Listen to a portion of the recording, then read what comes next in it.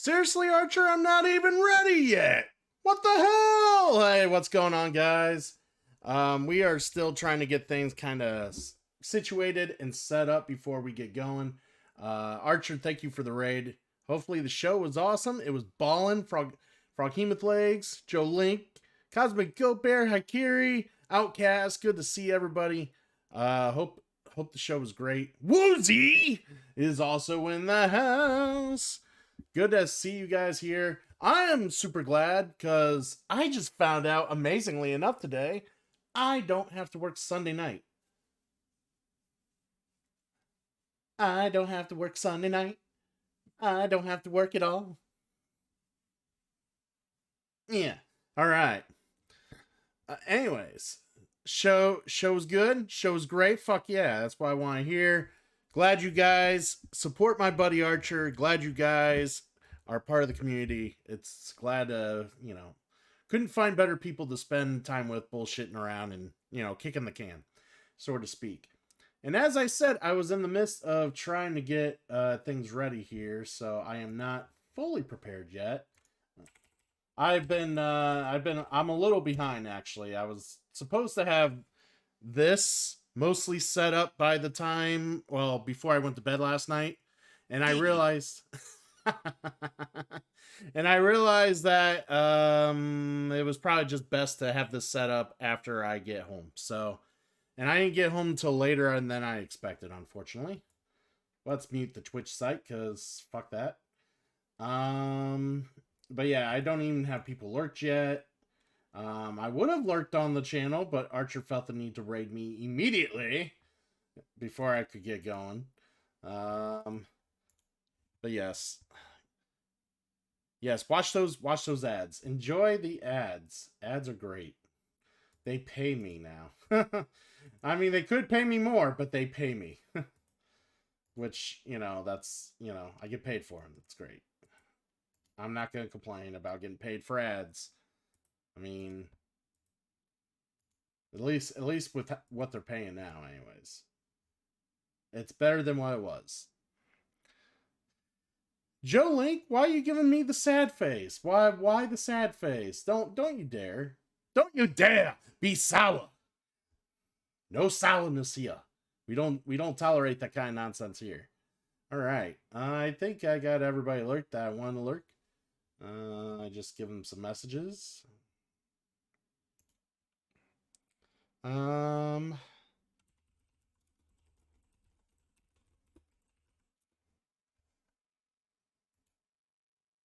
Because I like leaving lurk messages while I'm lurking and doing my thing here, so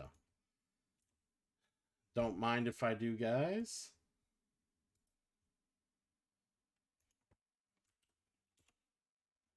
You guys are all back from ads. You guys enjoy those ads? Ads are a great time.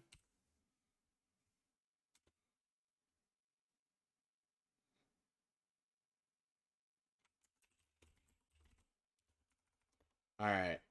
Sorry. Yeah, I'm just trying to get these lurks down. You gotta let those people know you're supporting, because they may look at the follower list or their list and see if people are watching and whatnot, but it's good to let them know that I'm watching in spirit.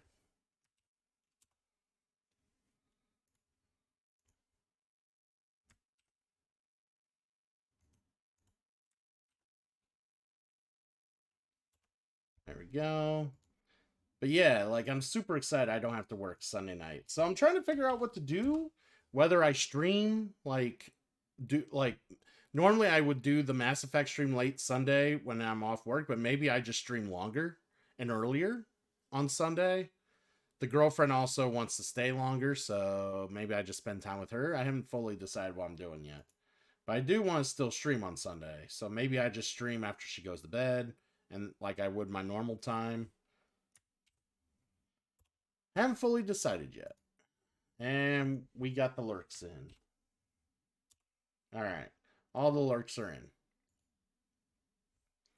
All right, guys. What's going on? How's the week going? You guys been holding up? You guys been doing good?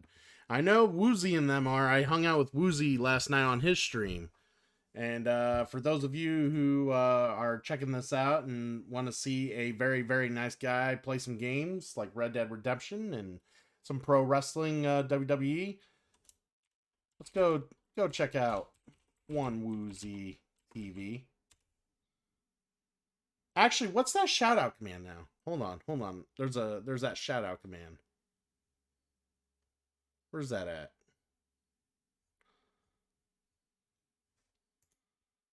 Is that like...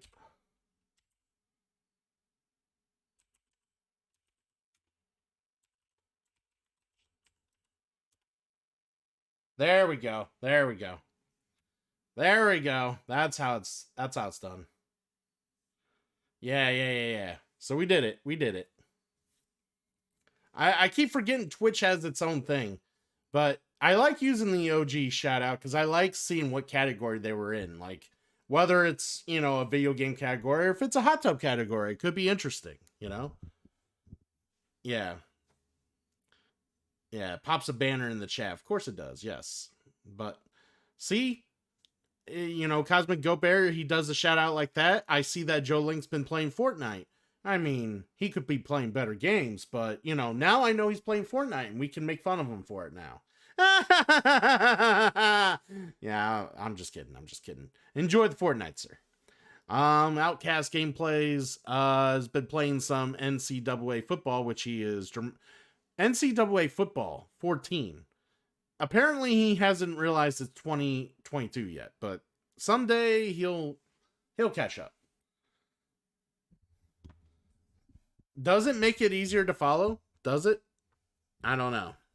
Me and Toya were kind of having this discussion about the shout outs earlier today, so I have no idea. Is it? They haven't. I know they dropped the license. Like, there's no. They have no. I know EA or anyone has no license to a college football game. Is that seriously the last one, Outcast? Like, I know there's no game, like no newer games. I just didn't know how long it went or how far back it went. I thought that was like a much sooner event. I'm sorry to hear that, man. Woodsy, I'm doing good. Yes, you do need to stream more, Joe Link. Your face is beautiful and more people need to see it. Outcast gameplays. Yes. It's you know, it's a shame that you know, that there's no newer games for college football. It's bullshit. It really is. They are making a new one labeled EA Sports College Football next year release. Well, it's about time EA is putting out a new college football release. I mean, I can't. I know there was some like bullshit about why they had to why the games quit being made, but it does suck if you're a big fan of college football. You didn't have that release for video game outlets.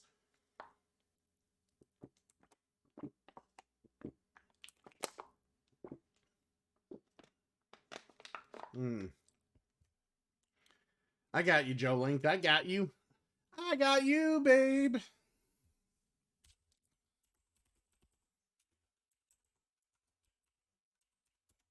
I got you, babe. All right. People love it. I got 10 new followers. I call it a W. Well, Outcast, there's a community for it, man. There's a community for anything. Like, I got a bunch of followers when I played The Last Remnant. People who basically I would never see any other time. Ironically enough, though, I haven't seen those people since I played Last Remnant. So there is that, Outcast. Once you quit playing that game, those people may never show back up. That's just Twitch. That's just how it is.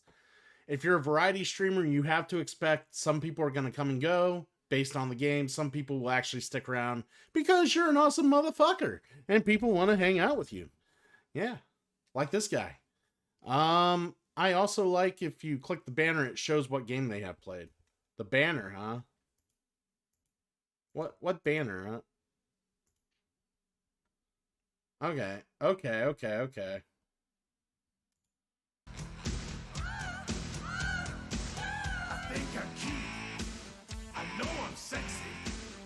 got the look. Yeah. Woo! Outcast is an awesome motherfucker. Yes, yes, yes. Maybe. Somewhat. He has his moments. So I'm trying to see, like, yeah, I don't know, Joe Link. Yeah, I'm not sure what you're talking about. Yeah, when you do the shout command that Twitch has now, you click it, it shows the games. Really? Like, I'm not seeing it. Like, all it says is you shouted out such and such to this many viewers. That's all I see. I don't see anything else. Like, is there something I'm missing here? I don't see anything else. Like, that's why I'm like, what do you mean it's better? Shepard, why won't you play with me? Shepard. Because you're not worth shouting out, you fucking bitch. Shut your mouth. Shut your whore mouth. Nobody wants to hear that whore mouth. Quit whining. Quit being redeemed. Somebody fucking quit redeeming. Ban all you. Maybe it doesn't show to the streamer. Maybe not. So, yeah, maybe it doesn't show to the streamer. You see it on mobile when I do it? Okay, yeah, like, I have no idea. Like, all I see is just what the shout out is. I could have swore when Toya shouted me out earlier with it, that's all I saw as well. I didn't see anything else. But I don't know. Maybe I have to pay more attention. It was early / late in the morning for me, and I was kind of tired. So could be could be an oversight on my part. I'm not perfect, guys. Come on. Anyways, so welcome everybody to the setup that we got going on here. We are going to be playing Detective City of Angels. We're going to do a solo variation of the game where basically I'm going to take a case. I'm going to try to solve it. There will be a time limit, a certain number of rounds. The rounds are on the right side of the... they're on the right side here. You can only see so much. I wanted you guys to be able to see the main board of where all the dude, like where my dude will be and all the things and whatnot. I might slide it down a little bit so you guys can see where the maybe I can adjust this a little. I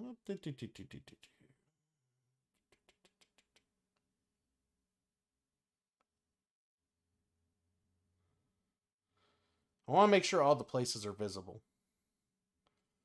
All right.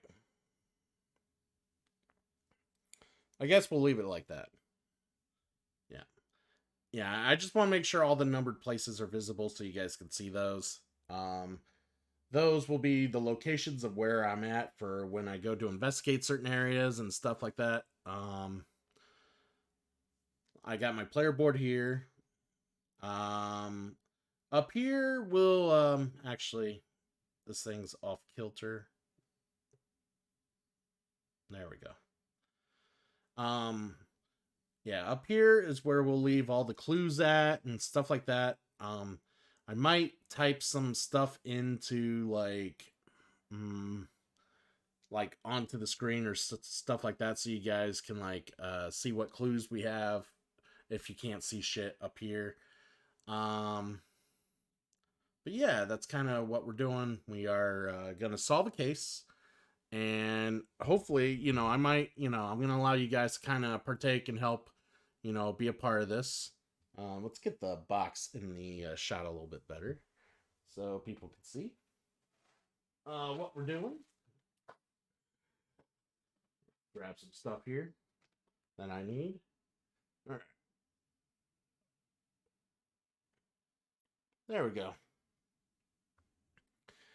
So yeah, that's the board game that we're playing, and this, I was telling a few people this yesterday. Like, this is preferably this is this game could be played one of two ways. You can play it solo, which we're doing today, and you can play it with other people with one person running the game as the chisel. It's kind of like a dungeon master or a game master.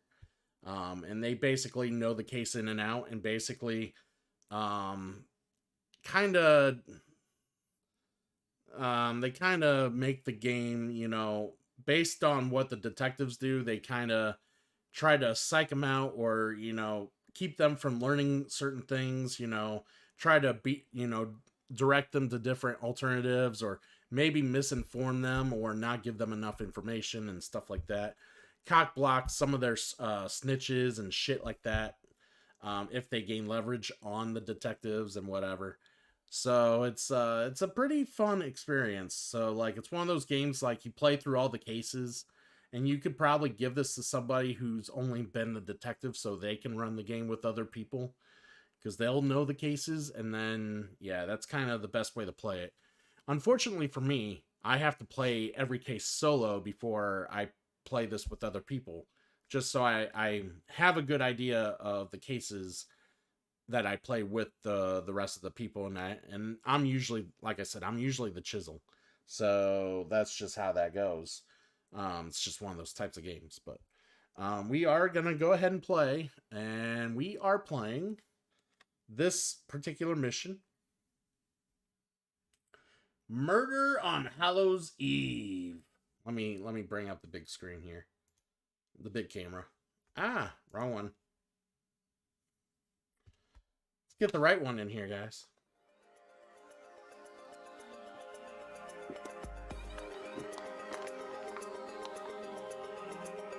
You know, I didn't think about this. If I get thirsty later, I'm gonna have a hard time getting to the fridge. Alright. But anyways, this is what we're playing. See if it focuses in on it. Trick or Treat or Murder. Murder on Hallows Eve. So, there's going to be a whole intro case. We'll read it. I'll show you some things on it if there is some things to show. This is a veteran case. So there's 3 levels in this game. There's Gumshoe, which is easy. Veterans, more of a medium, regular kind of speed. And then there's some hard-boiled, which are harder cases that are like a little rougher to take on and a lot more going on. This is, like I said, I've not done this one yet, and it is just like veteran. It's normal, so hopefully it's you know, very entertaining and conducive to what we're doing here. So, all right, I'm just opening the stuff here, kind of seeing what we got here.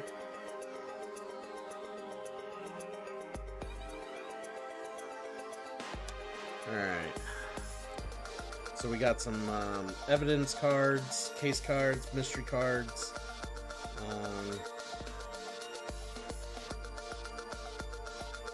So some of these cards, then we got some search cards here. Basically, when you go to search, you go look for the number you're searching at, or maybe a particular person. If you're searching for a particular person, you get their name, and it tells you what you get when you search that person. We got the 5 mystery cards here. I'm just not looking at them because they're like, I don't want to look at these. These are that'd spoil me if I looked at them right now. Some of these, we got all the evidence here. Again, not looking at them yet.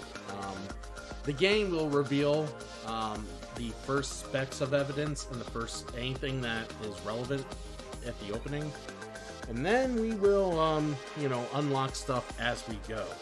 Now, I'm going to pull these out and show you guys these, because these I will not use because I'm playing solo. I got a different thing out, and I'll show you. So basically, I have these, right? So these things are all sorts of different, like, conversations and stuff. Like, you'll ask certain questions about people. Basically, let me show you the graph. There's the graph somewhere. Alright. So basically, I have this graph. And you're going to have all the evidence up here. And then the suspects over here. So basically, how you ask questions to people is that you ask them about, so say I have suspect one. Say I'm talking to suspect one. I will ask him about this particular piece of evidence. So I'll inquire about evidence E. I'll ask a question, hey, what do you know about evidence E? And then I go and look for one of these cards that have the letter E on their particular name or on their particular picture. And I would put it in a little slip. I have the slip over there, but like I would put it in a little slip so only the top half would show to the player. And I would give them to the detective and be like, hey, this is what they say. This is what the answer they're giving me. And normally the detective will go, they have an opportunity, like before they even get to say if they're okay with the answer they're given, any other detectives, if they have the money or the ability, they can hire a snitch to try to learn the same information that person's learned. Now keep in mind, that might not be the best answer they're getting, so people are hiring snitches, whether or not it's good information or bad, they're still gonna learn that information if the person accepts it or not. And then, like I said, the person could be good with it, or they could not, and that depends on the chisel. If I see someone while I'm playing that is completely like way behind from other people, I might just legit give them the best answer immediately, just so they can kind of catch up to the other players. While if someone's like running away with it or just jumping the gun and like they immediately found what, kind of the trail immediately, I kind of like try to maybe give them something that's not as worthwhile and maybe waste a little bit of their time while other people catch up. So basically I'm controlling the game, but in that time also I'm trying to keep people interested, and I'm also trying to make sure no one solves the case either. So like I'm making sure people have to fight each other to like get information off one another, as well as keeping the game interesting. So it's kind of the role of the chisel when you play this game. So when you're playing solo, you do not use these cards. They are no good. You can't use these cards because I'm the detective. I'm trying to learn and figure out the case, while the game itself basically is the game master. And it's pretty straightforward, more straightforward. There's no like bullshit dynamics that the regular multiplayer game has, unfortunately. It's a straight up detective case. You're trying to learn and figure out the case. So that's why in this mode, they give me a sleuth casebook.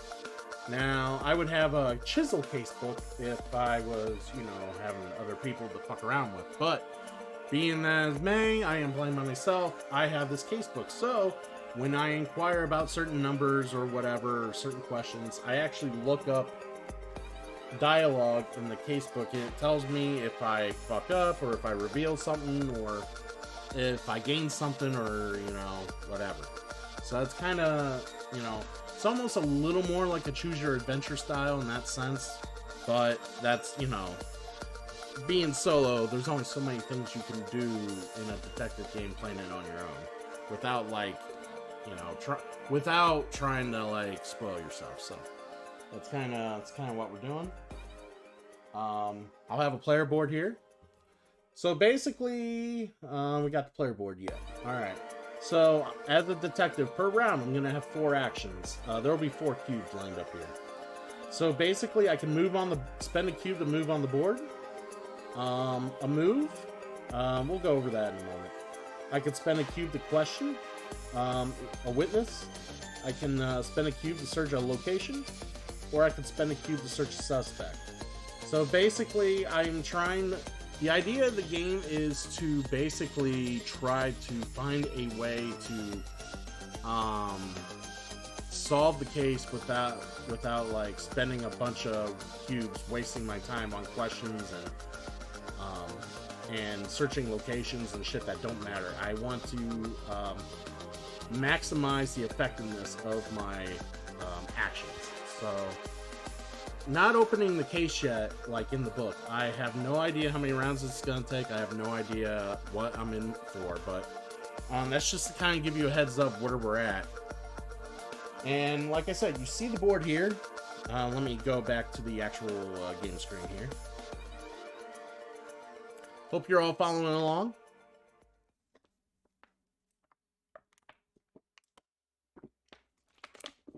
All right.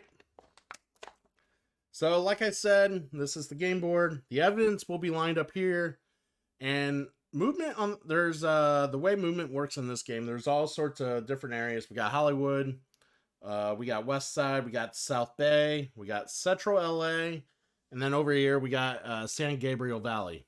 Now, this game's set in the 1920s, so if people are wondering if some of the geography or some of the things are a little off, damn it! The damn Reaper. Fuck the Reaper.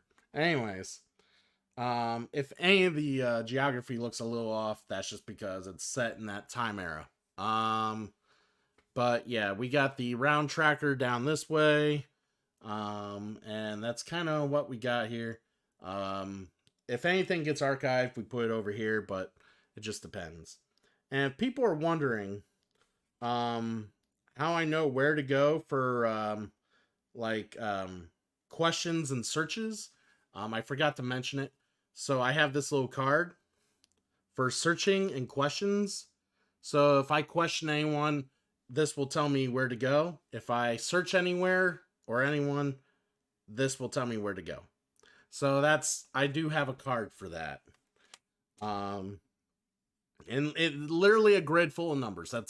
I don't know what those numbers represent at all. Not at all. So that's me and my investigation. And I will be writing on this pad as we play through the game. We will be writing on here, trying to maybe figure out what the best thing is. And if you guys are following along, if you guys want to offer help or, kind of, give me some ideas on what you think might work out, what is, what sucks, we'll talk about it, we'll play together. And that's kind of the idea with this game. When I thought solo board game, no fair taking notes. Dude, they give you a whole fucking notepad to take notes, you fuck. No fair taking notes.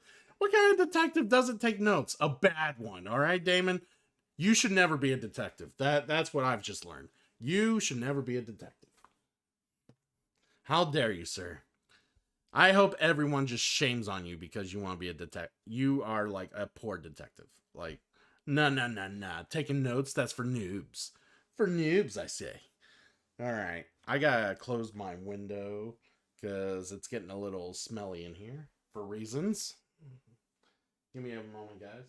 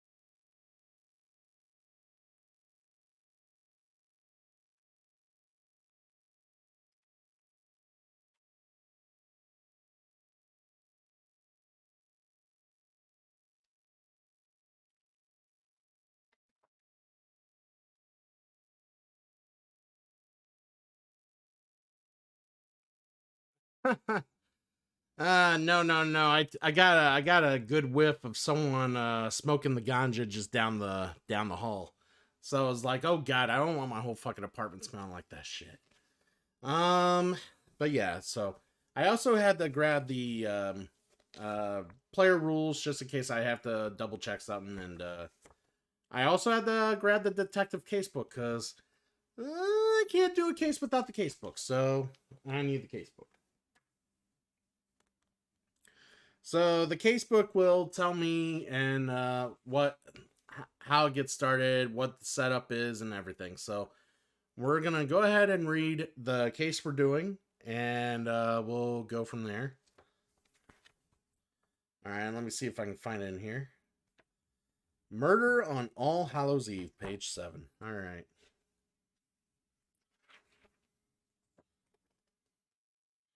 All right, here we go. You guys can't really read that. Yeah, I didn't think so. Well, that's why I'm reading it to you, so you guys can actually understand what's going on. All right, so the murder on All Hallows Eve. So, haha, Neon Punk wishing me luck. Thank you, sir. So, as it reads, can anyone tell me why the hell these movie types have to keep getting themselves killed, and on Halloween no less? Don't they know how hard this makes my job? No respect for the common working man, that's what it is. And who the hell is Clark Stewart? Who the hell is Clark Stewart anyways? Flip case card A. So case card A is this guy, Clark Stewart, who apparently looks like the victim. It says the victim right here. We'll put him here where he's kind of visible for right now. But yeah, he is the victim. Never heard of this one. I'll be listening. Story cluster with alert. Thank you. All right. Have any of you mooks seen one of his pictures? Moving on to the salient details of the crime, Stewart was found half submerged at the La Brea tar pits, dressed to the nines in some kind of Roman centurion outfit. So I get to place the crime scene marker at 10. So let me so it'll be right here. Let me find the crime scene marker, because I don't remember what that looks like. Crime scene marker. Ah, yeah, it's the red one. I got all my markers and shit right here, so.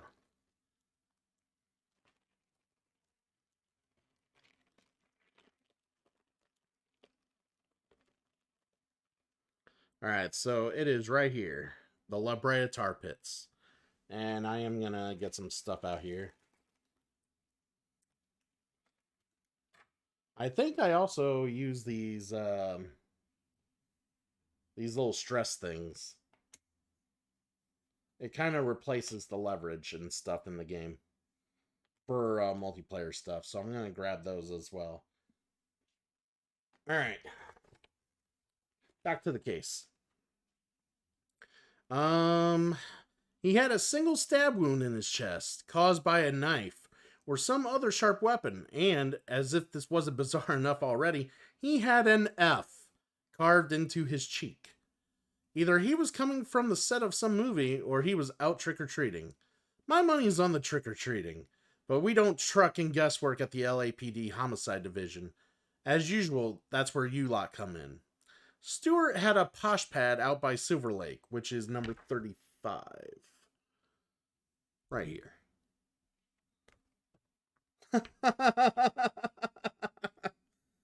But you should also roll up on the major studios and see if anyone could shed some light on the man's whereabouts last night or his sword and scandal get-up.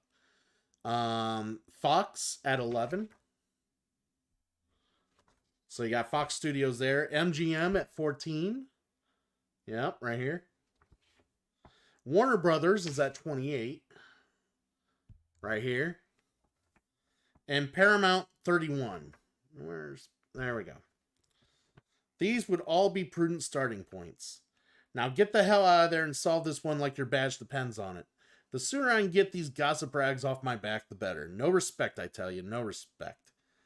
Alright, so solving the case, I must identify the guilty suspect, the murder weapon, and the suspect's motive. So basically we got, yeah.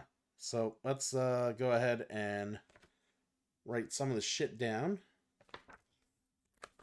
Alright. So we got some locations.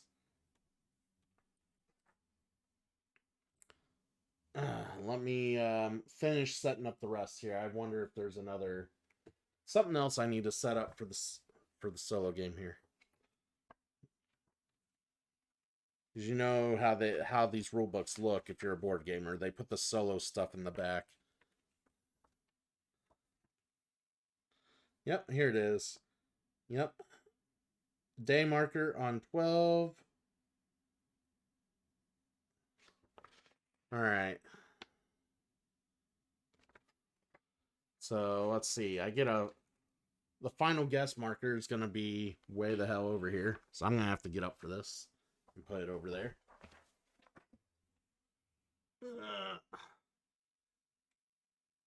Yeah, this board's huge. Yep, there we go. We'll just put it there.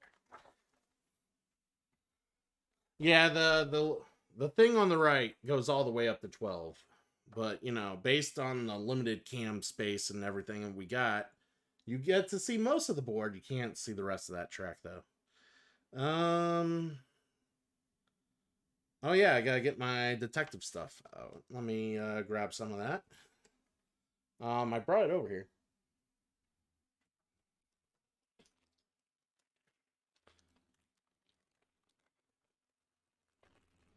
So I have a cute little detective model.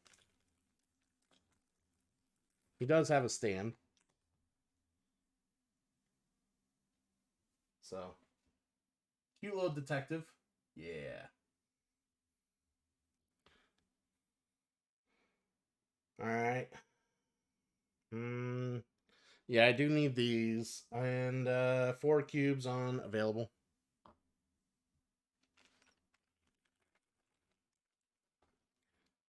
Here's those cubes.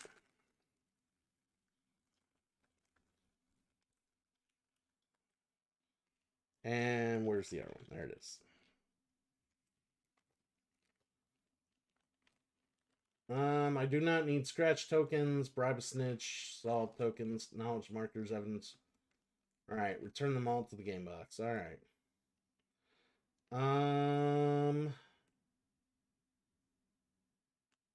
Oh, I also need my leverage markers. Okay, so let's get the little hats.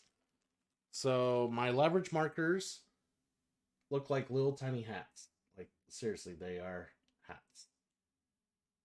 Detective hats, but they're hats.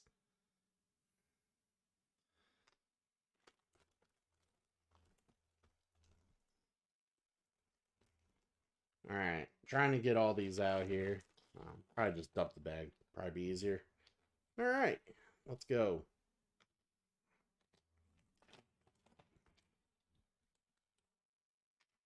There we go. I think that's all, and the rest can just go back in the bag because we're not using this shit.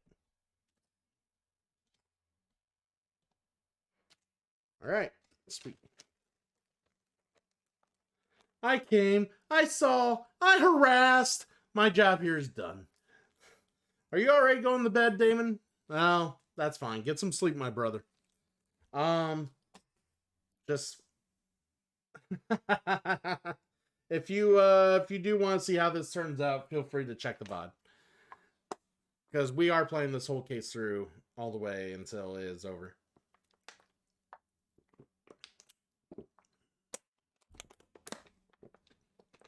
All right. We got the books.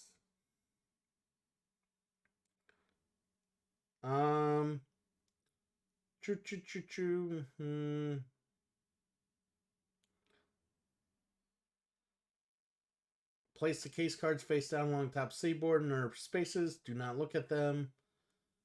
Got that. Number 9. I'm looking at the rule book if you guys are wondering what I'm going over. There's standees, okay. I'll get those when I need to get them.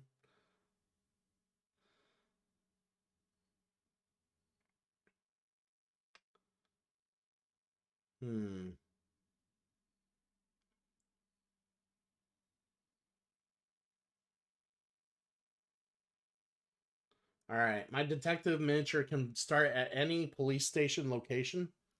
All right, so I'm probably gonna start them in Hollywood. Maybe, yeah, or maybe no. I'll just start them in West Side. So basically, these blue spots you see on the board, these are police station areas, and these orange spots are mob spot locations. Basically, the mob spot locations are a great way for you to get money in the like when you're playing multiplayer against other detectives. Sometimes you need a what they call a kickback or something like that. Let me look. Yeah. So sometimes they need a kickback, and that's what this option is, and it allows someone to get some money based on the number of players and whatnot. Um, and you can only do it one time per turn at mob joints, so it allows you to get a few bucks if you need it. Um, but you know, things cost money when you play multiplayer. Unfortunately, we don't really need the money. It's about the case. Um, since there's no competition against other players or our detectives, I'm the one detective, so um, money does not really apply to playing solo. All right, let's put these back on. Put these back on. All right, cool. So we're starting here. Everybody can see the dude. All right, cool. Trying to see. All right. Basically, I'm gonna write my notes down here that I got from. I don't want to be holding this case book all day, so I'm gonna find a pen real quick. I got a pen over here.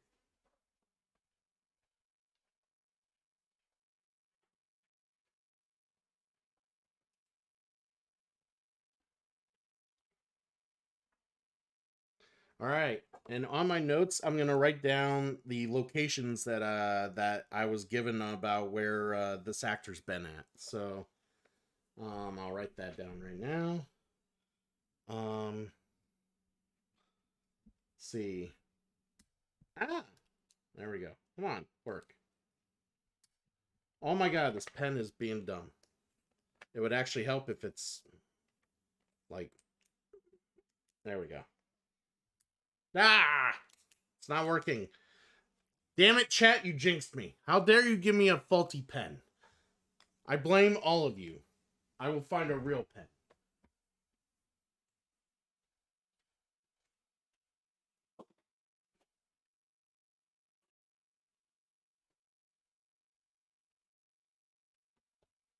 My girlfriend had her pen on her Sudoku thing. I'm gonna borrow and steal that for now. Yeah. It literally looks like mine, except it's blue. And it works. So we're gonna give it a try. Alright. Here we go. So I'm gonna write down the tar pits, which is the crime scene.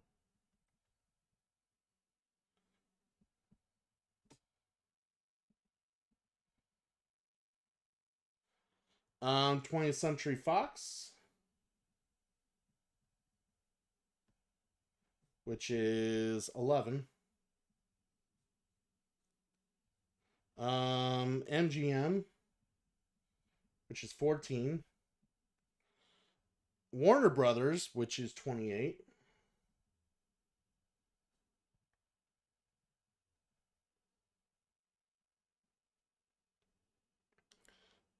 Paramount Pictures, which is 31.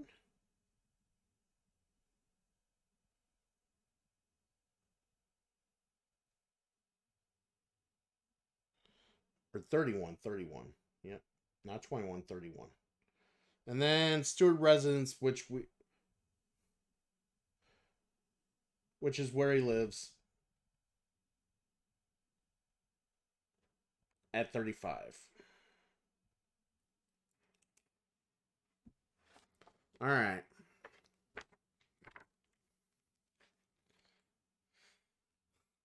So, would it be easier if I typed something up for you guys on here? What would be easiest way to kind of keep track of what's going on? Right now, we have a dead actor. Who you see here, dead actor. Um, what can I do for you guys? What'd be easier? Would a command actually Nightbot? Nightbot would be easier, and I can update Nightbot on the regular. That would probably be the easiest way to do this. So It's not taking up all like my screen, but it's something you guys can like redeem. All right, let me find Nightbot. All right, commands, custom.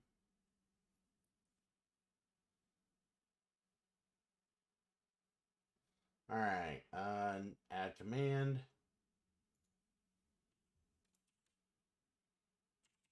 Detective. So the command will be called detective. And I will update this as we go. So let me write down the things here.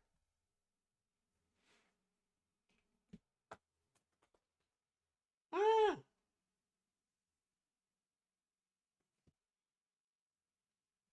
I don't know why I didn't think of Nightbot sooner. This probably been easier with Nightbot. So let's go ahead and give the message.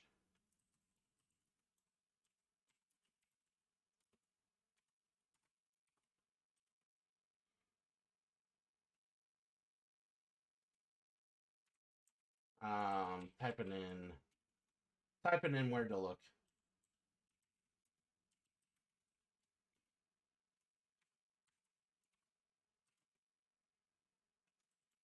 You guys must be studying the Bridge book of Ninja. Looks like we're getting a raid from Eat to Surf. Eat to Surf, what is going on? Oh my, lovely raid. Glad to have you. What is up? What is up, guys? I mean, come on. How do you guys expect to beat me? Good answer. Good answer. What is going on? Welcome, guys. Welcome, Raiders. Everybody, welcome the Raiders on in. How you guys doing? What were you playing, by the way? What brings you here? How did you find us? Ooh, thank you for the follow. I do appreciate that. What were you playing? Eat to Surf? Anything fun, interesting, super fun? Anything I would play, maybe? Who knows? Stewart Residence. You'll have to forgive the inaction of what's going on right now. I am. You were playing Broadside from 1962. Wait, is that a board game? If you're saying from 1962, I would assume it's a board game. What kind of what kind of board game is that, Eat to Surf, if you don't mind me asking?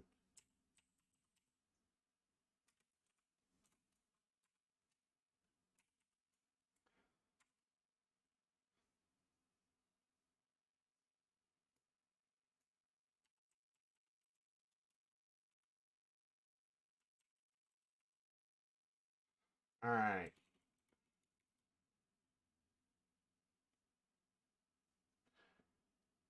So it's kind of Stratego with ships, 1812 war board game by Milton Bradley. Ah, okay.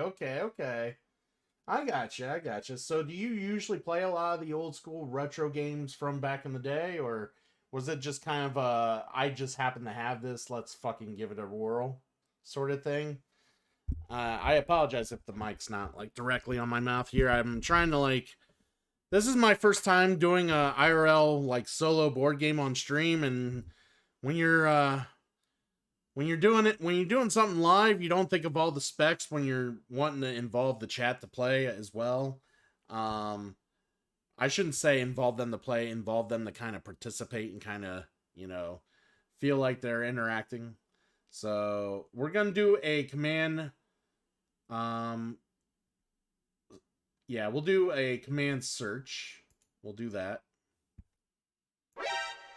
Delta39X, thank you for following. So if you guys want me to search at a location, we're gonna hit you basically exclamation point search, and it'll give you the list there of all the places we can search for the case currently, and I will update that on the fly as we check places off. So if you guys have an idea of where we should go or what to do next, you guys can feel free to help me out there. Hopefully that board's not wiggling too much for you guys. Let's see. I think there's one more thing I want to type in. Let me get another command here. I'm gonna make another command. evidence. Because you won't be able to see all the evidence on the board because I will possibly have like certain things covered. So I think it's just best to do this. So A is basically the victim. And the name was Clark Stewart.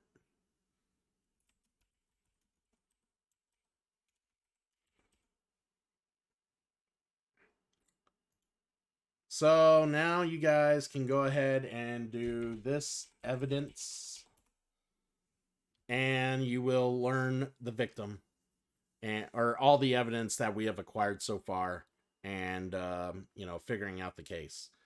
Also, let's go ahead and I think there was one more thing I wanted to do. Oh, I wanted to put those as like tags for you to.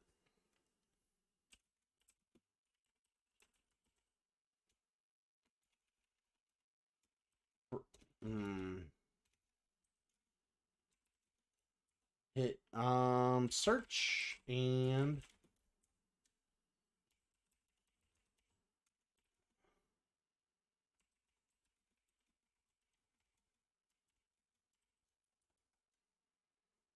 all right.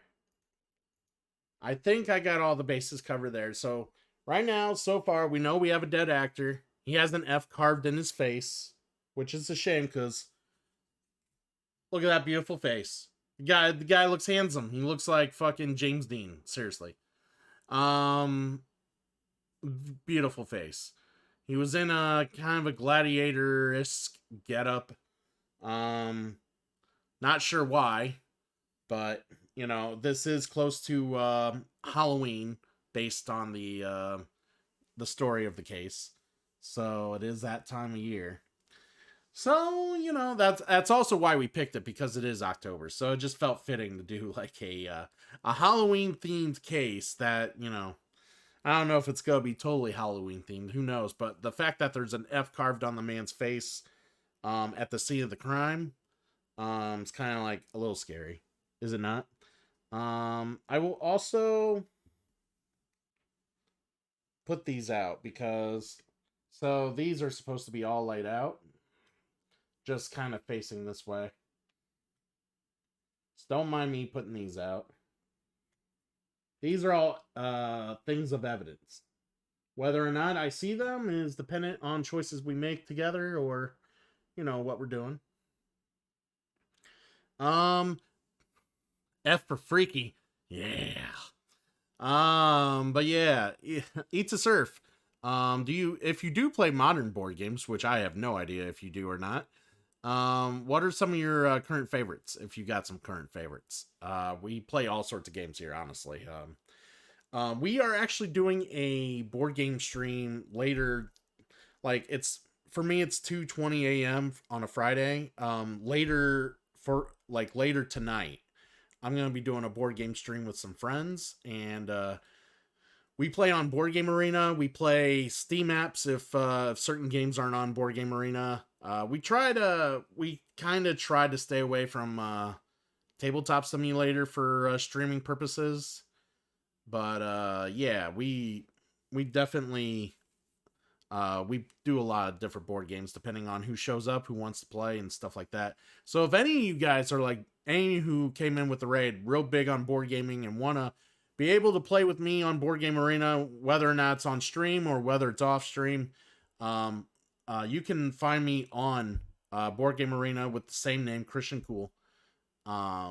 You'll find me there, and we can play together on there as well if you got an account. So be happy to play with any new people, anybody who's interested in wanting to explore more games with other people, and just getting another cool guy to play with. So but enough about me advertising my awesomeness. Let's get to the case, guys. We got a murder to like some sort of murder to solve. Wow, these cards are like really wanting to like move everywhere. So as I said, guys, we have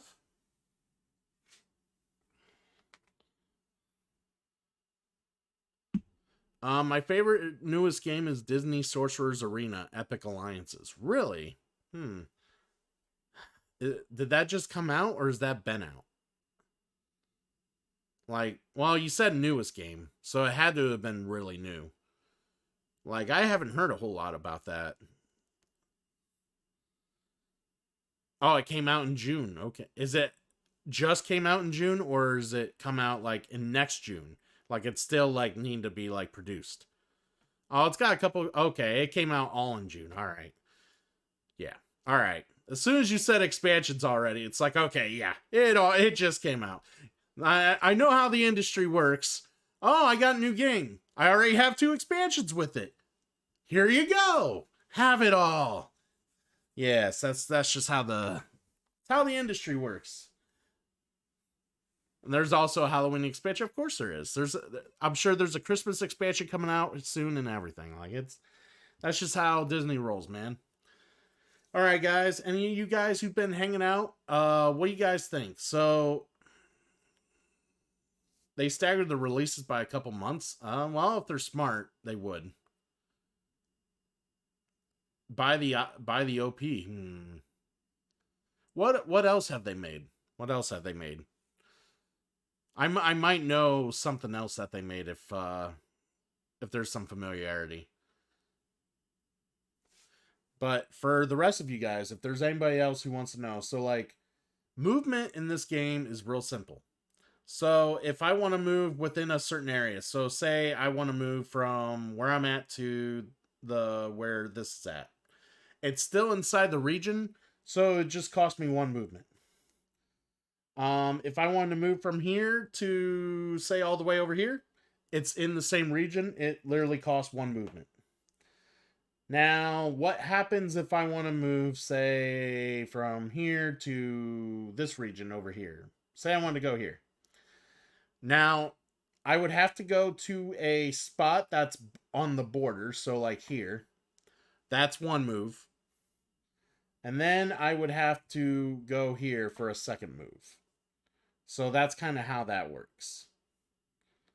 So that would cost me 2 cubes by... okay, they made Smash Up Marvel. Okay. Gotcha. I'm gonna look at them real quick.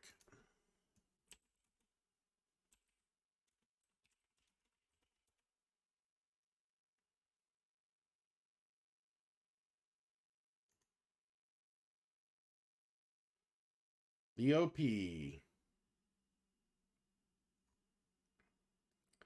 Okay. So they're real big on... Alright. I see.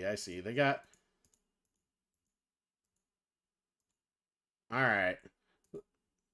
So they're kind of a company that's kind of big and kind of works with a lot of the mass market properties along with some IPs that... Disney IPs and other popular IPs got it.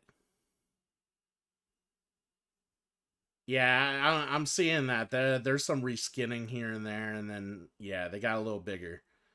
Did they make Hues and Cues or produce it or publish it? I should say they publish Hues and Cues. Okay, all right. I was just curious. All right. Designed and published. Okay. Yeah. All right. Yep. All right. I see the label. Yeah. Yeah, I don't normally touch most of their games. That's why it's kind of like leaving a fog in my brain when I'm like talking about it cuz like what do they make? What are they like? What? Yeah, I don't normally go after these type of games. Usually so I'm the heavy hitter. I'm Mr. Gloomhaven. I'm Mr. Terraforming Mars. I'm Mr. You name it. Through the Ages. I'm Mr. Brass Birmingham. Like I play all the fucking like top end like games that people love to play. You like oh dude, oh man, I love Robinson's Crusoe. I so much love Robinson's Crusoe. I actually would love to stream that IRL just to see everyone, just to have my audience watch everyone at the table's faces get crushed as they play that game. Because there's no winning in that game. You don't win in that game. You just die. There's there's lots of like, I think I can, but it's just inevitable death. It's great. You played Le Mans in 1969, Gettysburg 77 and 77. That's cute. That's cute. But yeah, it's I'm gonna look up the game you were talking about. If I can find it.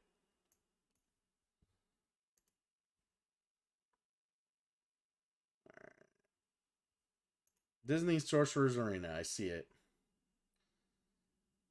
Interesting. Yeah, I'm seeing some pics on it. That looks kind of cool.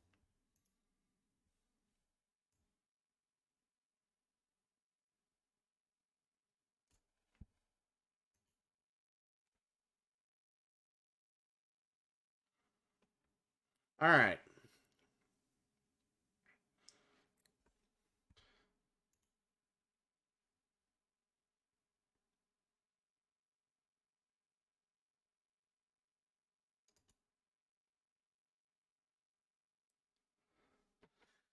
All right. All right. Let's are some of you guys still watching ads? It seems like he's watching an ad. Everybody watching ads? I'm gonna get a water. I will be right back.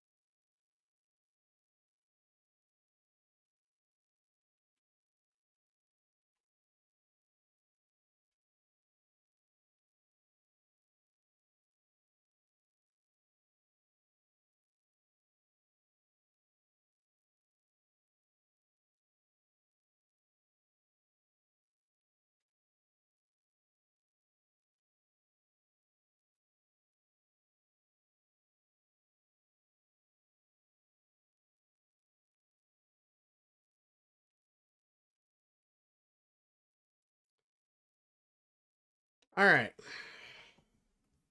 Had to get more stuff to drink. I apologize, guys. I have the table here literally butted up against my like there's no room to move. So I have to move the whole table in order to get to anything else I want to drink. So I apologize for that.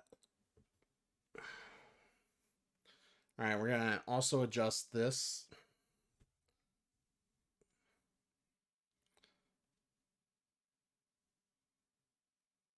Think we're good.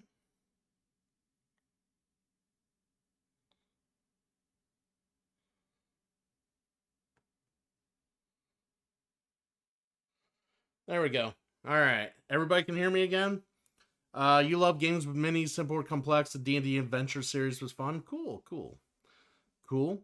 Yeah, I don't mind minis in games. It just depends on the games I play. Like, so adventure games like, I don't know, say, Blood Rage. Like, I don't mind minis in like Blood Rage and stuff like that.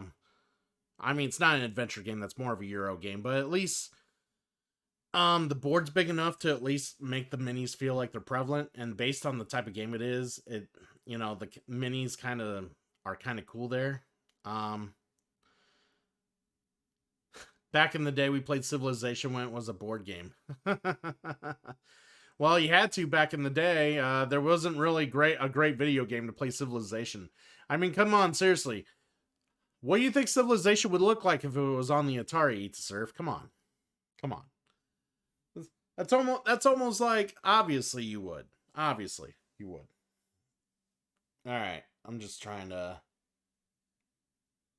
get this to where I'm happy with it. All right. I think this is where it's going to have to be. Yeah. All right. So I choose this as my starting place.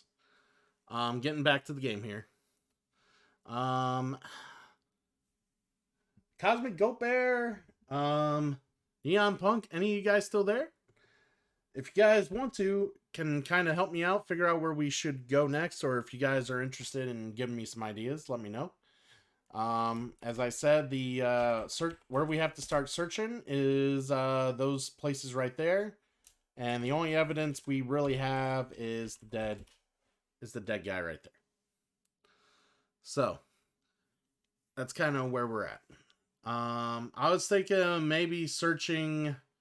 Well, since I'm starting here, kind of searching the crime scene. Yeah, with an F on his head. Yes. So I think that's what I'm gonna do.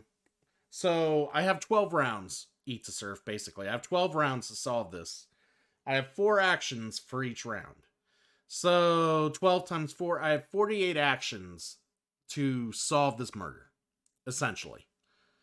And I have to, do what I can to figure out what I need to know in order to get this case solved and figure out who killed him. Yeah, I'd say look at the F if we can, and that's what I thought. So, I'm hoping that he's still at the crime scene. I'm not sure if he is, so we will go there.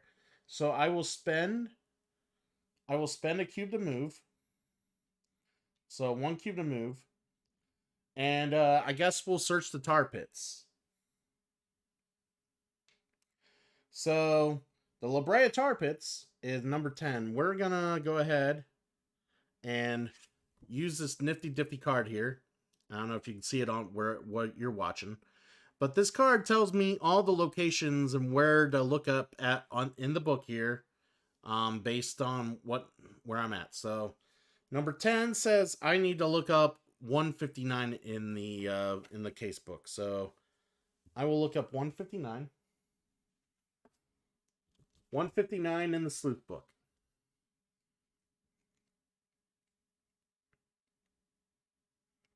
If I can find 159.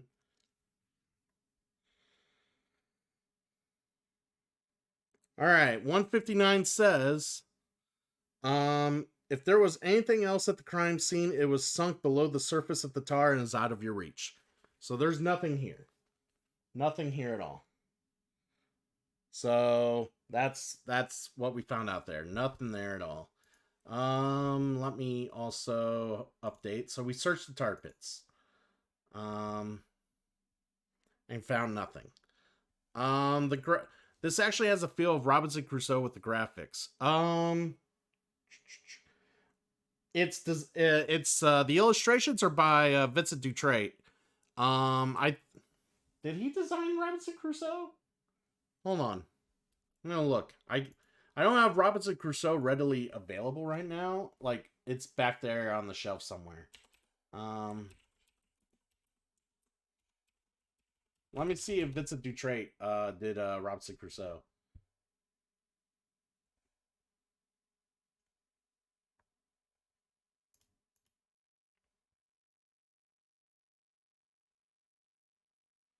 Yes, Vincent Dutrait helped. Yeah, Vincent Dutrait's one of the artists for Robinson Crusoe. There was a litany of artists for Robinson Crusoe, but he did help. But yeah, this is set in the 1920s, and they try to give it a noir look, so to speak, like a old gumshoe noir look in a sense, kind of mixture. So that's kind of what they were going for. So like a 1920s detective like vibe, like 1920s, 1930s, around that time era. So, ooh. I think I'm cute. I know I'm sexy.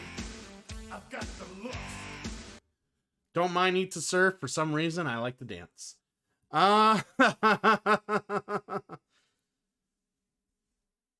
Look at me, look like I know something. That'll fool people. Alright, so we tried looking at the tar pits. There's nothing there. So let's bring up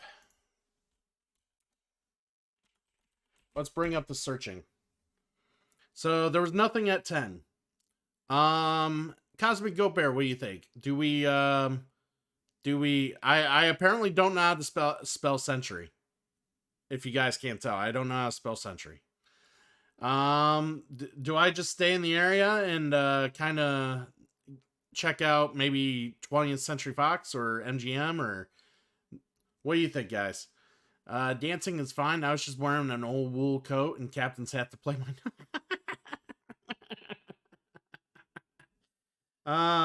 Well.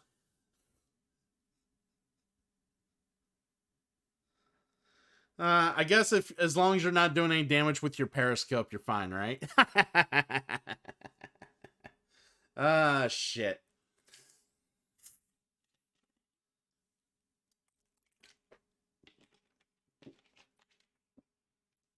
You live a couple houses south of there, really? It's cool to know. MGM, so MGM is 14. So we're gonna spend an action to move to MGM. And we're gonna search. So that's an action. Let's MGM is 14. So I gotta look up 419 in the book. 419.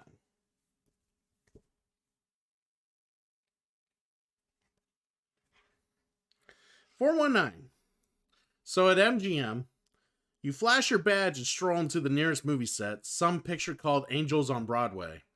The director, Dorothy Holmes, confronts you angrily. You're disrupting my set, detective. What do you want? All right, so I get to look at H and place Dorothy standee at 14.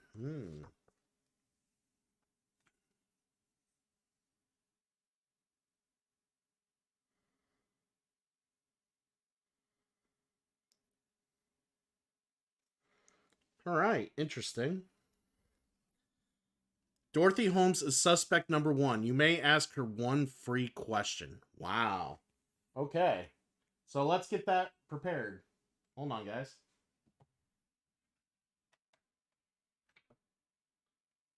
Bookmark. There we go. Be my bookmark. All right, let me get Dorothy Holmes.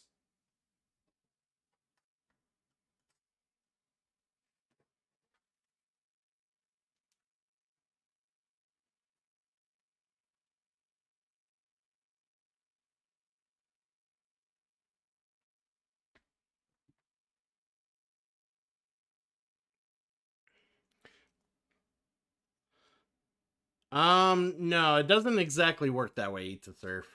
So here's Dorothy Holmes. She's kind of, short haired, bob haired, wearing the glasses. She's takes her directing very seriously. Putting her on 14, I think, like it says. Yep. She's suspect number 1. So I'm gonna make a command for suspects here. That makes sense. We'll make a command for suspects.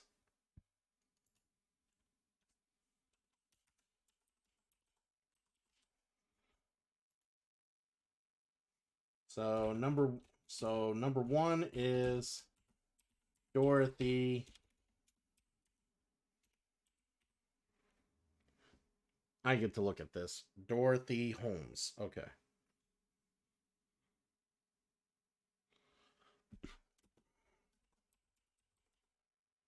Yep, Dorothy Holmes. And submit. Periscope, look at the broadside rules. One of the first things is to put your spanker in the aft hole. What the fuck? What the fuck? Really? That's crazy. Oh, man.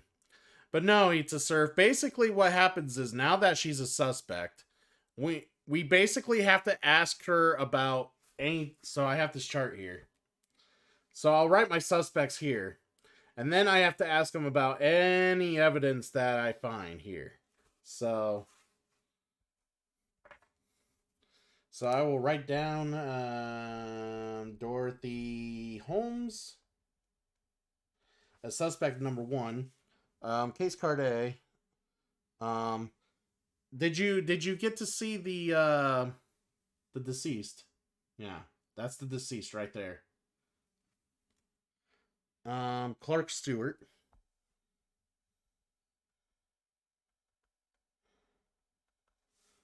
And then she was on H.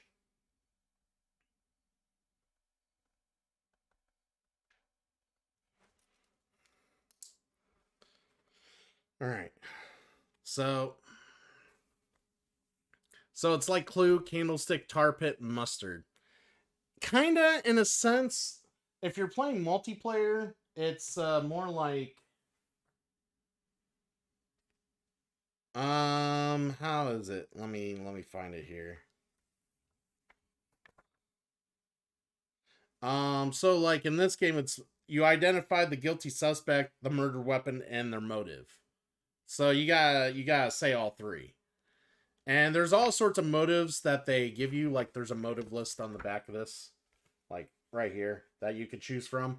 And like some of the cases aren't very specific. Like they're not expecting you to know the exact motive unless it's evidently clear what it would be.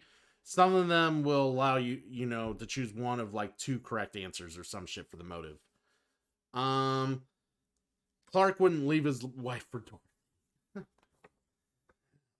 But yeah, apparently she doesn't want me bugging her because she's making a movie. But I do get a free question out of her. So, unfortunately, what happened is, as you see here, all my cubes have been allocated. So that's the end of the first round. So I bring these back. I move the first round the round marker down.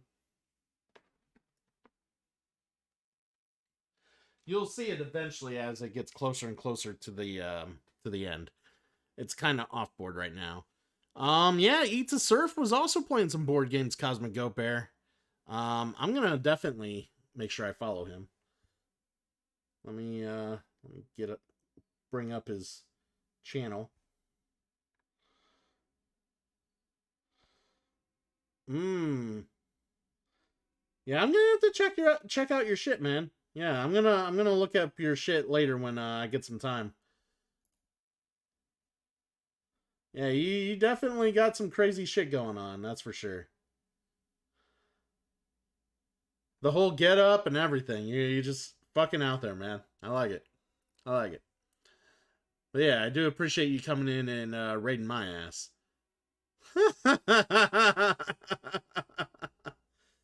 I'll have to check it out a little later, yeah. Oh, man. It'll be some delight entertainment. All game. I do appreciate it. Alright. So, we'll check that out later. And then, alright. So, we're in, round... I apologize. I live near train tracks, so you might hear a train.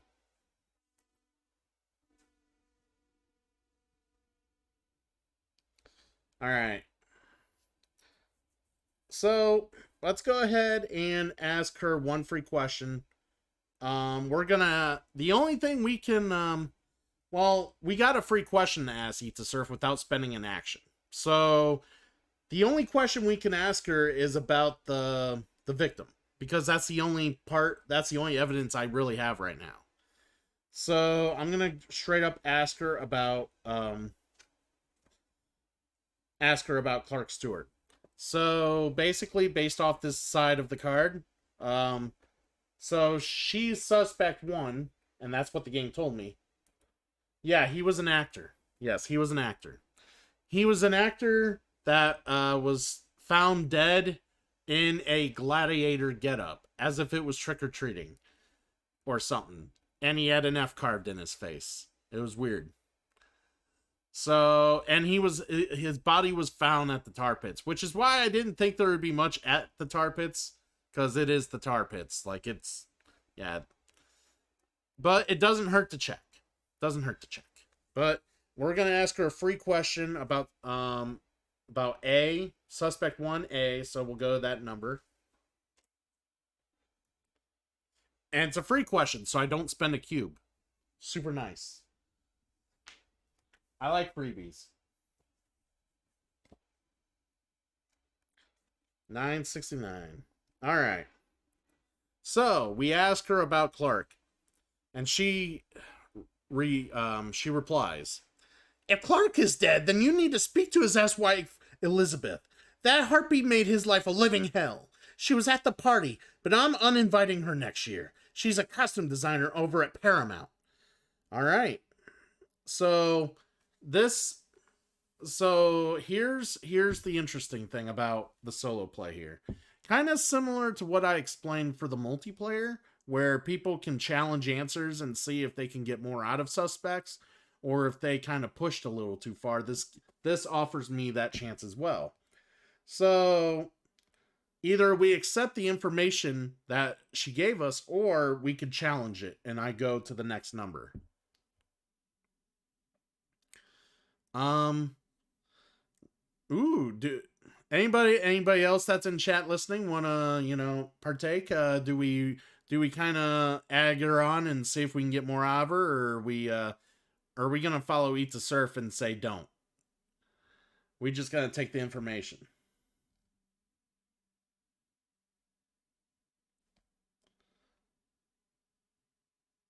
Yeah.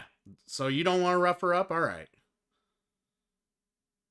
Well, that's what I mean by challenging her. I was just kind of being coy about it. But yeah, we could challenge her if you want to see if we can press her a little more. It might hurt us though, so I don't know. We'll see. But I will take what you say, and we'll press her. We'll go to 575 now. Let's see what she has to say. So Elizabeth's at 31. So that's good to know. I'm going to write that down just as a minor note. Ex-wife. Okay. Do we have info on her to use against her? Not really, not yet. That's why pushing her might be a little dangerous. So if we had some leverage, that would be a possibility to surf, but we don't have any leverage right now. 575. So we're kind of risking the biscuit here.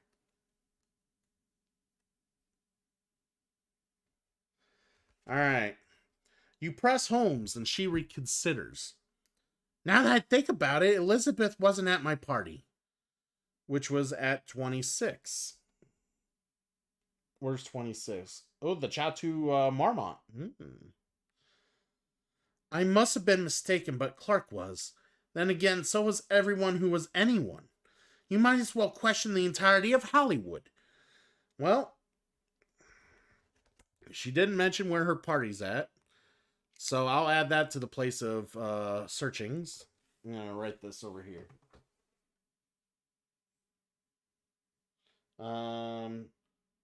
26 party. And I gain 1 leverage over Holmes.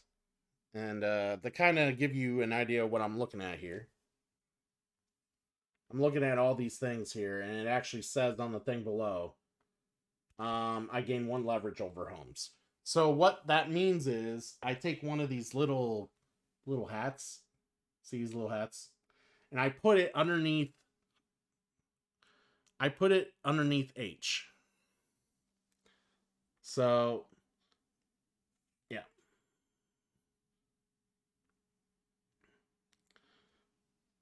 So I gained some leverage over her. Because all suspects end up being on the track here. So that's who it was. H was Dorothy Holmes. So we gain leverage on her, and basically when the idea of leverage is that it will basically help us like get the right answer immediately on her if we need to press her later about something, or basically when we go to, I think in the solo variant, it just basically helps us get better answers, but I can double check that real quick. Because it does other things in the multiplayer variant. All right, let me see When you perform the question action on a suspect that you have leverage over, simply spend your leverage before turning to the first paragraph. Take back your leverage marker and then read the first paragraph indicated in the question grid. After reading the paragraph, immediately turn to and read the challenge paragraph, but ignore the instruction to gain either 1 leverage or 1 stress. Okay. So basically, it ensures that we don't gain any stress. We won't gain, it basically makes sure that if yeah, if we got leverage on her and we do decide to use it, it's a safe challenge. Yes, exactly. Eat to surf, yeah. So yeah, it does a few other things when you play the multiplayer variant. And like I told people at the start, the multiplayer variant, there's a chisel that runs the game, like kind of like a DM or whatever. Yeah, they run the game and basically get leverage on the other detectives and stuff like that. Basically, they can like block snitches from detectives and basically give detectives answers that aren't the most truthful answers, and the detectives can challenge them, and if the detective gets punished, then the chisel will get the leverage on that detective, and they can like make the detective have a worse day of investigating if need be, depending on how good their investigation's going. So yeah, it allows the game master, the chisel, to. The idea is the chisel wants to make the game. He doesn't want them to solve the case. He doesn't want anyone to solve the case. But, if someone's getting a little too hot on the case, he can like try to like swerve them and get them to chase a loose end. Or if someone's having like a tough time like trying to figure out what they need to do, maybe he can give them like do something to ensure them that they could catch up to the other detectives and shit like that. Like he can make the game as fun for anyone as like shitty for anyone, depending on how they play. So yeah. But in the solo variant, you're the detective, so it's kind of like solve the case. Here you go. But we got our free question. We asked about it, and we got a location. So let me add the location.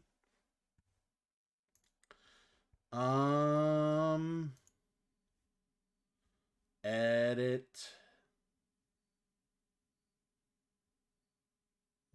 Lurk uptime. Oh, where'd it go?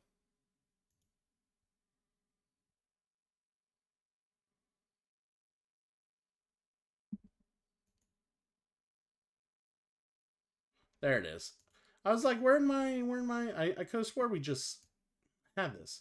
So we already checked the tar pits. And we went to MGM. Alright. So I'm deleting those.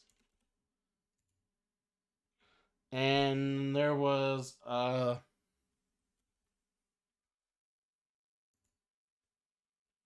party. Yes, I think that was a party.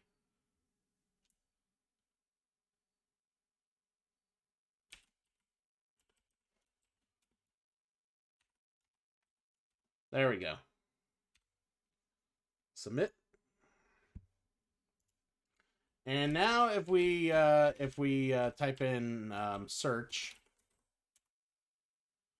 now we have all these other places to kind of check out. So we still have Fox to look at, party. The party that was mentioned, that's at 26. 28's Warner Brothers, Paramount Pictures 31, that's where the ex-wife is at. Stewart Residence is at 35, that's where he lived. Keep in mind, yeah, his wife works at Paramount. Keep in mind, we can actually search locations as well. So if you want to search a location, let me know as well. Well, that's kind of what we're doing when we go to these places, is searching location. But yeah, like, I can always search the suspect as well. Dorothy is working right here, at MGM. She works at MGM. I'm still with Dorothy, so I could search Dorothy right now if I want to. And her party house is right here. Lord Chaos Dragon. This is Detective City of Angels. A board game that was developed a couple years ago. One of probably my favorite detective game so far. I mean, I've seen some of the others played. but for some reason, I just really like this one. I really do. Let me also put in suspects. There we go. There we go. So what do you think, Eat to Surf? Do we search her before we leave? Mansions of Madness? I consider I'm assuming you mean Mansions. Mansions of Madness, I consider that more of an adventure cooperative game.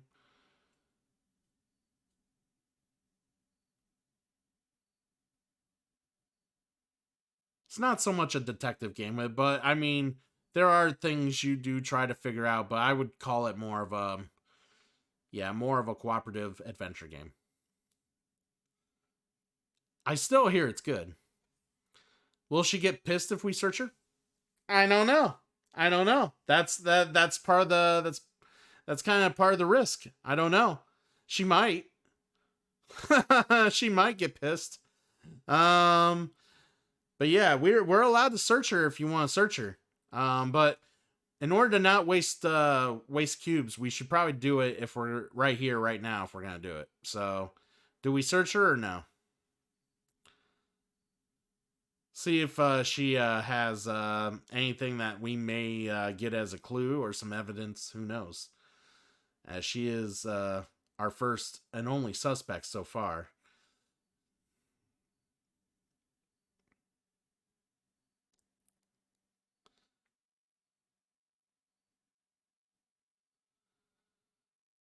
Well, we kind of already searched MGM. Like, searching MGM revealed her to us. So we already did that.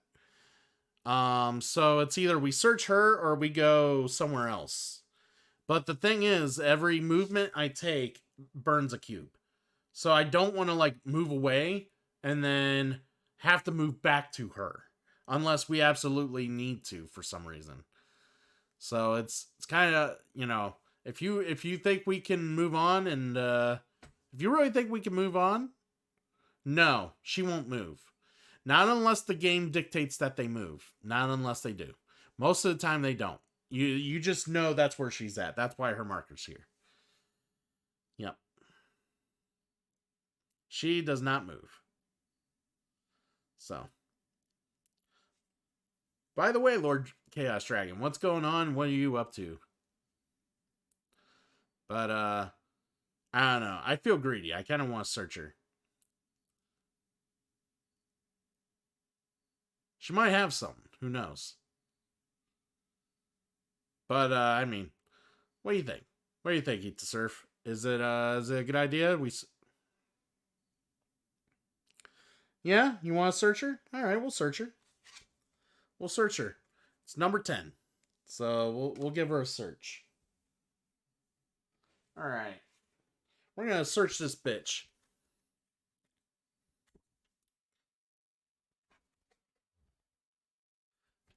Yeah, well, Lord Chaos Dragon, I don't stream normally Tuesday and Wednesday nights. I don't normally stream those times. So yeah, around those late nights, I don't stream. Those are my days off stream. So Scoob, on the other hand, I don't know why he hasn't been on stream.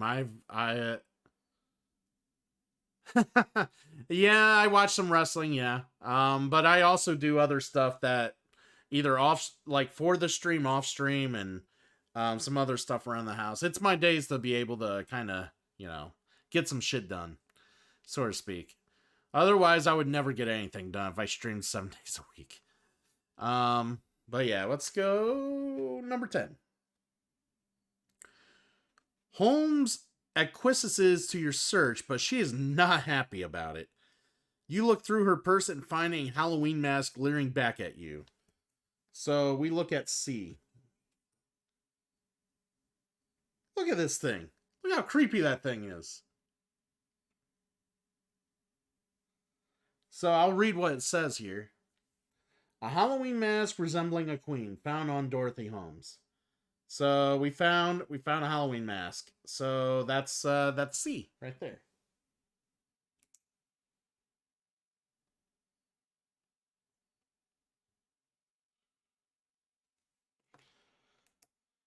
And let me update Nightbot.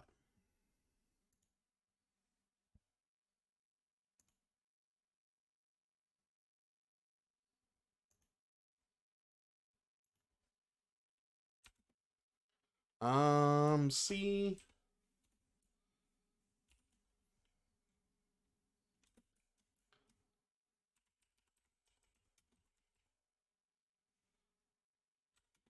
And H.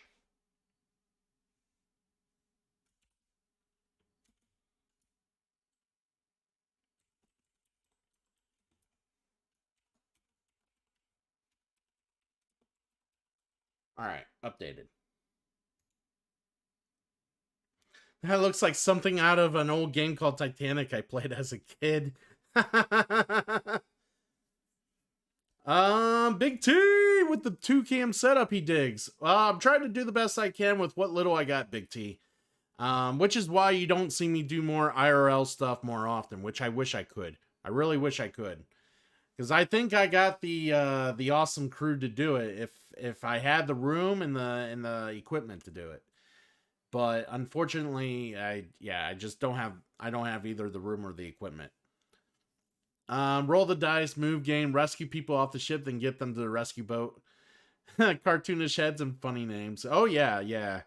I would imagine so, Eat to Surf. I would imagine so. There's a lot of the games back in the day were roll and move, dude. Roll and move. But that's all you knew, man. That's all you knew growing up. Like, I'm so glad I've found like so much like awesome games in this hobby. I really have.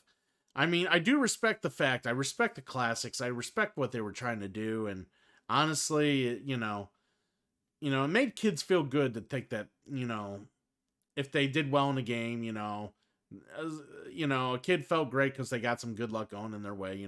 I got it. But roll and move, man, so rough. I invested in a few $15 cameras and put them on PVC pipes. 4-cam shoot, go for it. I would have, someone told me to try to get some like old phones and shit like that have pretty good cams and just run with it. But see, that would kill me. It would kill me to do it like that because I grew up, like I went to college for video, for visual communications and stuff like that. So like doing what I'm doing now kind of kills me. Like, I want better equipment. I want stuff to look fucking... I want it to pop, baby. Yeah, I want it in your face. Yeah. Phones get hot? Oh, do they? Do they? Yeah, I guess they do. They would. I mean, yeah, they put all that equipment in phones, but I guess they're not really designed to work in that manner. You might have to hit me up with some of that, where you found some of that stuff. Maybe I might have to look into that. Carcassonne blew your mind, Big T? Dude, Carcassonne is a fun-ass game. I love playing Carcassonne. You would probably lose to me, but Carcassonne's fun. That's actually one of the games that I am, like, really good at. Like, I warn everybody before I play Carcassonne. Like, it's like, are you sure you want to play Carcassonne? I mean, I'm more than happy to play other games and you won't feel as bad afterwards. But, yeah, if you really want to play Carcassonne, I'll do it. Cascade. Do you mean Cascadia or, Cascade? Yes, I've played Cascadia. It's sitting over here on the shelf. I really like it. It's a real good, definitely a good entry level game. Easy scoring, just simple drafting, building a little area. Yeah, simple, but a lot going on at the same time, but not to the point where you're gonna lose anyone. It's just there's a lot of different ways to score and a lot of things you have to consider when you're picking stuff. So it's kind of cool. They are cheap because they don't have autofocus. If you do the exposure stuff, you're golden, which I do. I manually focus, like right now, my current cam you see here. This is white balance, like manual white balance, manual lighting. Like I turn all the auto features off, so it actually looks good, and I like move around like it. There's no like motion blur, nothing like that. You have to turn all those features off. That way the camera can actually function correctly. So, well, to its more optimal settings, I should say. Where this camera that I'm using over here, it's it's a bit more of a pain in the ass to do or try to do that with. But I'm also trying to like have this at the best setting. Like that's literally showing you at like 1920 over 1080 right now.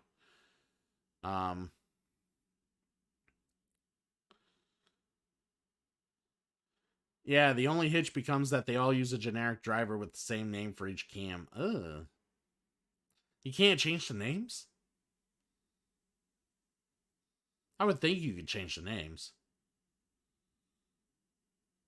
Well, I guess you would have to like download the file and like look at the file and be like, oh, this is this, and then change the name of the file, maybe. So you just don't know right off the top of the head if you were to look at them all at the same time, I guess.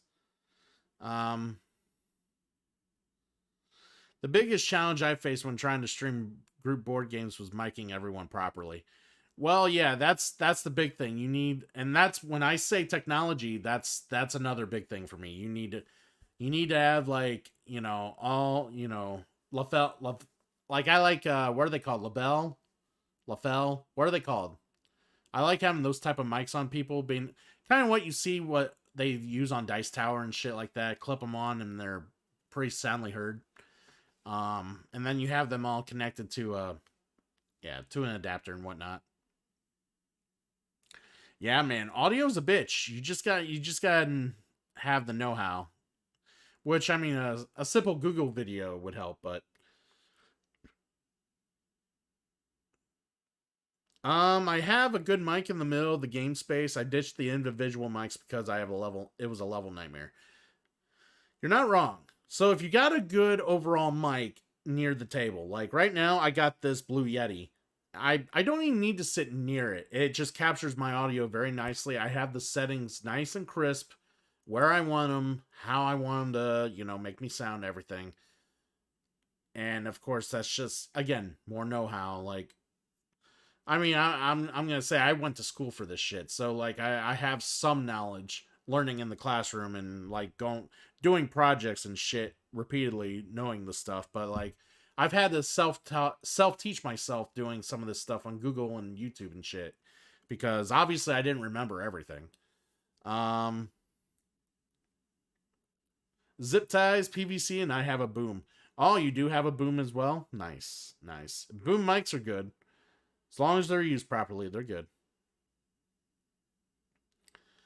That's what we resort to as well. This blue mic, this Blue Yeti's been well worth the money I've spent on it, so I'm happy with it. Okay. I gotcha. Well, in that case, well, I'm glad we're all getting well acquainted with the idea that we can definitely probably do something better than what I'm doing now. That's for sure. At least some point down the road. Who knows? My biggest problem would be the room. Like, it's hard to find. Like, I live in such a small apartment. Like, doing what I'm doing right now is a pain in the ass. Like, that's why I was like, oh yeah, it looks nice for what I'm doing, but like to have more people here and try to get like more people doing the thing and whatnot, like this is fine for what I'm doing, but like, yeah, like I need a little more room if I'm gonna get like more people going and doing like what I want to do. I'm a bit of a perfectionist, guys. I want more. My wife has stuffed me in a corner of the garage among my game storage. Aww. Well, I told my new girlfriend that, the whole living room is the game room. Deal with it. She still adores me, so, I guess, I won't be resorting to a corner of the garage at any point soon. I feel bad for the surf. Aww.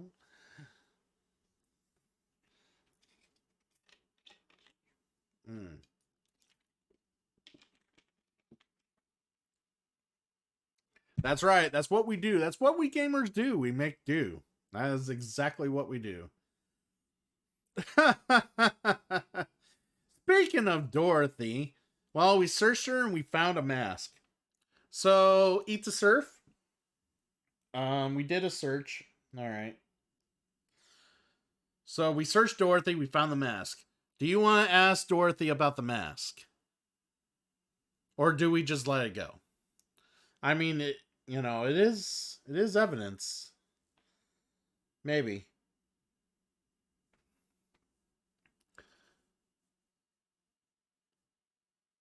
Do we ask her about the mask while we're with her still, or do we move on? I'll let you guys tell me what are your thoughts. I think we'll be able to piece that together later. That's fair. That's fair. All right, maybe we can move on then and go elsewhere. So, hitting the search. We still got Fox to look at. We can go to where the party was and investigate. We can go check Warner Brothers. The ex-wife is at Paramount Pictures, that's where she works. Stewart Residence is where he lives. So, tell me. So as I said, moving from one place to another in the same zone is just one movement. Doesn't matter the distance. But as soon as you move from zone to zone, it starts eating up more moves. Hell yeah, Big T. Dude. When I was like, man, how am I gonna like keep some of this information straight for like the viewers if they want to partake? Nightbot. Immediately Nightbot, and I can update it on the fly. And it's kind of what we're doing. Oh, Go Bear, you're fine. You're fine. Get laid, my friend.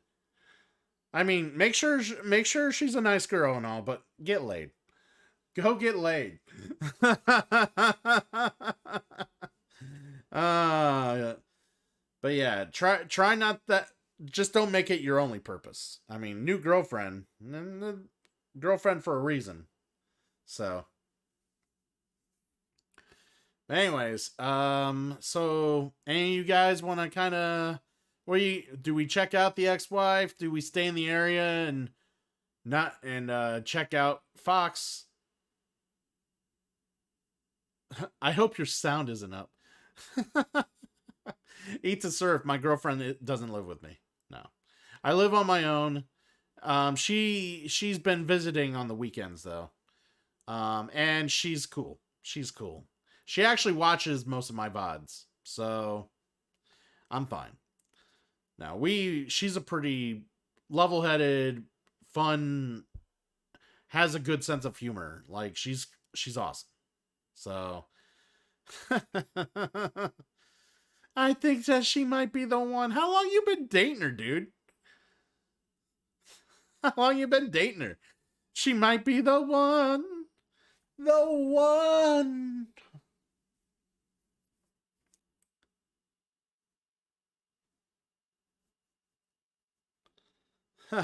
Good luck. It's the one who needs the sound down.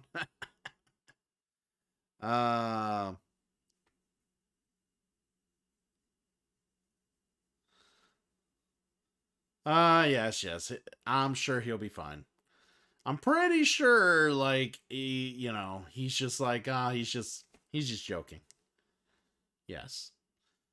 See, Cosmic Goat Bear knows how. He's been around for a while. He knows how I am. So, I'm pretty sure he can tell whoever he's talking to if she happens to hear anything. Yeah, he's just an asshole. I'm not worried about it. Not worried about it. Granted, if she was like, oh, fuck that guy. Who the fuck you talking to? And if she left him over that, he could do better. That's just how that's my philosophy. There's no, like, if a girl has great intentions and loves you or likes you for who you are, there's no reason they get all butthurt about the stupidest thing. Like, just, yeah. Some women just, some women out there are pretty cool. Hopefully he found a cool one. That's right. That's right. But Eat to Surf, Big T, anywhere where you guys want me to go? Where are we going? We still got plenty of game to go here, guys. So where you want me to go? We still got 3 actions left for this round.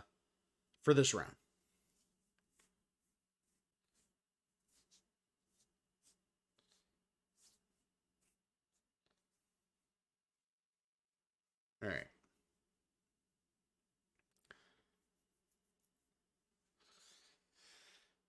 The west side.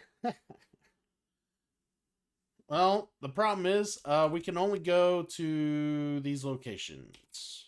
Well, I mean, we're allowed to go to, like, literally any locations, but... No, the west side is this whole area. That's what they're calling the west side, this whole area. What's actually listed is, like, smaller text underneath the number. Paramount Pictures? All right, Go Bear wants me to go to Paramount Pictures. All right, let's go investigate the ex-wife, huh? I like the idea. So here's how this goes. I go... So Paramount Pictures is 31, so we gotta go to 31. Here's how this movement works. Move, so that spends an action. Now I'm in the new area. Move. That's a second move. That's how that works. So if you gotta cross areas, you literally spend an extra cube to cross an area. That's how that works. All right, so we're at Paramount Pictures. Yeah, move an area, then the space. Yeah, that's kind of how that works. Yeah, because I, like, right now, like, I can move from 31 all the way to, like, fucking, like, all the way the fuck to 35, and it'll only cost me 1 cube still. Yeah, it still works that way. So, we're gonna go ahead and search Paramount Pictures since we're here. So let's search Paramount Pictures. It is 31. So 768. Let's search 768. See what we find.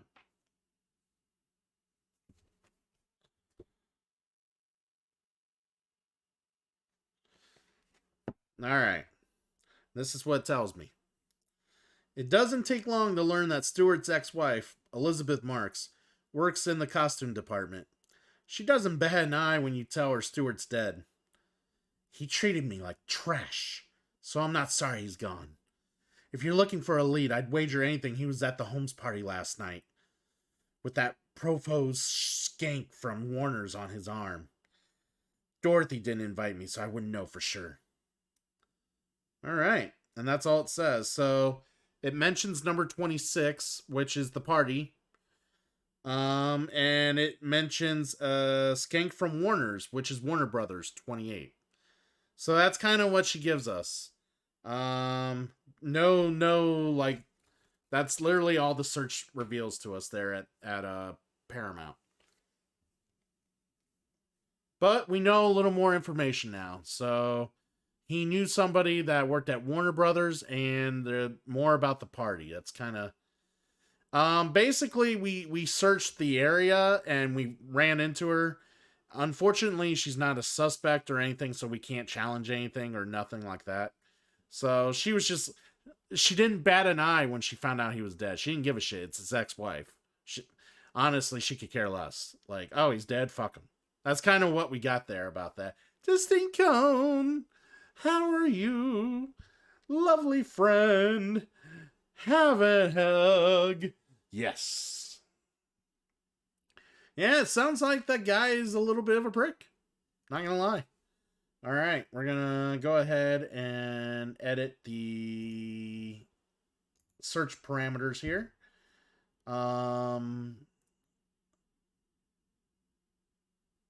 So we already searched Paramount.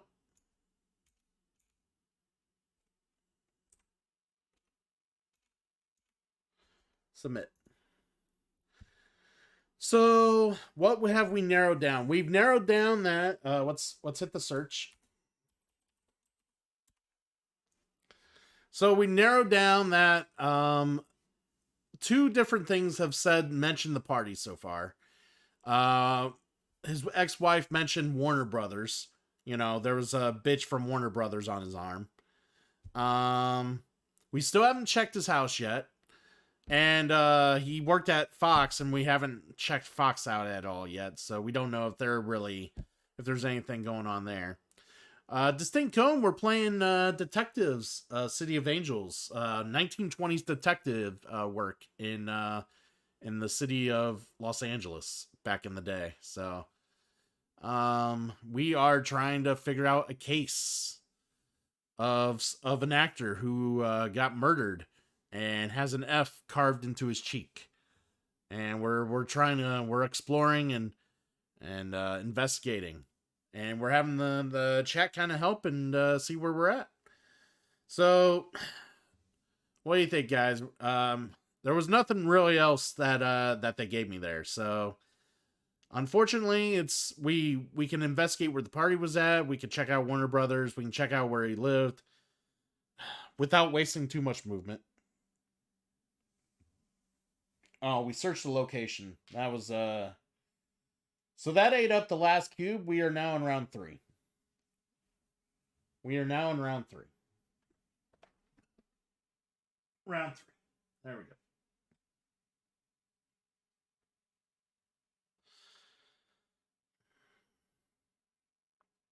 You're gonna have to go. I say shoot Dorothy and be done with it. Frame her up. As you say. Well, while you go, I think I'm gonna sprinkle some drugs in her and on her and call it a day. Who knows? I hope she's not the one. She was a bit of a bitch, so hopefully she's not the one. But we'll find out. I'm gonna go ahead and check out where that party was.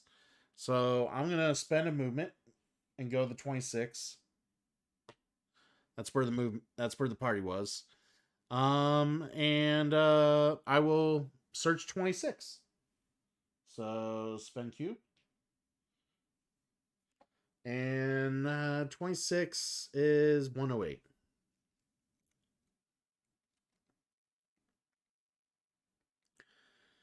Come on, what we got? 108. No problem, Eat to Surf. Thanks for raiding me, dude. And have yourself a lovely evening. Take care. And yeah, we'll be seeing you more in the future, hopefully. Definitely be checking out your channel. That's for sure. He likes to play them old games. Lots of random shit on that channel, so I've seen. So, all right, 108. That was yep, 108. Yep. Make sure I'm reading the right one.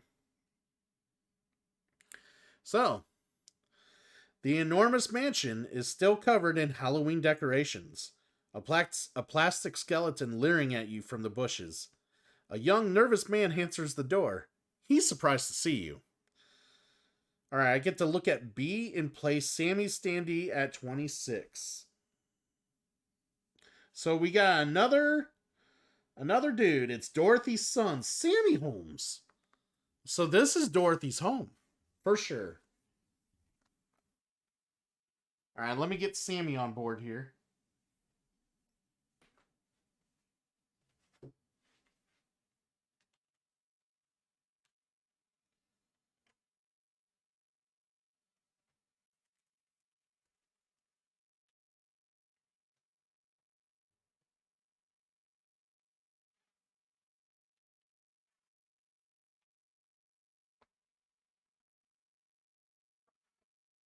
All right.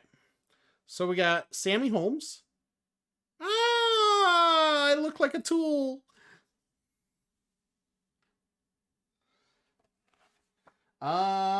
He is suspect number 3. So while his mother's suspect number 1, he is suspect number 3.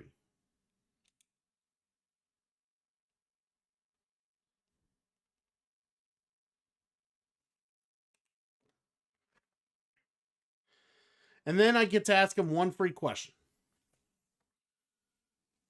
All right, so let's update Nightbot.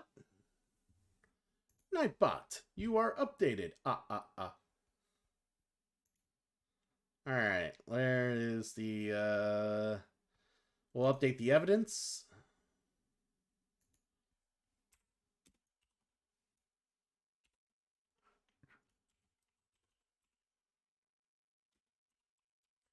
Sammy Holmes. And we'll update the suspects.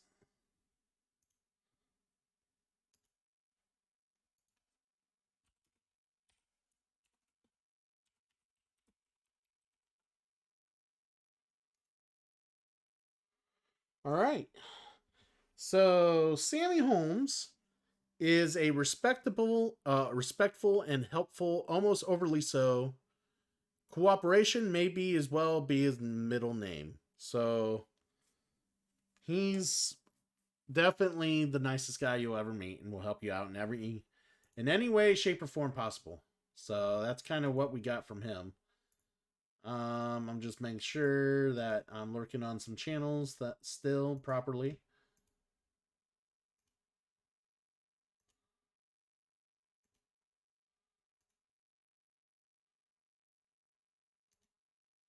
And then see if I need to be lurking on any other awesome channels.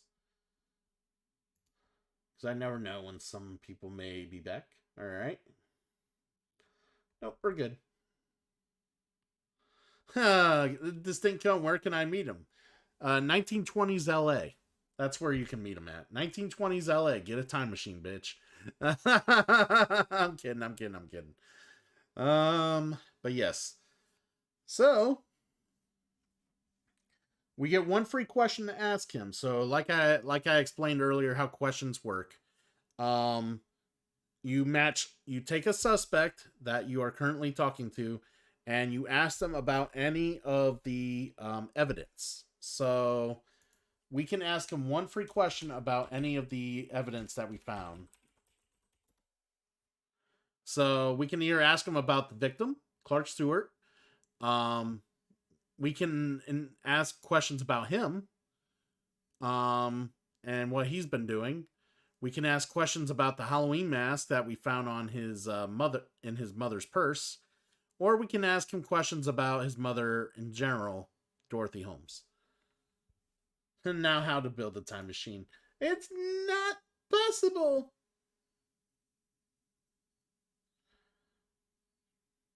Alright, there is one thing I want to edit real quick. Hold on. So I want to make sure this looks correct.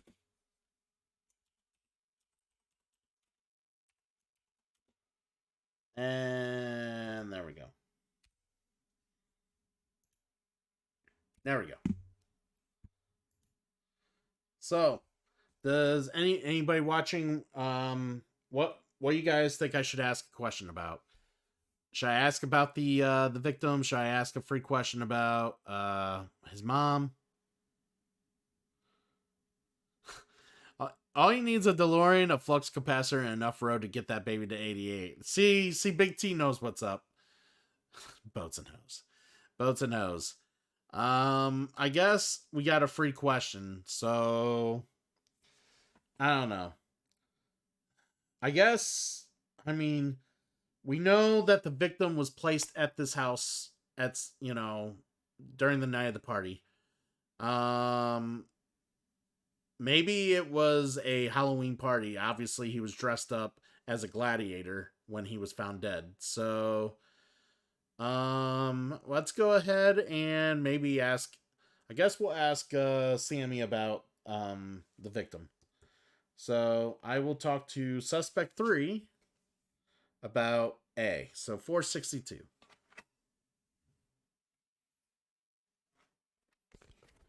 Free question, so I don't have to use a cube. So 462. Let's go.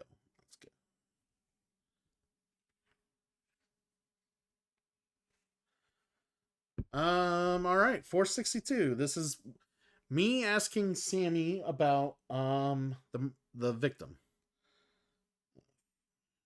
Making sure. Yep. All right. So I asked Sammy, and this is what he tells me. I vaguely remember him and some girl arguing at the party that night. I think her name was Mona Taylor or something like that. They were yelling about his ex-wife, Elizabeth. She wasn't at the party, but I know she works over at Paramount. All right, interesting. So we already kind of ran into his ex-wife, and she wasn't very, like, she didn't give us a whole lot of information. So we could challenge what he had to say, or we can just live with that. We knew that he told us about Mona Taylor, and we are also aware that he came here with what his ex-wife referenced as some bitch from Paramount Pictures. Or not Paramount Pictures, but where she's basically from somewhere else. I think she said Fox or something like that. But basically he came with some other woman. And I think I don't know. What do you think, guys? Do I challenge her?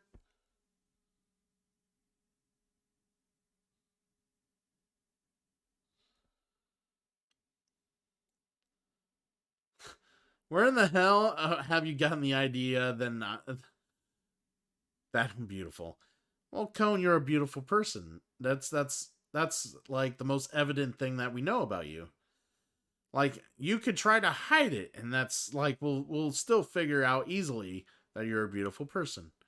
How that's just that's kind of just the monkey on your back with the actions you performed. So I'm sorry, but you are so beautiful to me. Yeah. Anyways. Oh man. Anyways, man, do I want to push this person for some information?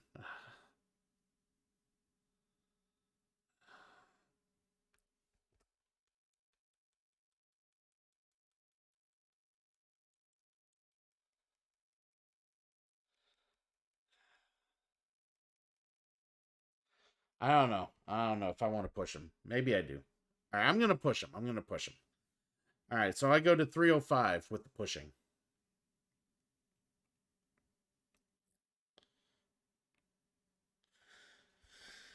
All right. So I kind of twist his arm a bit, push him, get aggressive, try to get more out of him. Sammy becomes agitated when you press him on the murder. Clark was aces in my book. I never would have hurt him. He even visited me when I was at the poor farm. If I knew who killed him, I would tell you. I swear it. You believe him, but you're also sure there's more to the story than Sammy's letting on. And we gain a leverage over Sammy. Yeah, we gain a leverage over Sammy. And he told us something about the poor farm here. Apparently he was at the poor farm. That is 98. So the poor farm is over here. So let's go ahead and put that location down.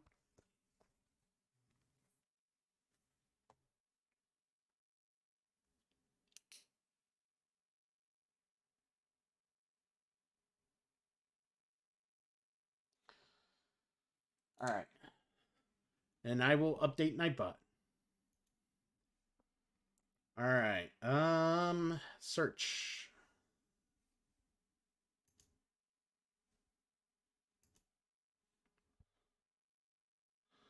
All right. So we searched the party, the location of the party.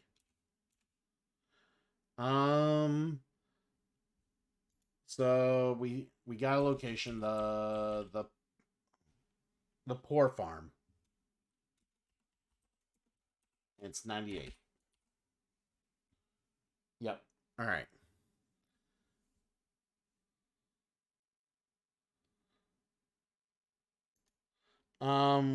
We haven't searched him yet, so I'm gonna write him down as well.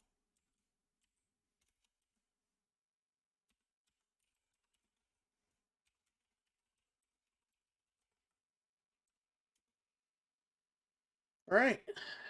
There we go. Might also help if I spell things correctly here. There we go. Alright, so apparently he likes Sammy, but he there might be more to the story. So let's go over what we know right now. Here's the evidence. So we know the victim.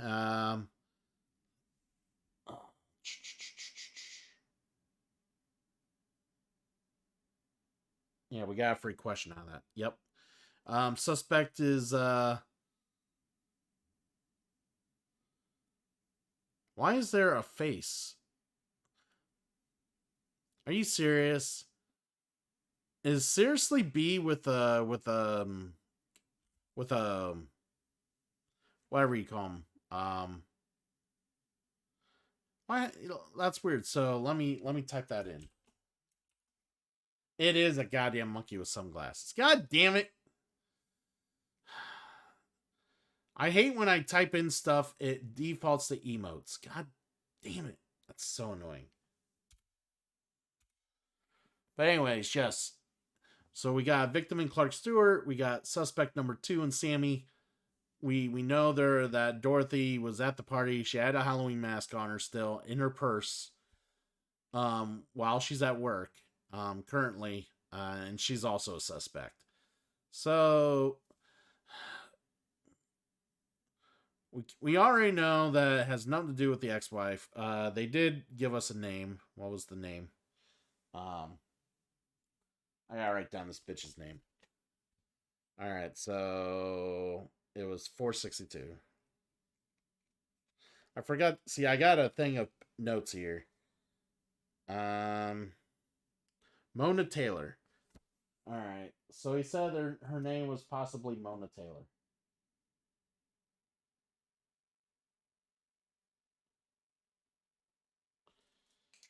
Alright. So we kind of have an idea of, I mean, we placed them at the party. They're at the party. They were at the party. We know he was at the party. We know he was with the Mona Taylor, but we don't know where she comes from or who she is. Maybe he was the one who he was with that night. Or, I mean, that's what he claims, he was with the Mona Taylor. He wasn't sure if that's even the name. So, alright. So we're still with him here. We need better. We need to figure out some. I mean, I could search him while he's here. Yeah, I'm gonna search the suspect. So searching the suspect, I will search him, see if there's anything on him that's suspicious. So 542.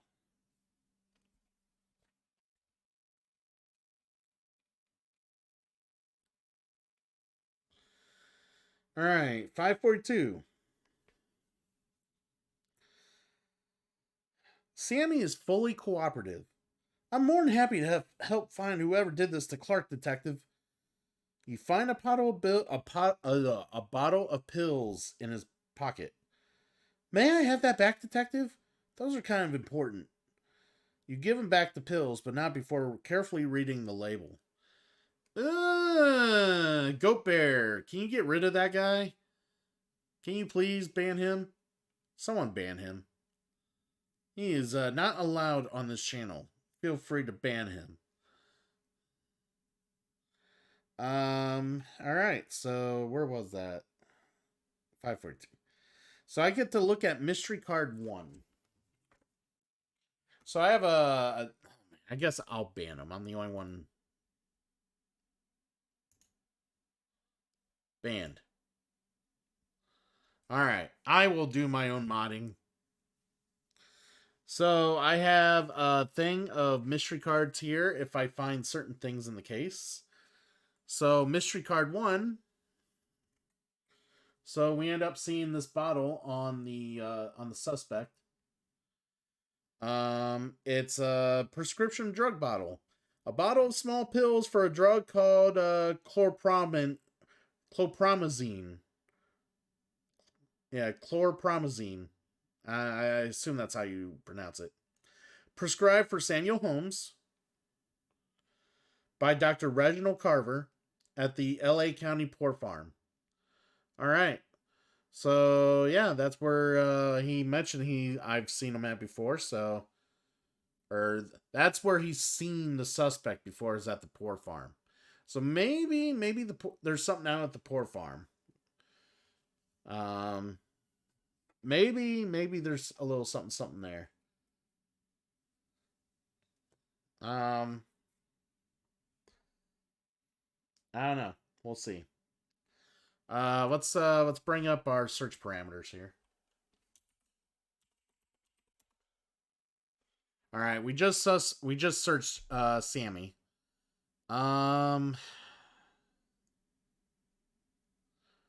You know, while we're over here, we might as well search his home residence. Might as well. So I say we spend a movement and go that way. So we're gonna move and go to 30. Go to 35. So that's all the way over here. It costs 1 move to do it. Problem is, we've used all our cubes. Now that's the end of the round. So we're in round 4. And if anyone's curious, that's been tuning in or just coming in, we have 12 total rounds to play this, and we are now in round 4.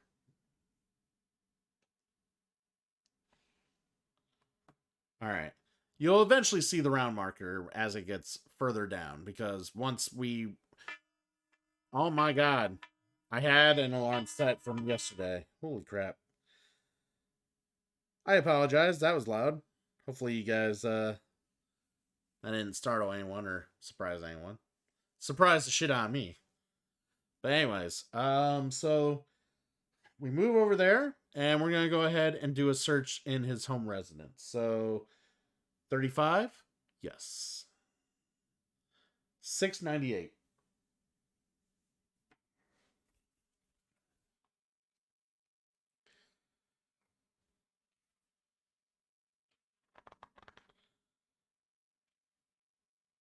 All right, 698. The victim had a nice pad. An invitation to something called the Holmes Halloween Bash is lying on the dining room table amongst a pile of unopened mail. I get to look at it. It is I.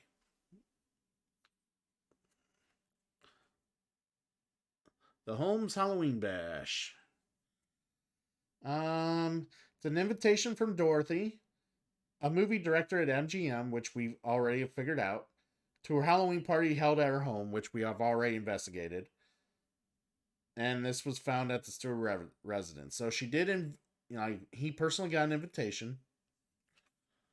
So it's good. I mean, we kind of figured that was the case.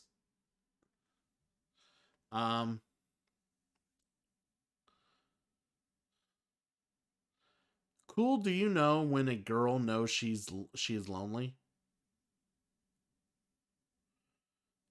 What are you trying to ask? Or are you trying to figure out if you're lonely, or if you're trying to figure out when she dreams of kissing one of her male gay friends? Oh god.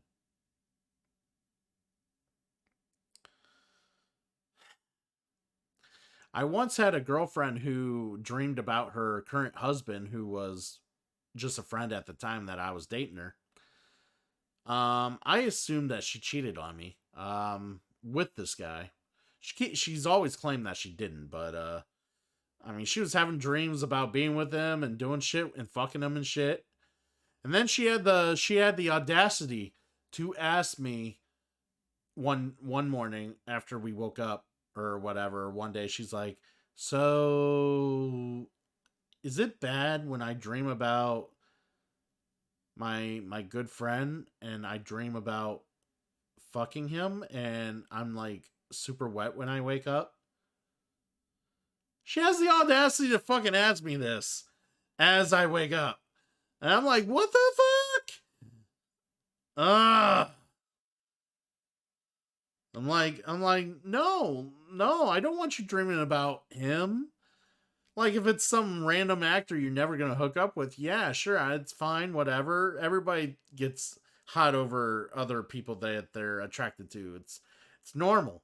But you're thinking about some guy you constantly go to class with, some guy that you've known in your past, and you actually have that you hang around and do classwork with and stuff like that, that you could potentially dump my ass for and date.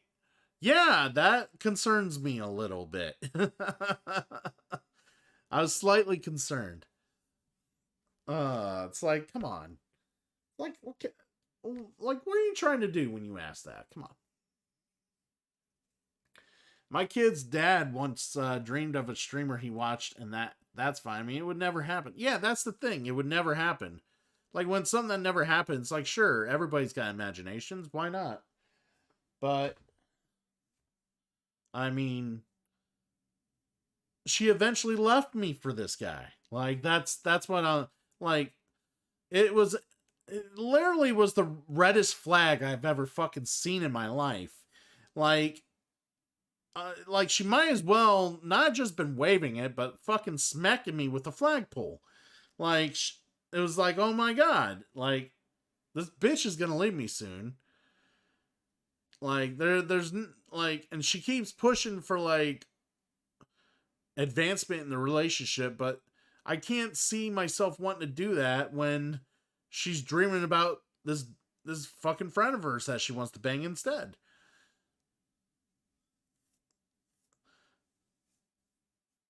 Cheaters do this to absolve themselves of the guilt of lying. Yeah, like, and that's the thing, like, it was weird because when we were still living together, I had to work nights. So I had to work nights, and she was in the same class as this guy. She was going to, like, IT tech school or whatever, a tech college or whatever. She went to the same classes as he was, and this was towards the end of our relationship. I had to go into work one night, and she invited him over to do classwork and have dinner while doing classwork and stuff while I went to work. He was still there when I went to work. And I'm just like, it was already awkward having him hang out there while I'm, like, doing dishes and cooking dinner and stuff. I had to cook dinner for this guy. Yeah, I had to cook dinner for this guy. And, like, doing chores and just, oh, I was being a dick. I was, like, grabbing her ass in front of him. I was basically just, like, being like, she's with me, right? I was just doing what I can for, just to show that, dude, she's not with you. It's like, obviously she's with me for a reason still. Caveman cool. Yeah, I was being an ass because, like, he rubbed me the wrong way, and you can tell this guy literally drove over like an hour to come do classwork with her. Okay, she was going and driving an hour to go to school every day, every time she went, but he drove an hour down our way to come do classwork and stay longer than when I had to go to work. Like, no, you're here for other shit. You're not there to fucking do just classwork. I'm sorry. Yeah, I was being a dick. I was kind of pissed. I was put in an awkward position, and I was being a dick. Yeah, exactly. Yeah, exactly. Big T, you hit it on. You hit the nail on the head. Like, it's don't play innocent with me. This is obviously a setup of other things. Like, this is not. I'm not an idiot. So, and I had to go to work and think about this all fucking night, What are they doing? I'm fucking doing this goddamn tedious fucking laborious job. And I know I'm sitting there with my mind only on the fact that he's probably fucking her, probably doing whatever they're fucking doing, willy-nilly. And yeah, exactly. And she's already made, said things about him, and it's just like, yeah, it's a matter. And, they They didn't talk like they were friends. Like, that's the thing. You can tell when two people are amicable. I should just say the word amicable. When they're amicable and when they're like more involved. And they sounded more involved. Like, it's not, I wasn't being fooled here. So, but anyways, yeah, it was only like, I don't know how much longer, maybe a week later when she left me and gave me some big ass ultimatum, which made me just tell her she had to get the hell out. And yeah, she ended up running into his arms, and they ended up getting married and having a family and living well happily ever after, you know. But yeah, that's yeah, that was probably one of the longer relationships I had, with a lot of up and downs, and was also a big determinant a big a it was also big in determining whether or not I wanted kids. And honestly, I was kind of in the mindset of having kids back in the day, like back when I was much younger, but that kind of, it really put a dent in it. Like, being with her put a dent on the idea, a real big dent. If not, killed it completely. It put a big fucking dent in it. My kid's dad thought I had a thing for you. When I asked, I said, sure, it's called a friendship. He didn't believe it. It's only a friendship. That's just how that works. Yes. Yes. We can just be friends. That's just how it goes, you know. I can support friends, friends can support me. That's just, yeah, and it is what it is. Yeah, that's how it goes. You know.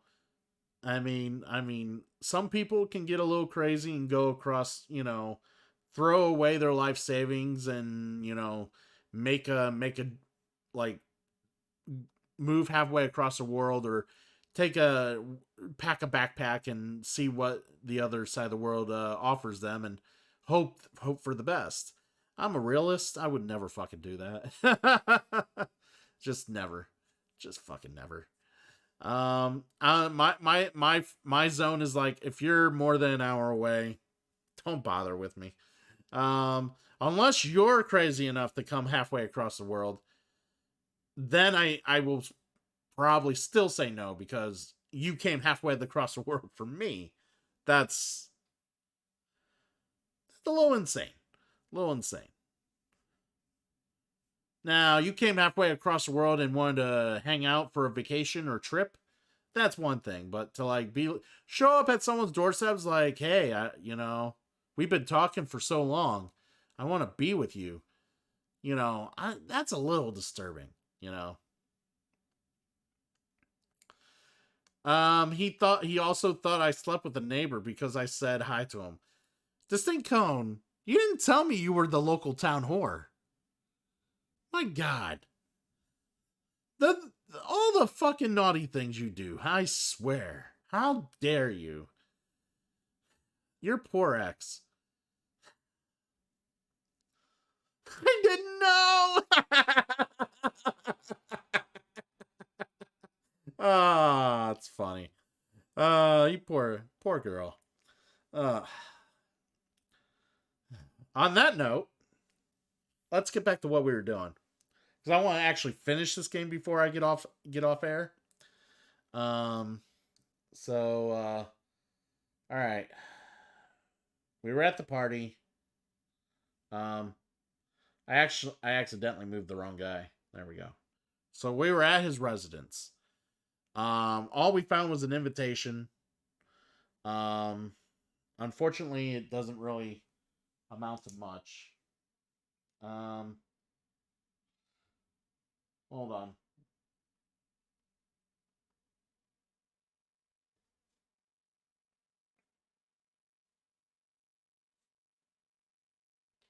I'm just writing down some notes here.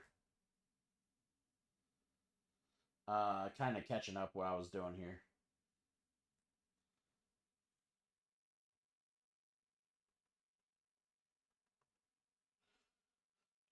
Invitation.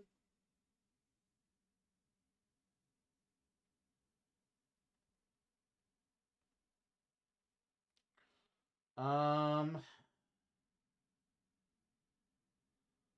probably should have been marking off what I've been doing, so I don't like do repeat things. But I think I'm doing that enough on Nightbot, so I shouldn't be too bad. All right. Well, some information placed us at the poor farm. Let's check the search parameters again. All right, so we already searched the suspect. We searched the Stewart residence. I'm gonna go ahead and update that right now. Search and Stewart residence.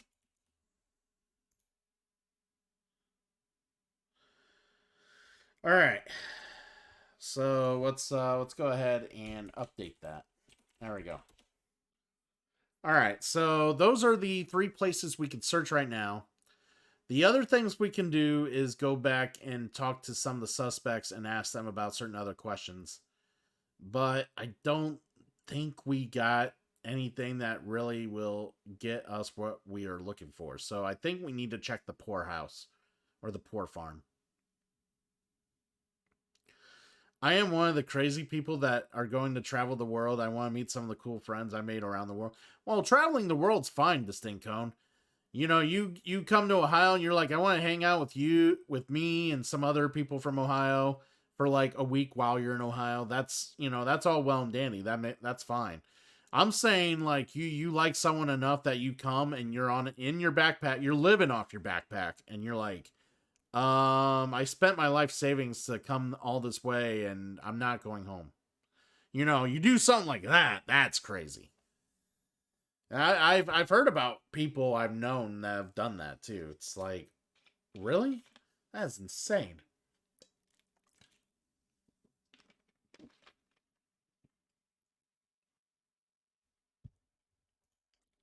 Just insane. All right. Anyways, let's go ahead and let's figure out. Yeah, we wanted to go to the poor farm. So let's go to the poor farm. So it's gonna take some movement. So let's move. Let's move. And move. Lots of movement eating up here. Where's 98? Oh, there. Oh, actually, I didn't need. It's right here. It's right on the border, so I didn't need to spend that extra move. All right. Took me 2 moves to get there. I was thinking of moving closer to Bromer when I was done with school, but that's a thing in the past. So I guess that is still me. Yeah, how are you in Bromer? Is that like still something, or is that like, I mean, you don't have to tell me. You can, if you want to keep that private or not on stream, you can just tell me on Discord or whatever, but um I don't normally pry, but I figured we've been talking a lot, talking as friends enough. I figured I feel um you might be comfortable telling me what happened there, or if that ever became a thing or whatever. It's not like I'm asking Bromer, so. Well, that's good to hear. That's good to hear. Was it more than that before or no?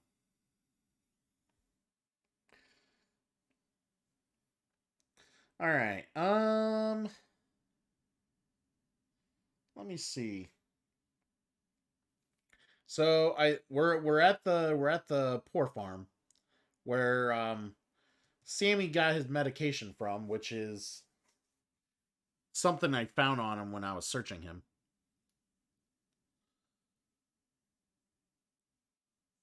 Ah, okay. Had a thing for a year, so okay. Sometimes things don't work out, but I'm glad you guys are at least talking and being friendly. That's good to hear.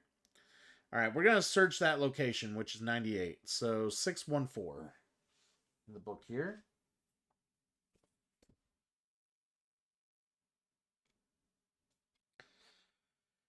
All right, 614.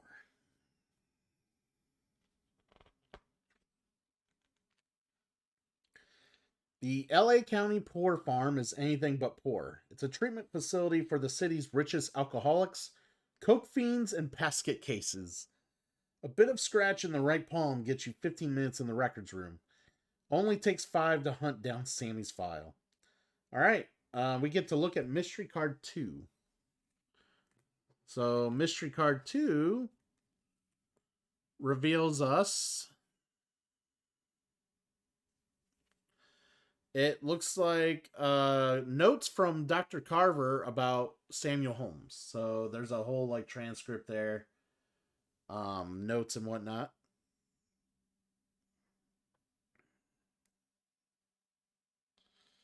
Oh, I get to actually hold on to see these. So we're gonna put this here because we saw this earlier. All right.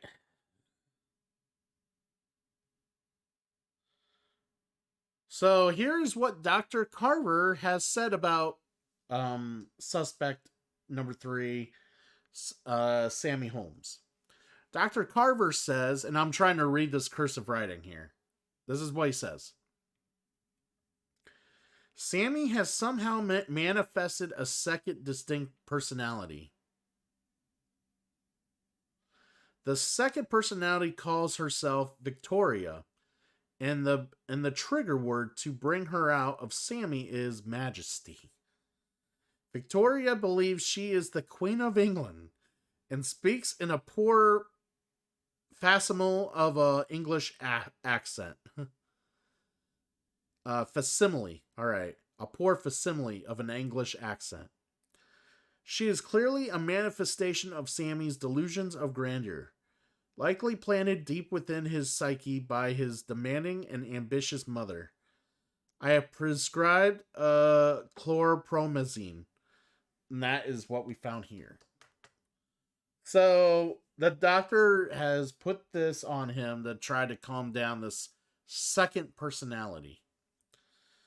All right, so this also says as a rule to use this card. When at Sammy's location, discard this card to publicly reveal this, or to publicly reveal D. Which D is right here. Then flip Mystery Card 3 and read it out loud. Okay.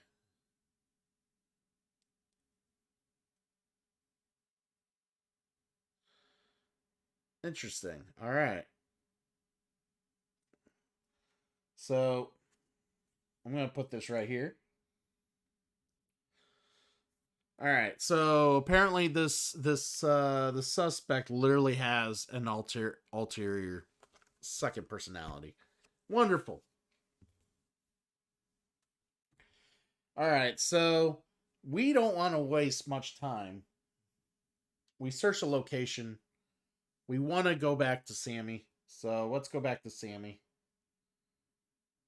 All right, so we'll move. And then that is the end of that round. So we're now in round 5.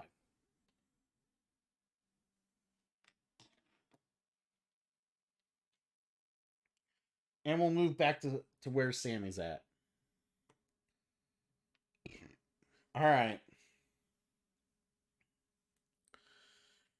We're going to go ahead and discard this doctor these doctor notes to show him and kind of trigger him.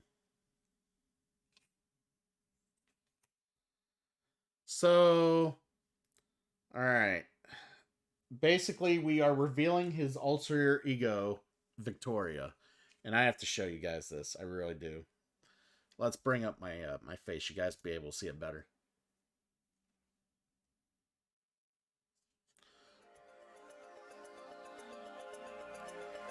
Yay! All right. So this is Sammy Holmes. He seems like a nice, gentle soul.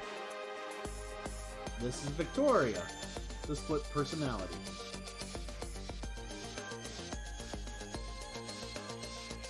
So, this is what we're dealing with. Alright. So, when Victoria is first revealed, publicly reveal mystery card 3.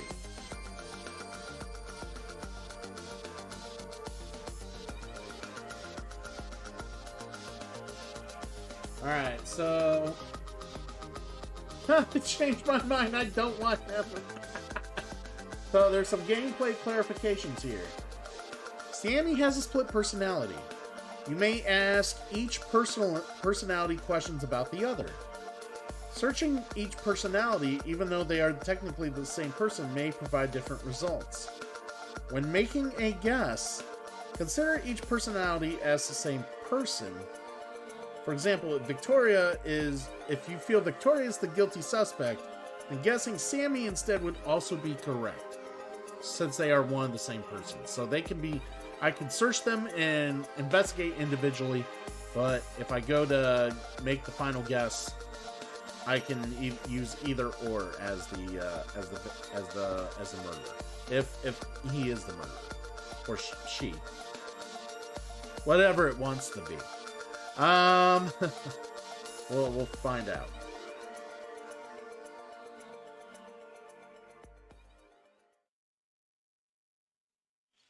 All right, interesting.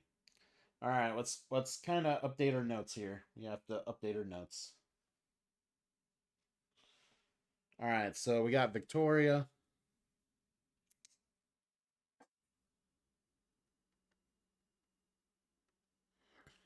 As D. All right.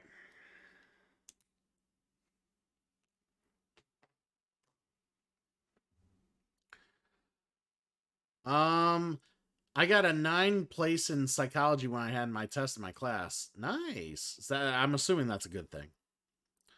And I'm up to 365 followers. Cone, if you end up getting more followers than me, I'm done streaming. Just saying. You don't even stream! You're gonna have more followers than I am. 9 out of 33. Well, I mean, I guess that's above average. Or you're all above average and that's just better. I don't know. I don't know how to take that one, actually. I don't know where you want to go with that. Alright, so let's update the night. Victoria is not really a new suspect because Sammy is...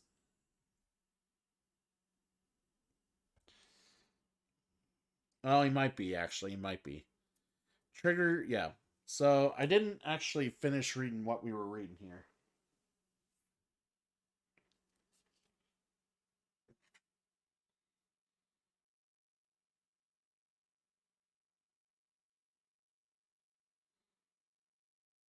You may ask Victoria one free question.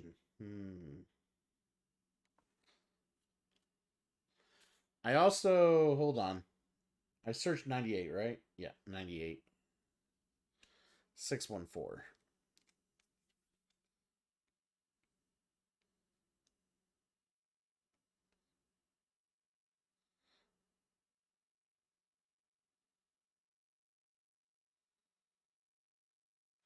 Oh, I was supposed to turn to 149 before looking at any other cards. Whoops.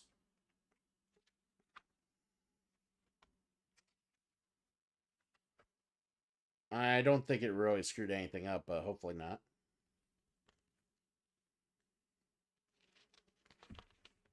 God, these pages are like so stuck. All right.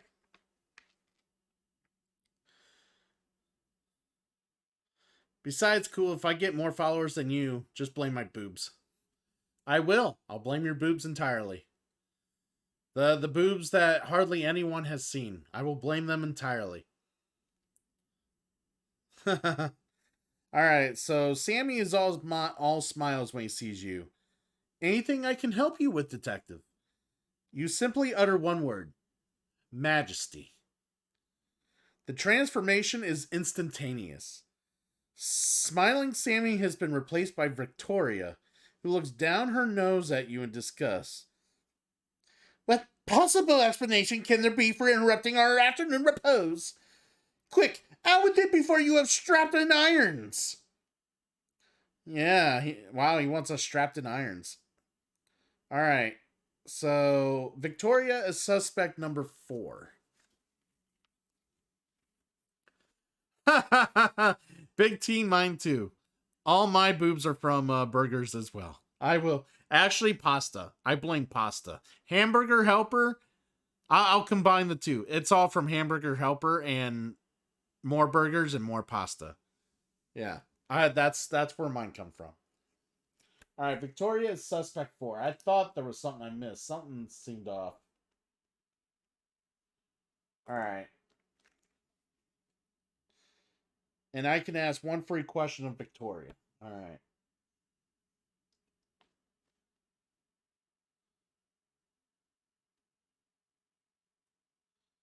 All right, so one free question on Victoria.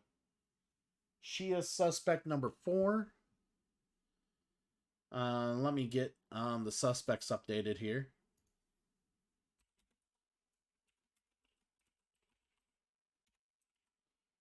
Victoria.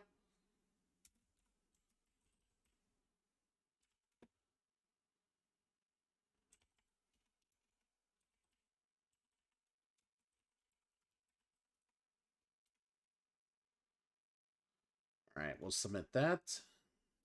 And then let me update the evidence.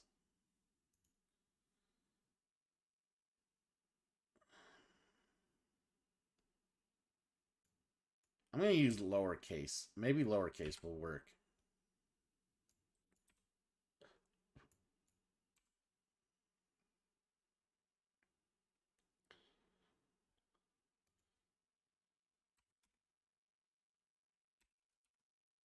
Um,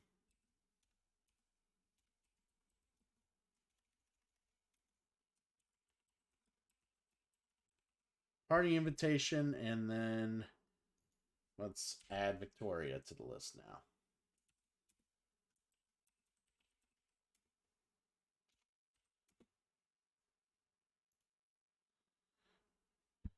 Cosmic Goat Bear.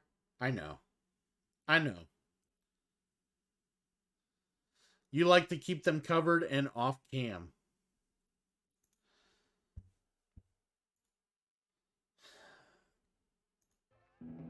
I don't know why. Well, I mean, unless you got a hot tub cone, you might as well keep them covered.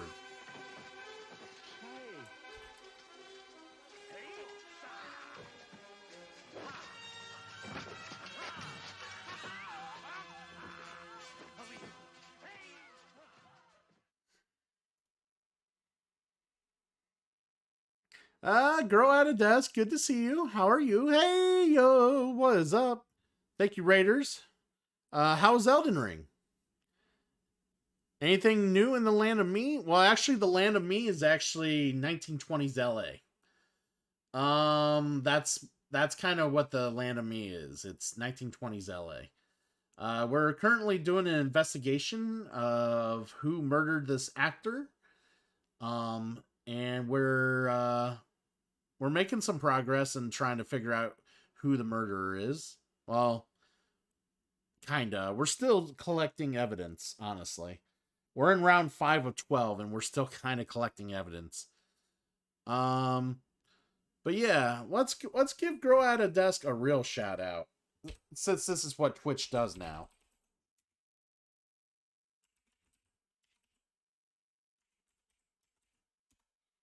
There we go. Jason Persis says says probably the butler. No. This ain't Clue. I mean, yeah, it's not Clue. No. So for those of you coming in and are curious, we do have some commands that let you know who the current suspects are. Thank you, Jason. I appreciate the follow. You can find out who the current suspects are, the current evidence that we have, and the current areas we still have yet to search as we are looking around. Those are all identified in the on the title underneath the stream. So you can definitely hit those input commands there to see that, because we've been updating as as we've been playing. So like the search will let you know of areas on the board we haven't searched. I'm gonna update that because we did search the poor farm. We're gonna update that right now.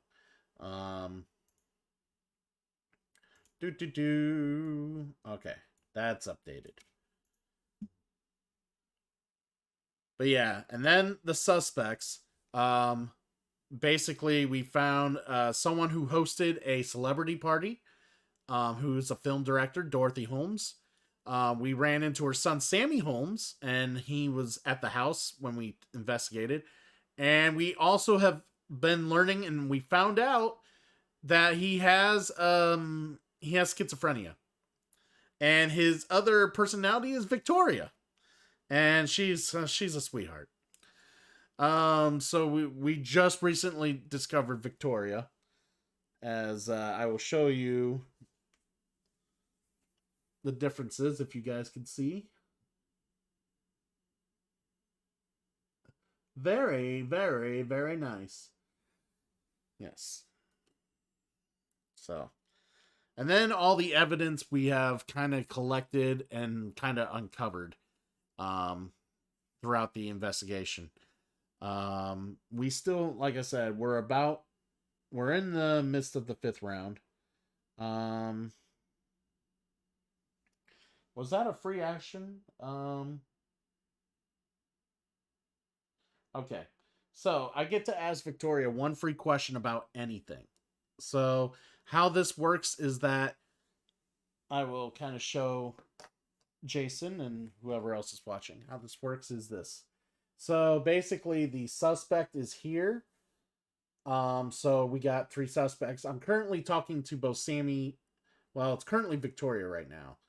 But I think you can talk to either one or the other. They kind of like are like I think they said something along the lines like they can like intermingle. It's kind of weird. But with Victoria, I can ask Victoria about any of the evidence that I have written up here that has been revealed here that may lead to some information or whatnot. That's kind of how you ask questions in this game. So, with Victoria, I get a free question. I'm going to ask Victoria about the dead actor. So, I will ask Victoria about this person, Clark Stewart. Yes. Couldn't remember his name. You like when I play board games, Cone? Why is that, Cone? Why is that? You also like it when I play Mass Effect. So, I'm just curious. So I can explain this fully here. So Girl at a Desk, there's 2 different ways to play this. You can play this solo like I am now. You can play it with a group of people. When you play it with other people, like if you play it solo, you're basically just the detective, you're solving cases. When you play with other people, if you're probably the most familiar with the game and know the case, like you've already played it and you're aware of the case, you can be the chisel who basically runs the game. You're like a DM. And the other people can play the detective as long as they haven't played the case before. And basically as the chisel, you can basically cock block people from picking up information using their snitches. You can gain leverage on people by through other means. You can give people half-assed answers that they have to either push themselves or push the suspect themselves or be okay with the answer they got because you could gain leverage on them. If someone's having a hard time like solving or really isn't getting anywhere, you can maybe give them a boost to get them like in a better direction to kind of get in the way of the other investigators so they're not running away with the game. And those people who are running away with the game, you can like find ways to like slow them down and try to like divert them to other like divert them to other possible things that they may not have thought about, or try to like keep them busy. The idea as the chisel running the game is that you don't want them to solve the case. You want the case to be unsolvable. But the detectives are gumshoeing against each other trying to solve the case for themselves. So it's a lot of fun. and it's a good time. And there's a lot of cases between the main game and the expansion I have in the back too. So there's a lot of different cases that you can play with. There's a lot of replayability if you play by yourself, and then definitely with other people. And then once you play it all, it's definitely a game you can easily trade and give to some group that hasn't really messed with it and would be interested. So it's definitely good trade bait once you're done with it. So yeah, good stuff.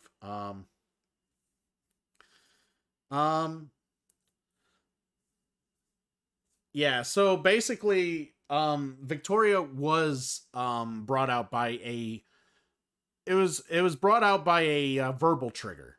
Like we said Majesty, and Victoria just came right out. So now Victoria's out and about. Now we can talk to Victoria. But yeah, all I had to say was Majesty. But each scenario can only be played by a given group once. Yeah, basically, girl. Yeah.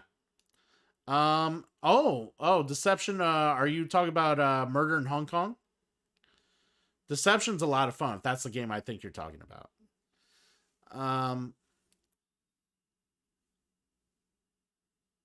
Bingo. Yeah. Awesome. Yeah, Murder in Hong Kong's good stuff. Yeah, you got the right group. Yeah, it's good stuff. It sounds like a great library board game. Yeah, it is. It is, Jason.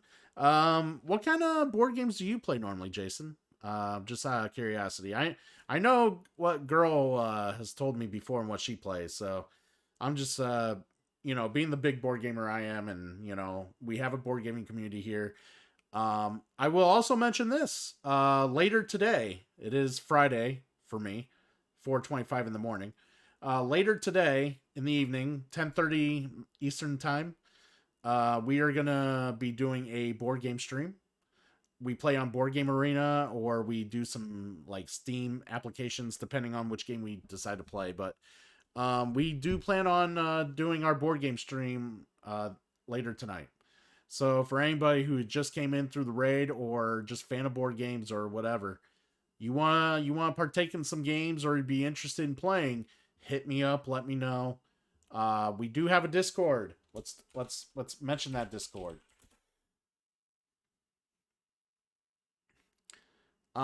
Check out the Discord there.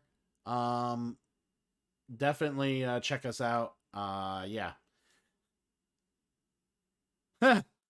Yeah, later tonight. Some people are getting up this morning, girl. Yeah, it's some people are already waking up, some people are already like been going on with their day. You have to consider people in Europe and stuff like that. But yeah, that's get in on the Discord if you want to like talk to some of us who play a lot of the board games. Get to know some other cool people that are in the community and whatnot. It's a great community. Lots of coexisting communities also.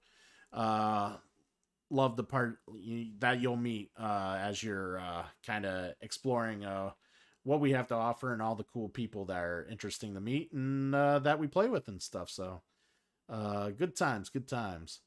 And Lord Chaos Dragon, if you're a big fan of wrestling, you need to go hit up the Archerverse. Definitely give that guy some love and check out what he's been doing. I will give him a shout out because he's one of my best friends and he's a cool cat. All right. There we go. So doing him the proper shout out. That way he can see it on his feed. And yeah, check out him if you're big into pro wrestling and you like pro wrestling, fantasy pro wrestling, and any sort of like, yeah. So I always like to shout him out because, he does a lot for me and really like he gets my name out there. He loves to promote me and stuff like that. So I try to do it. Yeah, it's a lot of fun. We take nothing seriously. It's a lot of bedlam fun. Good shit.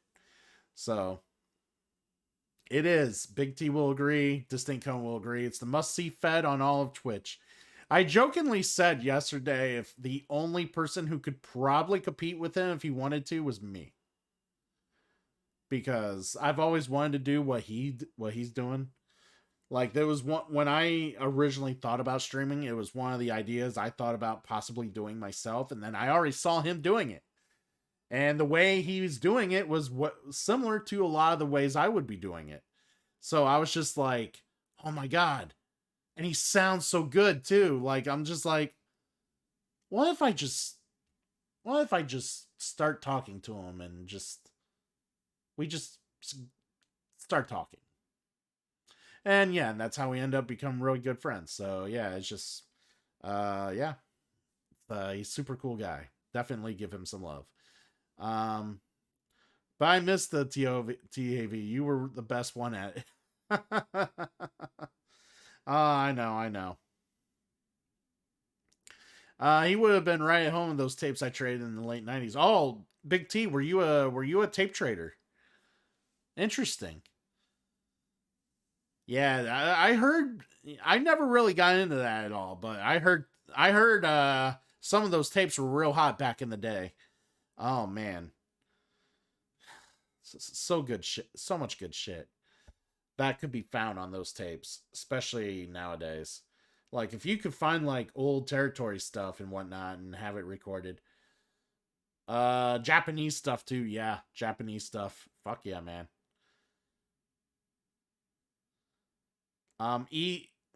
ECW or XPW? I would assume you were also an XPW fan.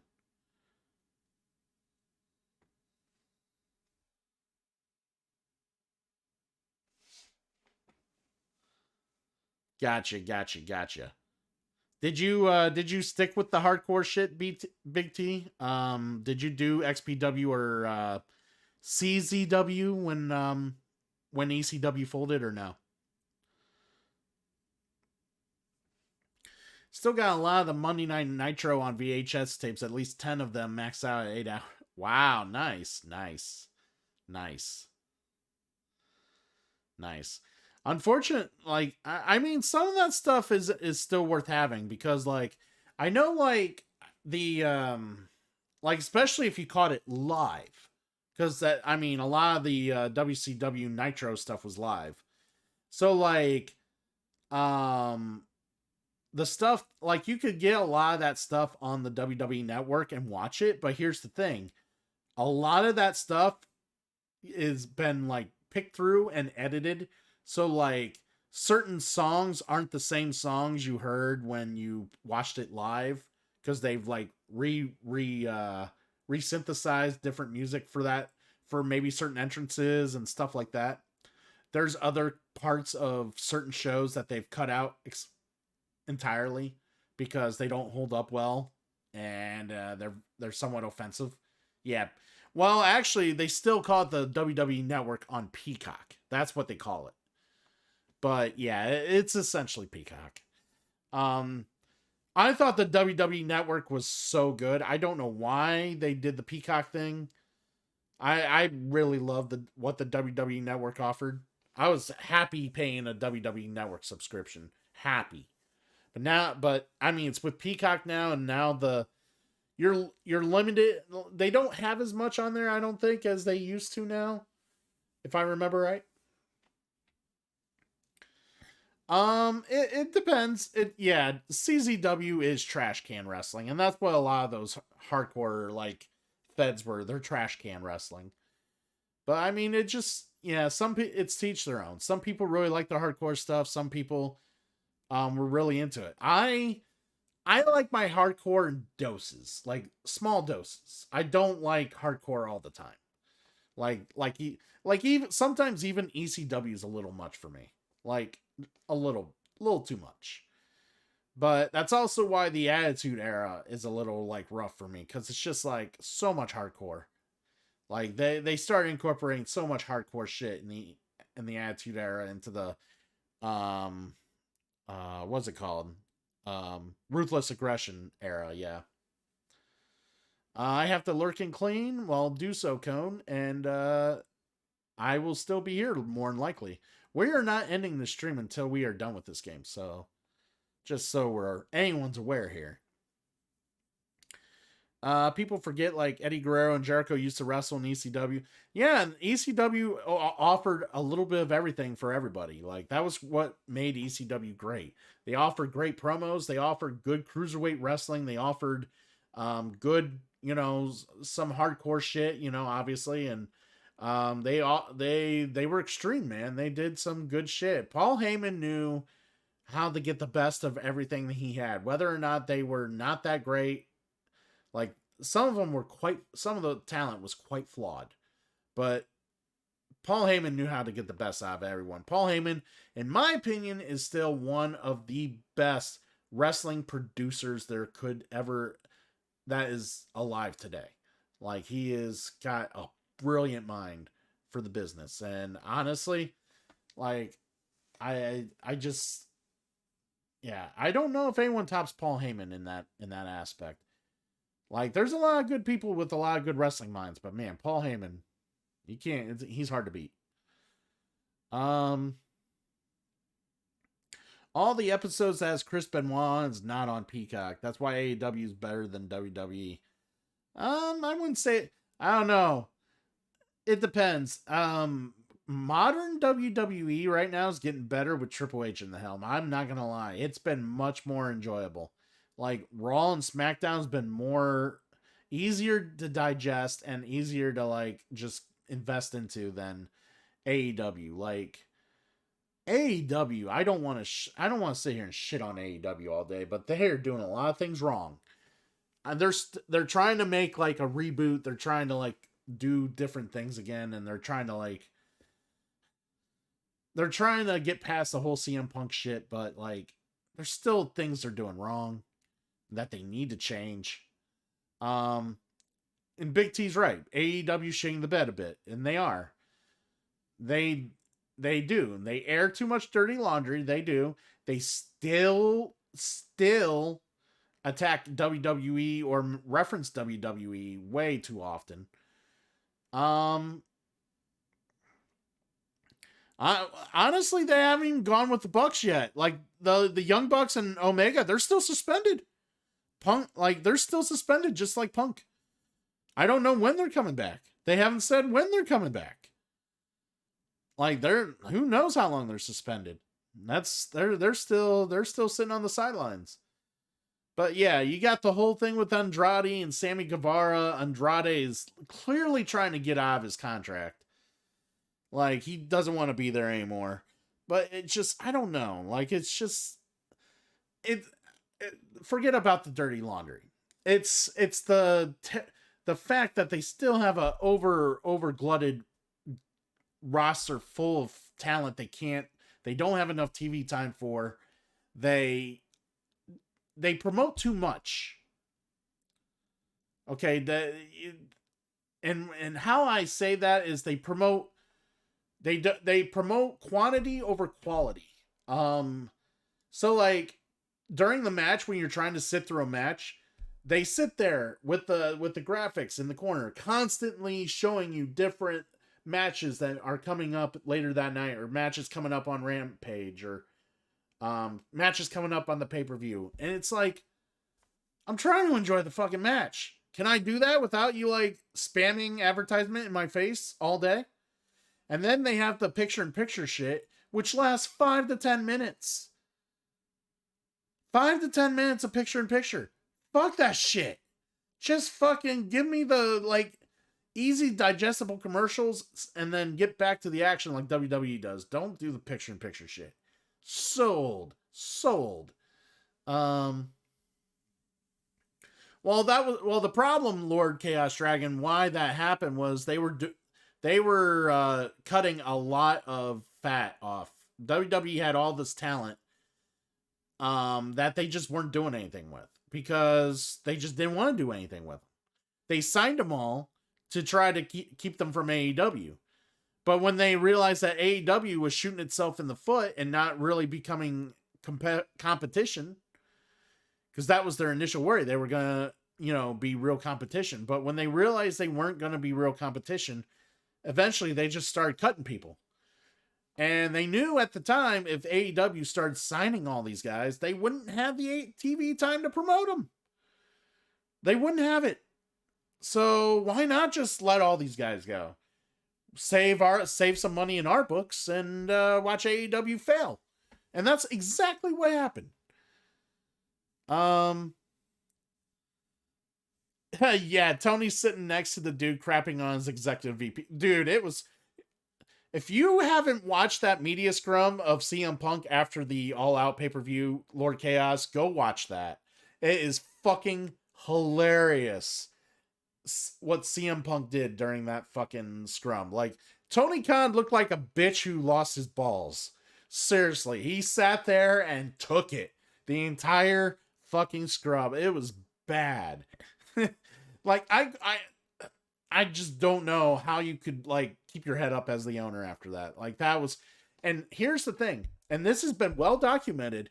CM Punk was the number one guy for Tony Khan. When Tony Khan's like, I can run a wrestling business, even though it was Cody, it was Omega, it was the Young Bucks, all these other guys being like, hey, we'll help you run this business. Hey, we'll get Jericho.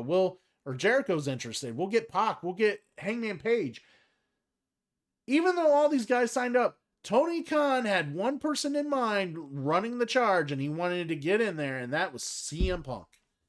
He didn't like, he was all in on CM Punk. Oh, he was happy he was getting all this other talent, but in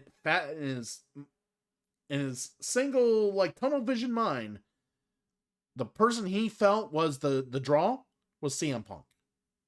And it shows to no end when he brings CM Punk in. Like, that was his golden goose. That was the fucking Dalai Lama. That was his Hulk Hogan. That's who he felt his Hulk Hogan was CM Punk. Now, is that someone should he put all his eggs in that basket? Should have? Probably not. But I mean, he had all this. I mean, should he have maybe raised his like all the talent that wasn't like that was growing and getting some backing from the audience and gaining a following, like Ricky Starks, Darby Allin, Jungle Boy, like MJF, homebrewed talent in a sense that have never been in any big corporation, kind of just rise them up and then lean on the vets like Jericho, Moxley, and Danielson. Maybe he should have. It's the plan now. If you've seen what AEW's been doing the last month, it's the plan now. Was it the plan before? Not really.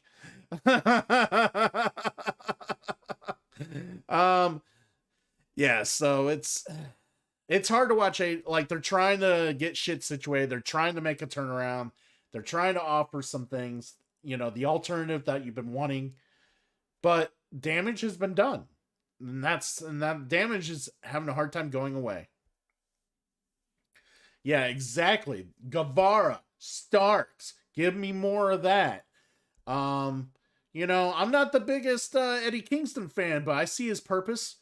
Yeah, have Kingston get some guys over. Let him have a title run every now and again. Or maybe at least once. At least once. Get the fucking monkey off his back. And then have him get guys over.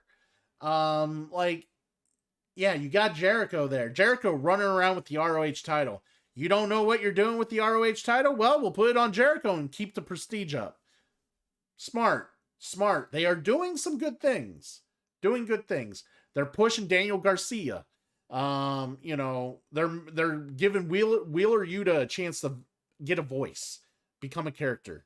Like, they're doing things I'm liking, but it's gonna take time to kind of get back to where they need to be. They're doing things like that, like they should.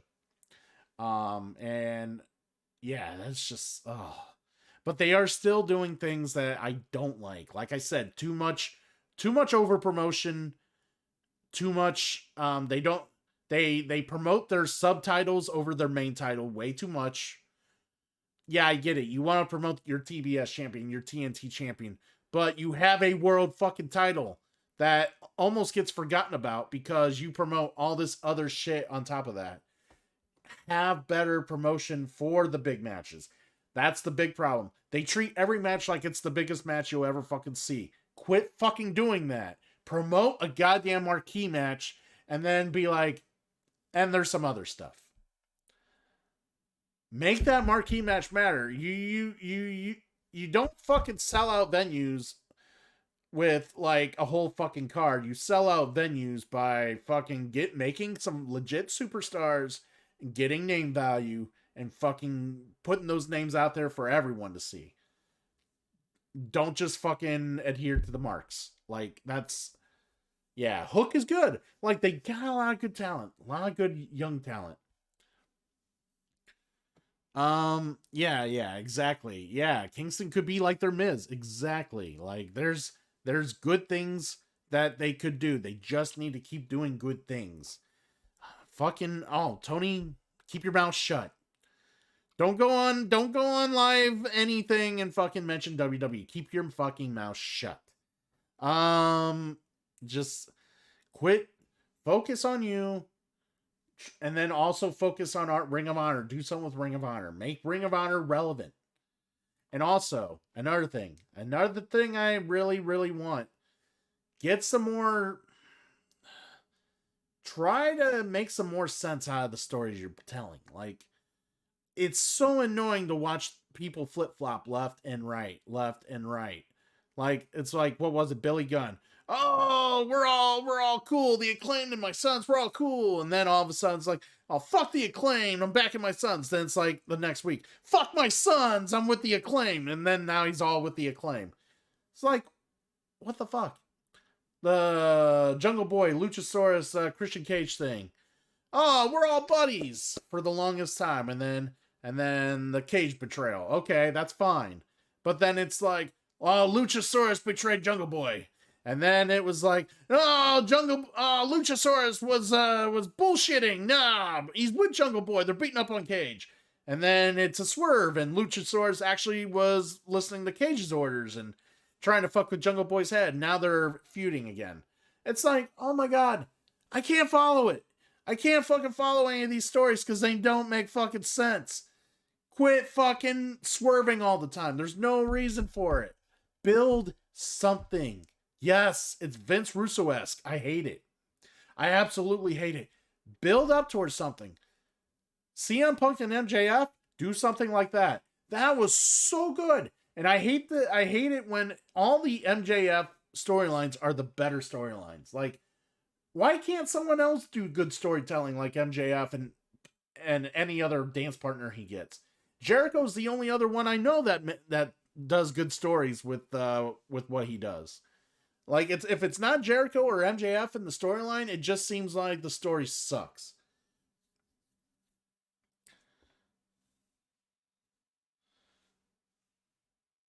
Well, you might have to kill something fierce because we're never going to see Punk and Omega.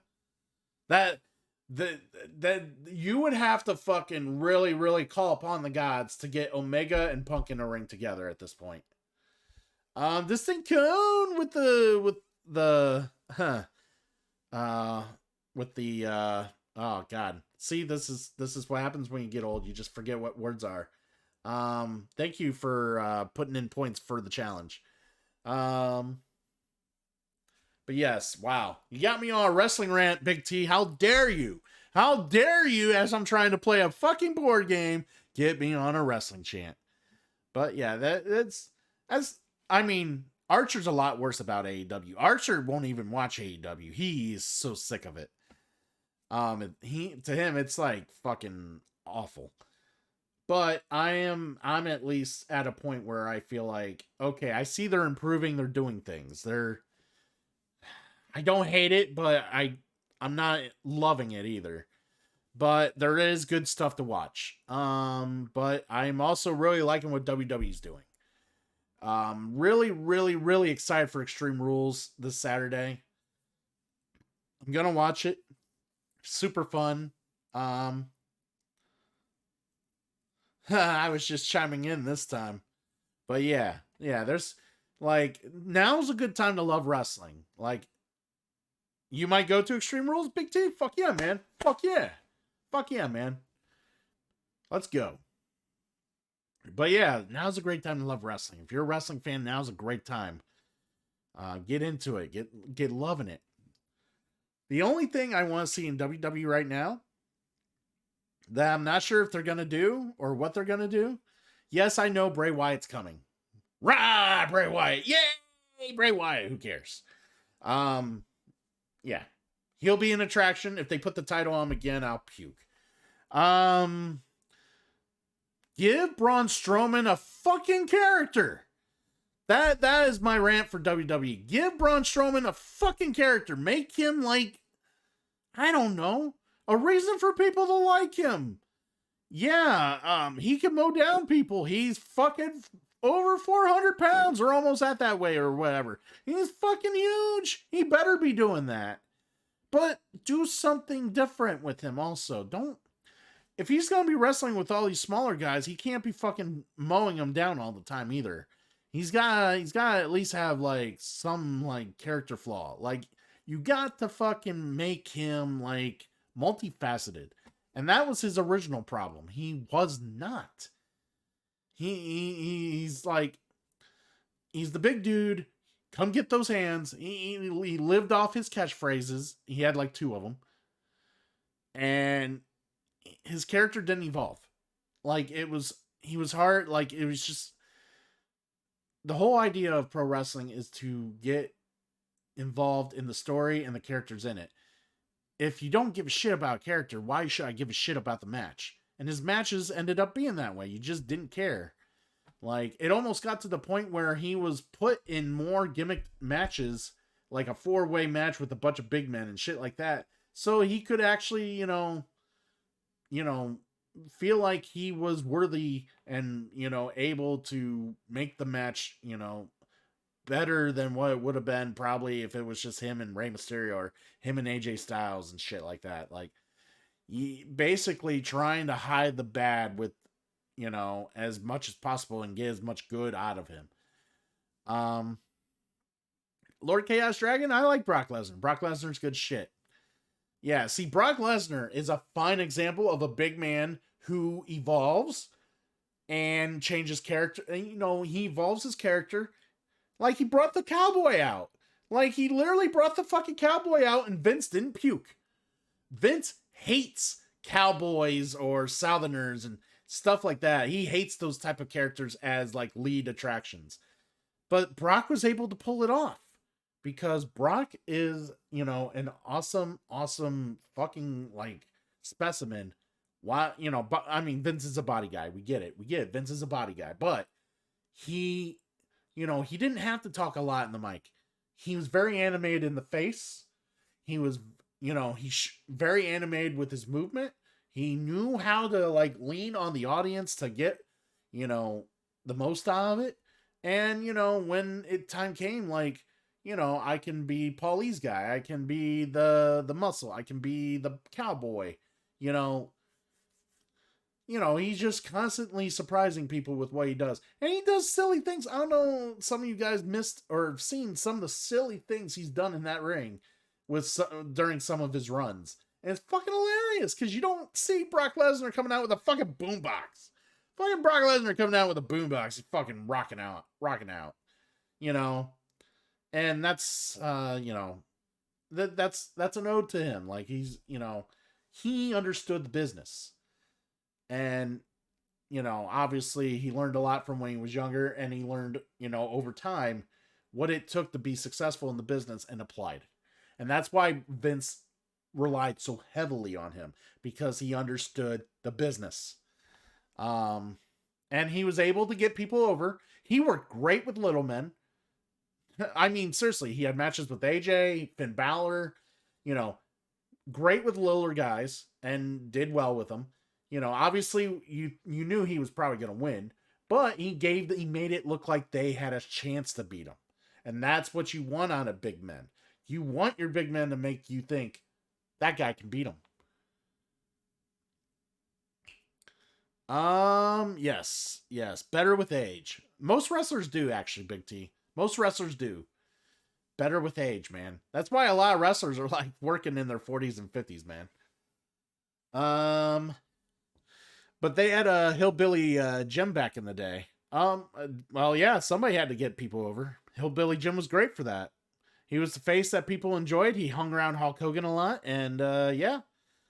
You had to put the heels over so that the heels could fight Hulk Hogan and let Hulk Hogan squash him. It was a big machine back in the 80s, man. That's how that worked. I mean, you got the heels over, like the faces got the heels over. The heels would then get a good payday working a program with Hogan, and then they'd move on to the next heel. And that's just how the machine worked. Yeah, Sting's wrestling in mid 60s, and I mean that's another thing I'm like iffy about. Okay, I get it. Sting still wants to do his thing, but man, it's hard to watch Sting sometimes work at his age right now. It's a little hard to watch. Like he's a little slow to getting up. It's almost a little hard to believe that he's doing the things he does. Like, I mean, people still pop and people still like it. You know, they're still going to cheer for him. But man, deep down, it's just like, okay, man, when are you going to just call it, man? Just be the manager. Don't quit fucking stinger splashing people, man. Yeah, Ric Flair, same thing. Like, guys, come on, man. I get you want to be in the ring, and people's going to respect the fact that you were in the ring, but man, we don't want to see this all the time. That's the thing. We don't want to see it all the time. Ric Flair did his one thing. I hope he doesn't do anymore.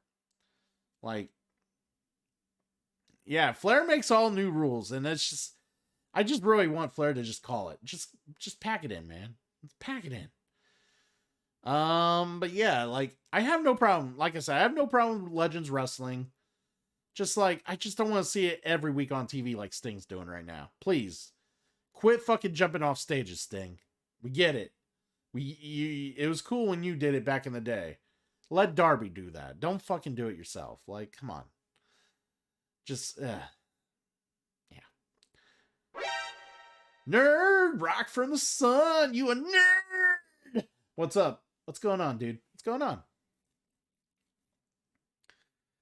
I'm from North Carolina. I've only lived 45 minutes from Charlotte. I've seen Ric Flair one time in Charlotte.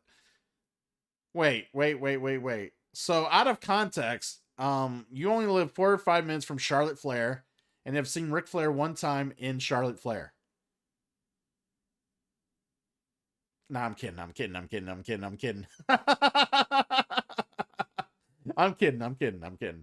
No. Anyways, I've seen Adam Sandler in Philly more than Will Smith. Yeah. Anyways, if I almost call that, I almost call that a blasphemy that you've lived this close to Ric Flair and you've only seen him once in your lifetime. That's terrible. But then again, a lot of his younger days, he was traveling an awful lot. Like before he retired, he was probably hardly home in the Carolinas. So I wouldn't blame you if you missed him a lot because he was always traveling. I mean, what's his I gotta look up the quote.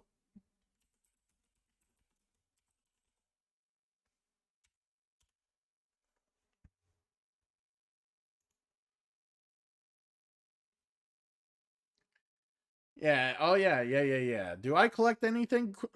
Distinct Cone. I collect board games. What do you think you look at? I collect board games. Duh. Woo! I'm Ric Flair. The styling, profiling, limousine riding, jet flying, kiss stealing, wheeling dealing, son of a gun. Yeah. Ric Flair, baby. He was doing all that, Lord Chaos. That's why you missed him all those times. Doing all that. Woo! Yeah. Hopefully I don't wake up neighbors. I don't care. It'll be fine. Outcast, dude, I wouldn't know. I haven't played my game in a half hour. I've been talking and hanging out with chat and talking wrestling and yeah, a lot of wrestling and a lot of board gaming here and there, but yeah, a lot of wrestling just recently. I look at you chat and what you play, not the background. Yeah. Yeah, it's a bunch of board games behind me, Cone. I collect a lot of those. Edge live in North Carolina and he lives in Ashburn. Oh, yeah. So yeah, quite a few of those guys living. Are you a stalker? Do you like look up Wikipedia pages and take notes? Are you a stalker, sir? I know I know where all these superstars live. I'm gonna find them. You watch Jigsaw? Okay, I gotcha. Well, hey, everybody's entitled to watch bad movies. It's fine. I'm glad you enjoyed it, though. I'm hoping you enjoyed it. But yeah, bad movie. Anyways, now that Outcast mentioned I have a game sitting here, I should probably play it.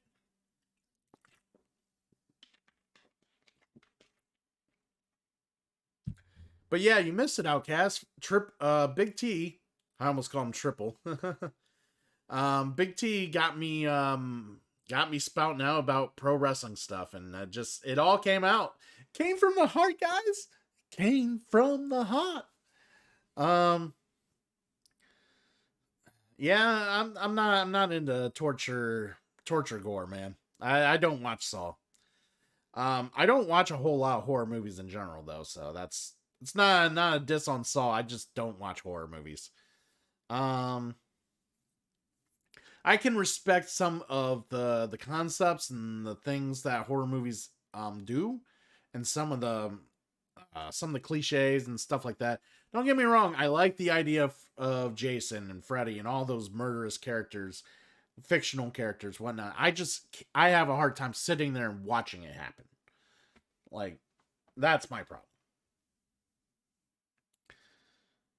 Yeah, exactly. Seeing someone's jaw ripped apart just isn't everyone's cup of tea. That's my problem.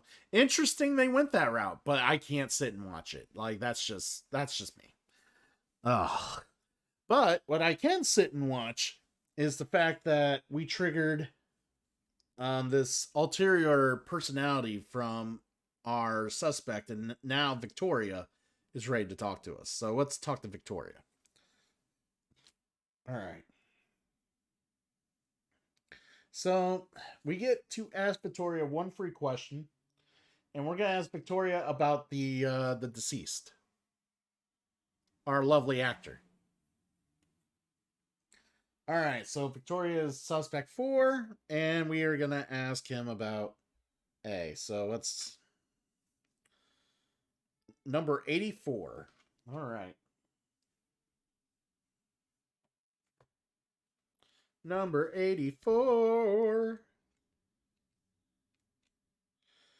Looking up the book, seeing where we're at. 84. Yes, we saw this man at the costume ball, but we did not speak to him. Royalty does not royalty does not rot in the dirt with the commoners. Good night.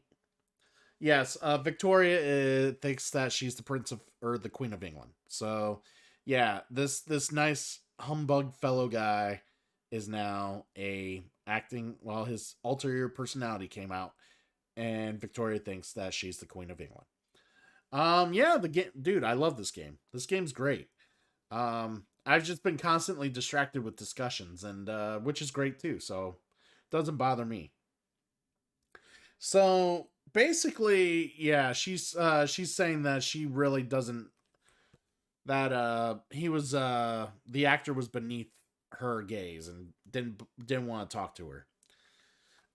Or that she didn't want to talk to him more specifically. We can challenge their answer. See if we can get more out of Victoria, squeeze her, if you will. Do we just ignore what Victoria has to say, or do we wrench the arm a little? Yeah, it's not like I'm not on any time crunch to finish the game. True, Outcast, but I don't want to be up till like 8 in the morning playing this fucking game. To be fair, this should have been done like maybe half hour ago or some shit. But I'm having fun hanging out with you guys and talking and, doing whatever. I have no issue. We're having a great time. I don't have to work tomorrow. I don't have to be up super early. So, we hang out, talk, play through the game, ramble on, maybe figure out some more clues, solve the case at, whenever I kind of feel like it. It's good. It's good stuff. Sleep until 4. We'll see. My girlfriend, well, actually, I probably will try to sleep until like 4 in the afternoon. My girlfriend will probably come and wake me up. She'd be like, wake up. Like she did to me the last time she woke me up. Poking me in the forehead. It worked, but annoying. So what do you guys think? Do we press on this Queen of England wannabe and see if she has more to say, or do we just kind of leave her be? Outcast, you say? Yeah, all right. We're gonna challenge her. Turn to 637. All right, let's go to 637. See what that says. Victoria blanches when you challenge her. We were fibbing ever so slightly, but that is our right, is it not? She composes herself before going on. The costume ball began so wonderfully. Master Stewart and ourselves retired to a secluded back room. That's when it all went black and horrid. We were standing over our sweet Clark with a sword, and he was stained in scarlet, and his eyes were empty, and I did not blink. Victoria begins to sob. Tell us truly, good night. Was it just a nightmare?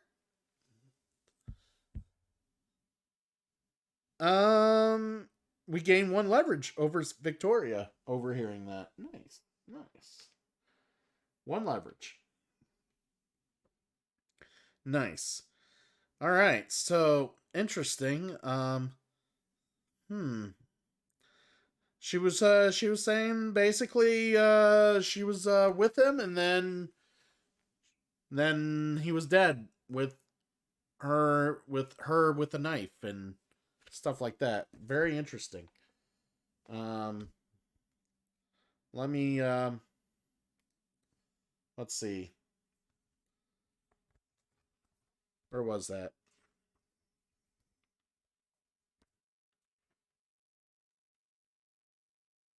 Ah, yeah, 637. Okay. So basically, Victoria sounded like she blacked out. We don't know what from or what caused it, but she blacked out. And then... So, what's... Yeah. So she had a sword. She blacked out, woke up, had a sword, and he was all bloodied. So... yeah, it's blacked out. So let's should we we should probably search her. So we should probably search Victoria herself. So we had the free question with Victoria, we asked it. Now we're going to search her. So we'll search the suspect. Search Victoria. Number 85.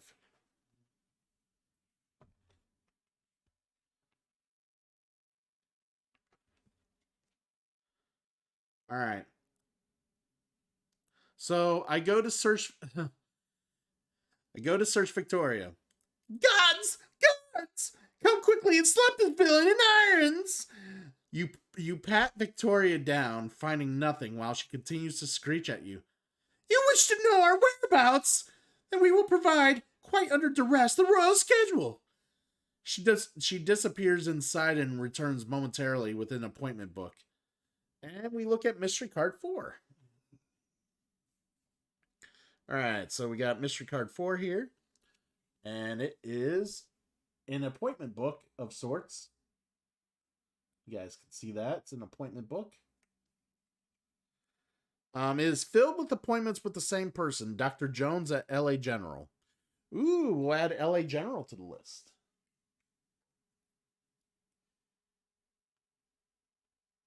All right. And that is 54. And it's a Dr. Jones as well. Okay. Dr. Jones.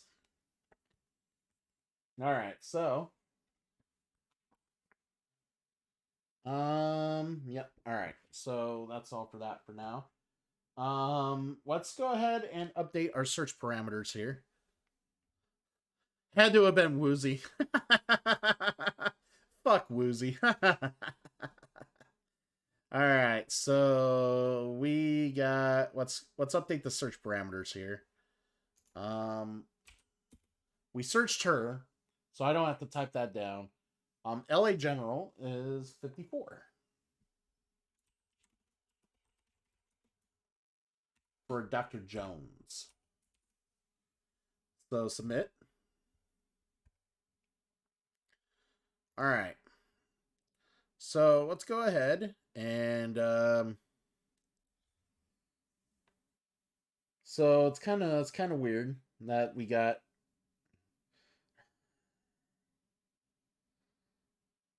I don't know. We learned a lot right there, honestly, pushing Victoria. We learned a lot.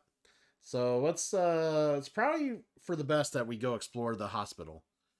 What do you guys think? We go see this Dr. Jones, see if he's in?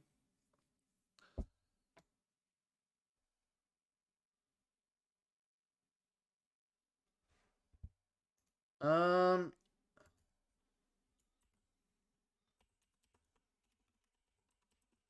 all right.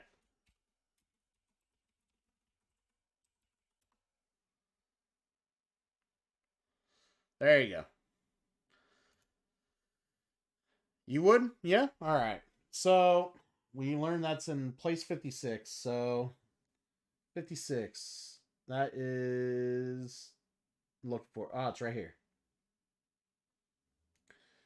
All right. So that's going to take 2 moves to get to 56. So 1 and then same area 2. So we're at 56 with the guy over there now. And that's the end of that round since that took some 2 moves to do that. There goes our cubes. We'll put them back there. Move the marker back down. All right. So eventually, you guys are going to be able to see the marker, the round marker here soon. So now we're at 56. We're going to go ahead and search 56. Search location. 56 is 692.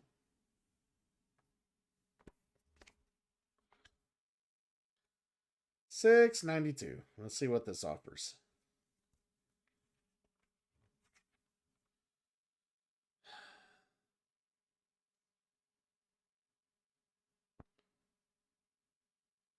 Wait. Oh, it's 54. Oh, it's 54. 54. I went to the wrong place. I'm like 56. Could have swore I said 54. Maybe I don't know why I said that. All right. So 54 is 944. Okay. I'm like, that didn't look right. All right, 944. The security in the LA General's psych ward, home to only the most hopeless cases, is incredibly lax. You find a doctor's coat in an unlocked closet and waltz right up to the records desk. I need the notes on Samuel Holmes, and I need them now. A frightened nurse quickly complies, placing the thick folder in your hand. So we look at mystery card 5.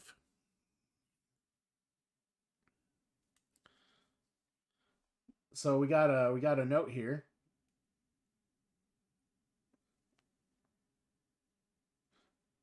Very interesting note.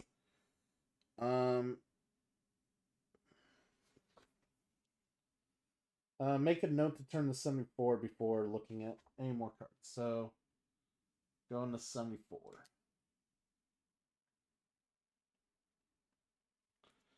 All right. So let's put this like this. I want to read what's on the card. That's why I'm like. All right, let me read what's on the card here and show you guys the card in a bigger camera view here.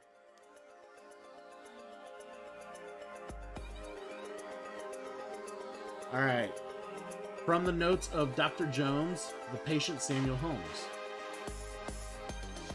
All right. Dr. Carver's initial diagnosis was incomplete.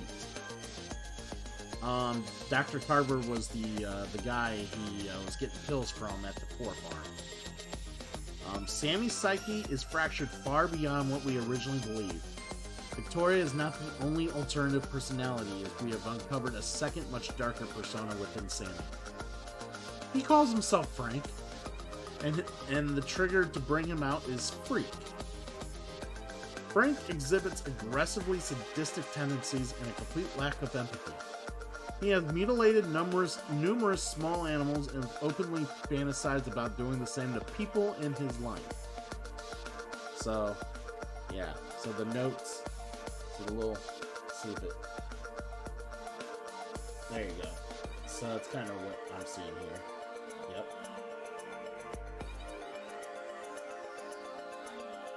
All right.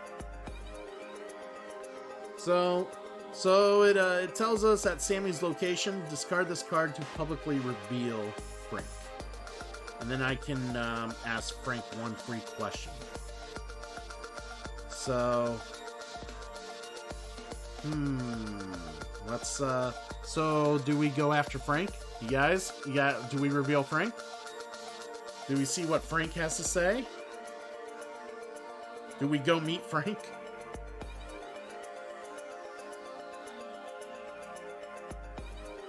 Outcast. Yeah, sure. Yeah, alright. So let's go back to the game board.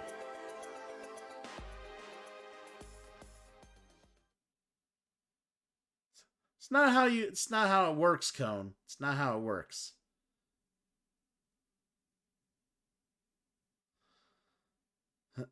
It's not how it works. Alright, so we searched. Alright, so we need to move back and move back. So move here and then move here. So that took 2 moves. And then I'm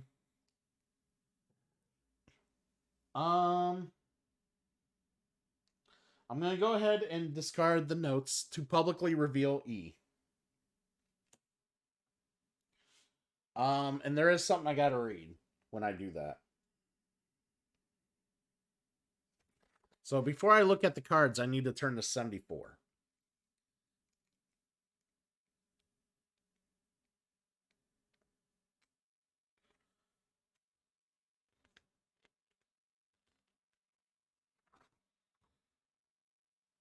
I can't. See, this is the worst for me. This is my worst thing, trying to, like, get through pages. Alright, 74. Alright, so you go back up, you meet Sammy, or Victoria, whoever it is at the time. The word freak is barely out of your mouth when Sammy or Victoria, whoever it is, lunges at you, fully intent on strangling you right there at the doorstep. You pull your service revolver and they back off. But it's not either of them any longer. I was only kidding, Padre. Gotta keep you on your toes. A sadistic grin spreads across his face. But where the hell are my manners? I'm Frank, and I'll be your best damn friend in the whole wide world if you've got a cancer stick for me. I'd slit my mama's throat for a single drag, I swear to God. Frank's laugh sends ice down your spine. So we can look at E. Frank is suspect number 5. Here's E. And he kind of looks like a mafia guy now. From the way he's looking. He's got like the crazy eyes. If it zooms in. Yeah. Look at those crazy eyes. He's got the fucking crazy eyes, man. Yeah. He's unhinged and a clear psychotic. Yes. Alright. So he's kind of unhinged. But we can ask him one free question without spending a cube. So you heading out, Outcast? You heading out, or are you just bullshitting me? You're just bullshitting me, aren't you? All right, so we get a free question to ask Frank before he like loses his shit. What should I ask him about? Frank is also, like I said, he's suspect 5. He is E. All right.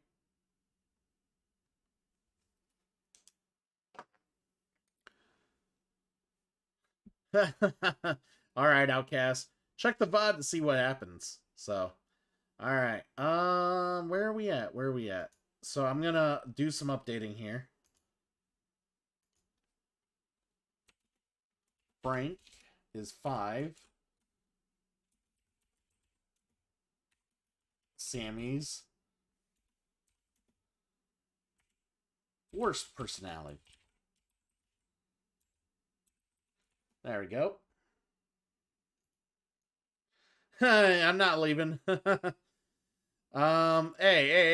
It is late. It's past Outcast bedtime. I figured maybe he is leaving, going to bed. But yeah, he told me what to do earlier, and he left, and he was gone for the longest time. So, I figured he was leaving again. Leave me alone. Leave me alone. All right. We could search. All right. Let me type him in here.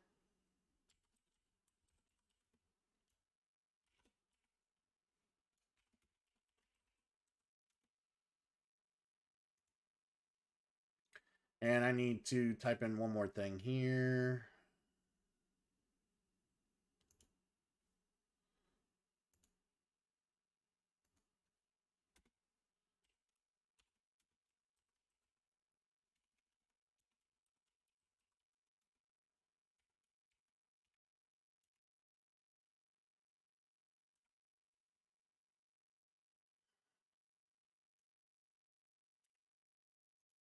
All right.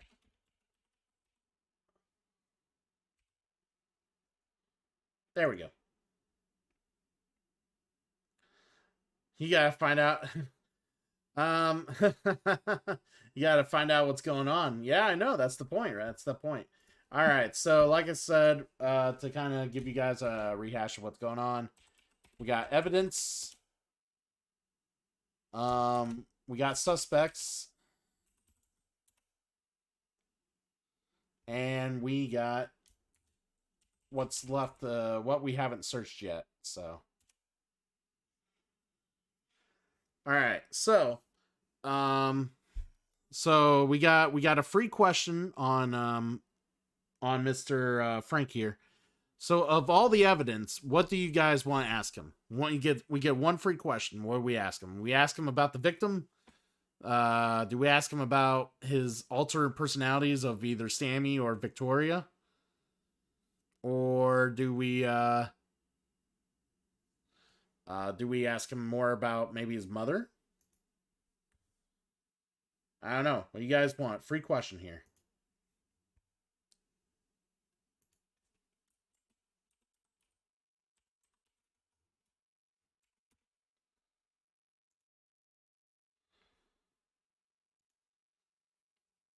You can't do that. It's not a legal question, Outcast. Distinct Cone says the victim. We'll ask him about the victim. So, all right. So, based on this, I will go to. He is suspect 5, and we are asking about the victim. So 334.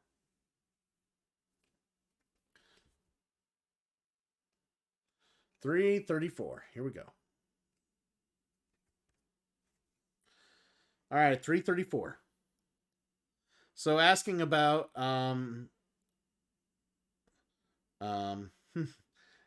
asking about the murder victim, the actor.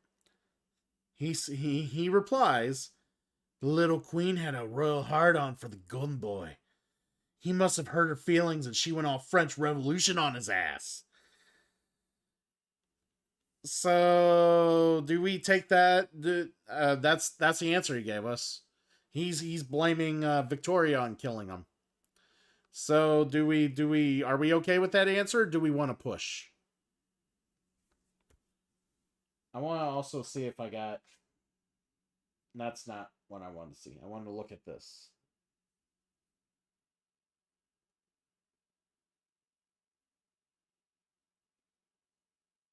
Nope. Okay. All right. So, are we going to challenge Frank's answer since he's blaming Victoria, or should we press him further And maybe he might not go crazy? Oh, we are? Okay, Distinct Cone says yes, press him. Alright, we will press him. Alright, we'll go to 516 here. If I end up dying because of you guys, I'm gonna like murder you all. I'm kidding.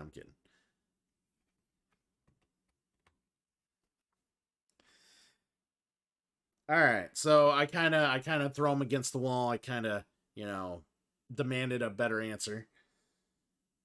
So I fibbed a bit. No harm, no foul. Fine, if you want the truth about Big Shot Clarky Stewart, he got what you get when you call me a freak and threaten to tell the world.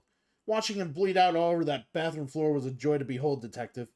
A true religious joy. Frank moans and winks at you. So, yeah.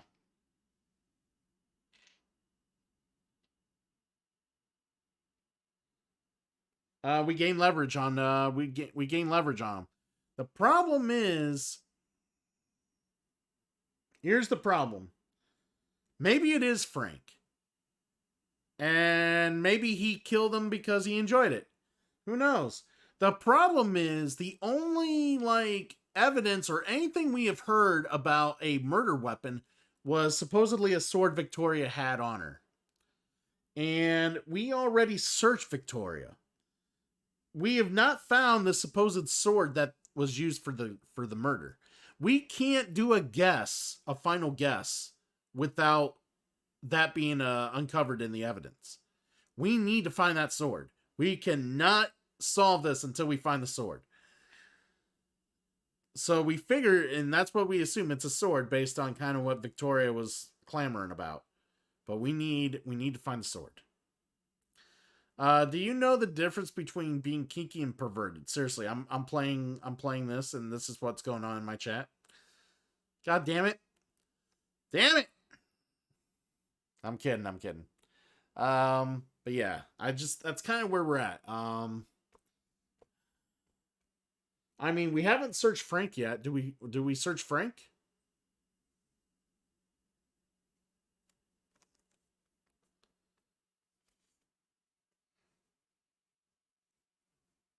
You would search him? All right, let's search Frank. That's gonna take an action to search him. 739. Let's search. 739.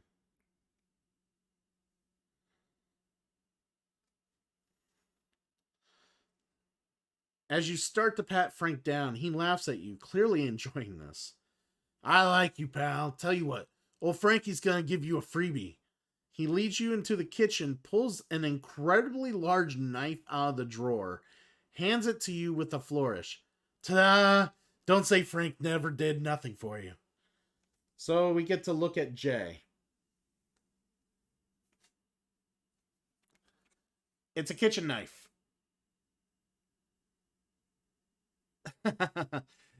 What I expected to happen in chat is everything I expected to happen in chat, Cone. But yeah, we got a kitchen knife. There's a small amount of blood on the handle, found by Frank. So we got a kitchen knife in play now.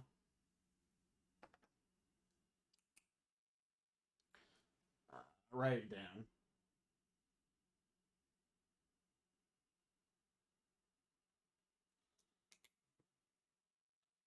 All right.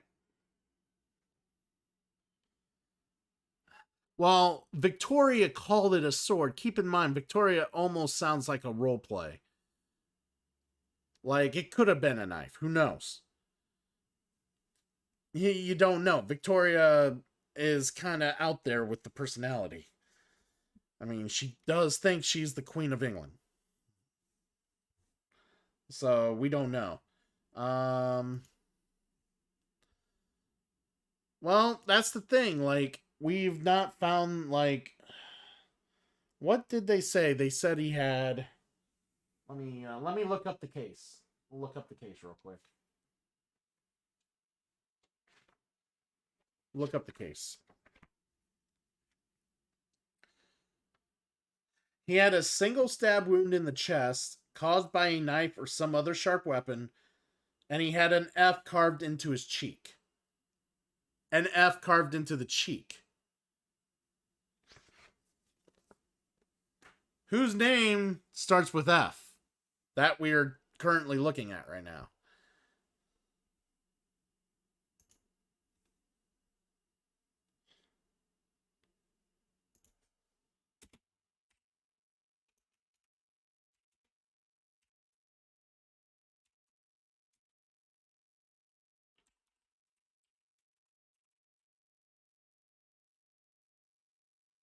Sounds like someone's framing Frank. It could be a setup. Yeah, that's what I'm saying. Like maybe it is, or maybe Frank's that sadistic and he killed him because he enjoys the pleasure.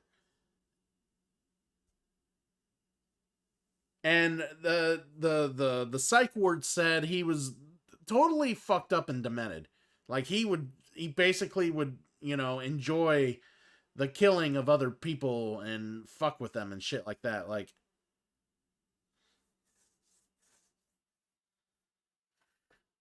so I don't know. Maybe they're trying to swerve us. Maybe that's maybe it is a swerve. I don't know. I don't know. We don't know what F and G are. Like I've not found these yet. Like I have no idea.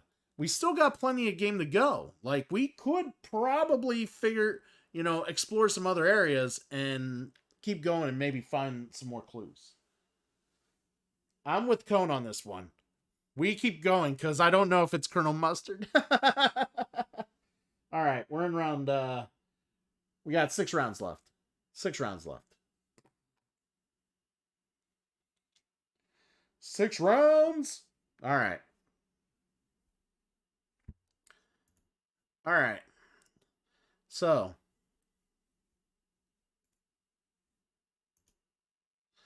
Yeah, we need more evidence. That's the problem. So we've searched all these guys. We've searched Sammy, we've searched Victoria, we've searched Frank.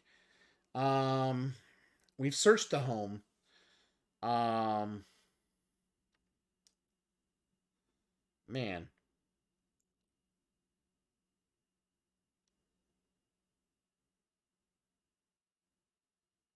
We should probably, I don't know. We know a little bit about the mother. We know she's a director. We know she is focused on getting her work produced. She doesn't really care much about our deceased actor, apparently. Um there was a party. He was there with a Mona Taylor, which we have not met yet, or I don't know if we will meet her. We still have some places to explore if we want to explore those avenues. Yeah, she could be lying. We already searched Frank, so that's done. We have not yet searched Century Fox or Warner Brothers as locations yet. So that, I mean, those are options if we wanted to, you know, be a little more thorough. I don't know. Um,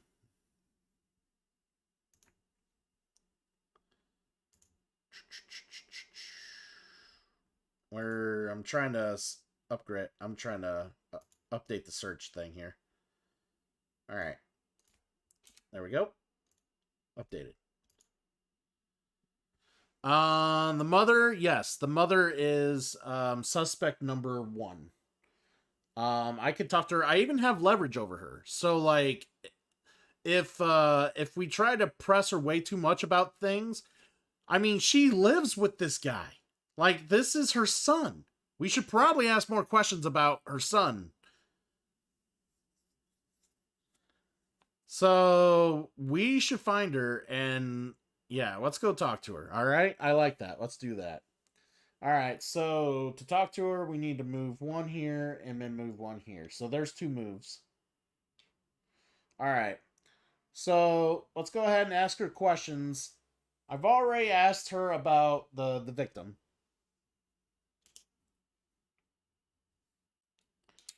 All right. Um we found this like queen mask in her purse when we searched her. We searched her as well. Like her physical being and her belongings. We found this mask. Come to think of it, guys, Doesn't that look like the Queen of England?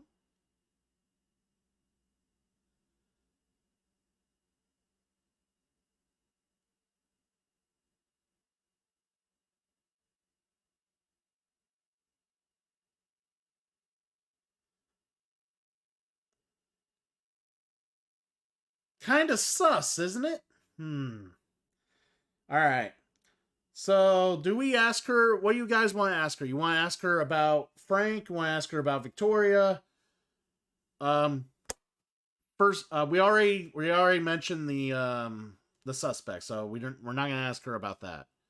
But any of the other things that are popped up, the knife, the invitation, anything? Is there anything in particular you guys want? Victoria? Okay, we'll go Victoria first. Thank you, Cone. All right, so let's ask her about Victoria. All right, I'm gonna go to 9:38. All right, 9:38.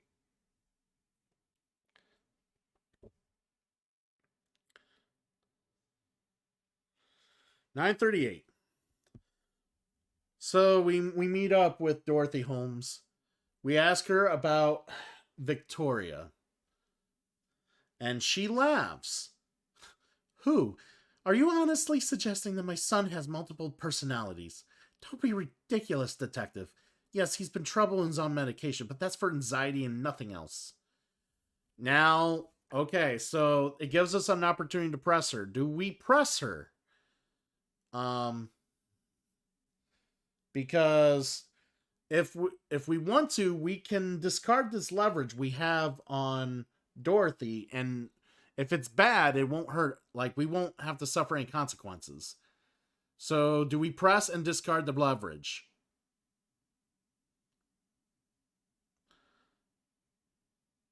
All right.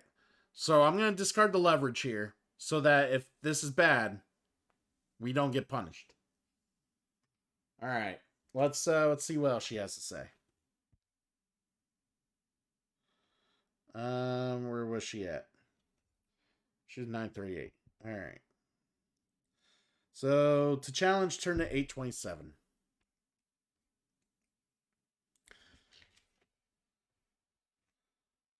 All right. You can practically see the lies coming out of her mouth.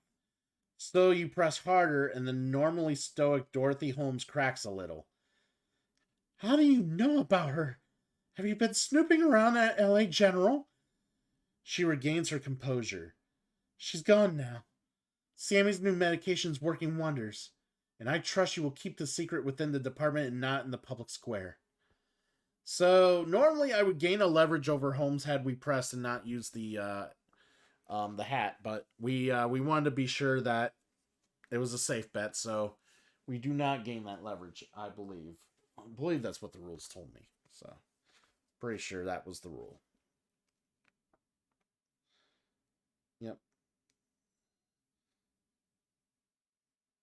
Yep. Ignore the instruction to gain either a leverage or a stress. All right. Yep. So we do not gain the bonus because we didn't take the risk. So, so obviously she's admitted that she knows about Victoria and that, her son's been going to the doctor. Should we press her about Frank? Maybe we should ask her about Frank. We might need to ask her about Frank. Because maybe she only knows about Victoria. But let's ask about Frank. All right. So let's ask her about Frankie. Poor Frankie. All right. 8:52.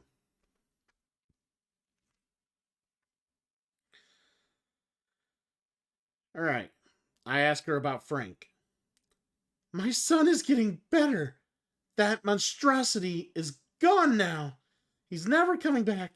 My son is fine. He's absolutely fine. You're not going to let this secret out, are you, detective? I can rely on your discretion. She is backpedaling hard. Yeah, I know, right? We can push her. Do we push her? Do we push her and get more out of her? She might know more about Frank. Yep, yep. All right, all right. Sounds good. 525. Let's go.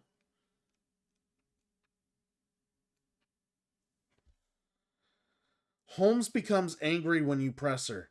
He's gone now.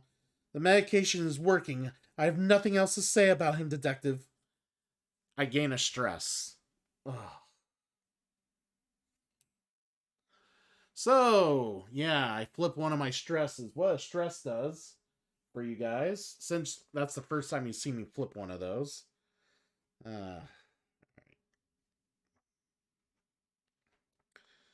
So when I'm unsuccessful in a challenge based on the response, I flip a stress.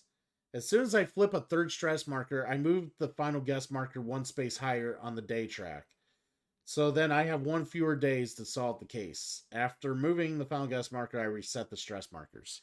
So when I push way too much and I stress myself out too much, unfortunately, I lose a day's worth of time to get it. Yeah, she wasn't really forthcoming, was she? Wasn't really forthcoming about that. So, she doesn't want to talk about Frank at all. She just shut down on that. Shut down completely. That's problematic.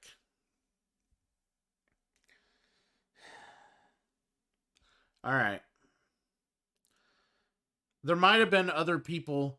He went with somebody to the party. He went with somebody.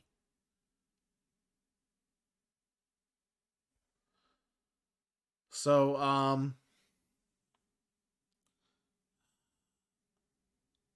Sammy said he came to the party with a Mona Taylor. And his ex-wife said that this person he went with was from where's the places of searching again? I think that she worked at Warner Brothers. Yeah. Apparently she worked at Warner Brothers. She called her the bitch from Warner Brothers. And Sammy thought he knew her by name. I think we go and we investigate. All right. So the problem is we did 2 questions to her, which spent all my cubes. So we are now down to there. The marker's moving less. All right. So I looked it up. Warner Brothers is 28. Where's 28? 28's right here. So we gotta spend 2 move to go there. There's 2 move. All right. So we're gonna, I guess we're gonna search the location. So let's search 28. 548.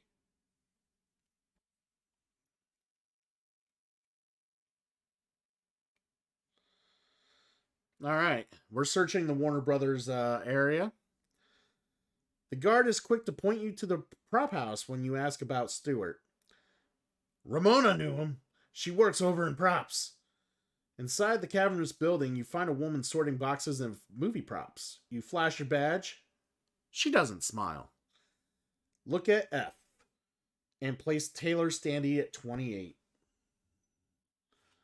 All right, so you guys get to see Ramona Taylor. And I'm going to get her a little prop.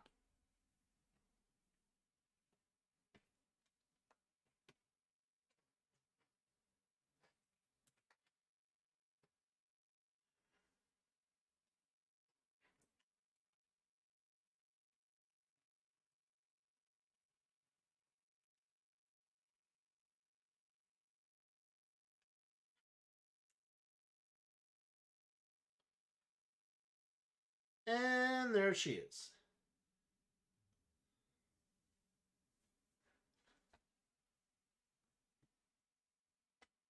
So Ramona Taylor, given her looks and charm, she would be better suited in front of the camera than behind it.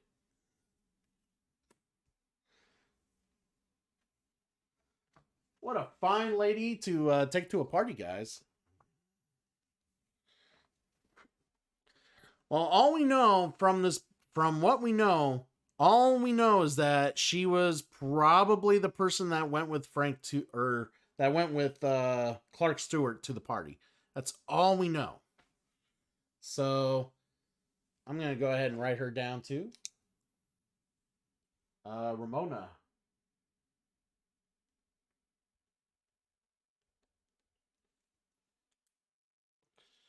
All right. I had this open for a reason. And I lost my place. She is suspect number 2. So she is an actual suspect.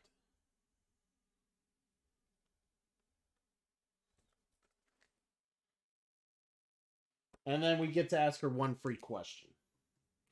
All right. Update Nightbot.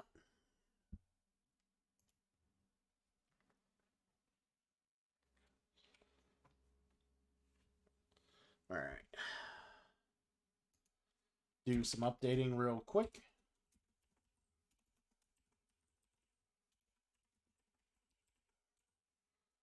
Submit. And previous. Where is that? Yep. E. F. All right, F.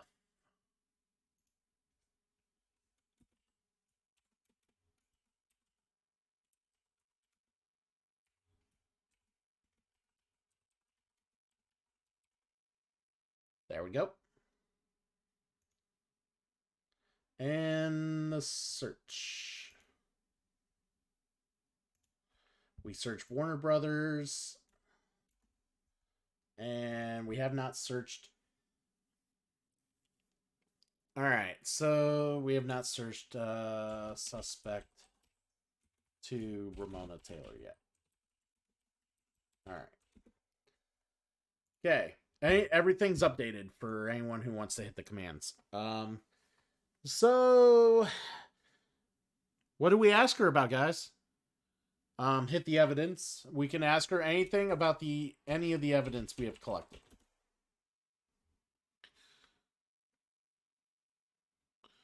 So, what do we ask her? We get a free question without spending a cube.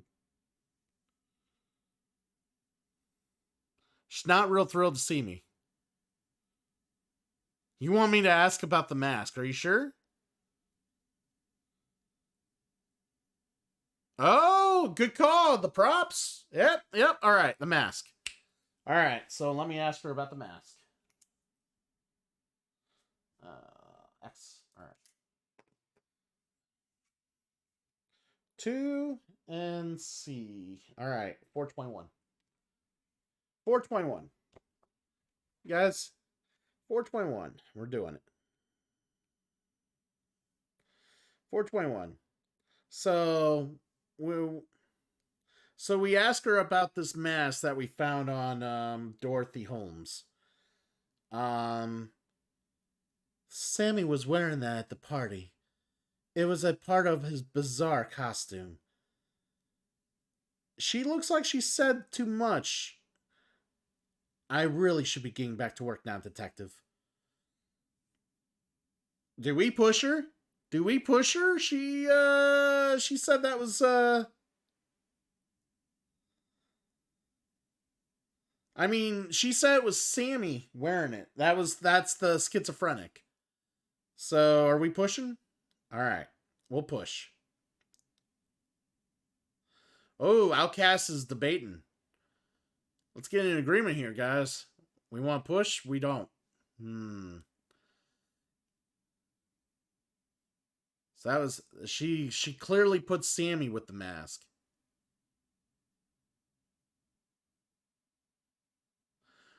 All right, I got more pushes than restraints. So let's push. All right, 279. Anger flashes across her face when you challenge her. Are you calling me a liar? That was part of his costume. I'm not making that up. Now I've got props to sort, so you may see yourself out.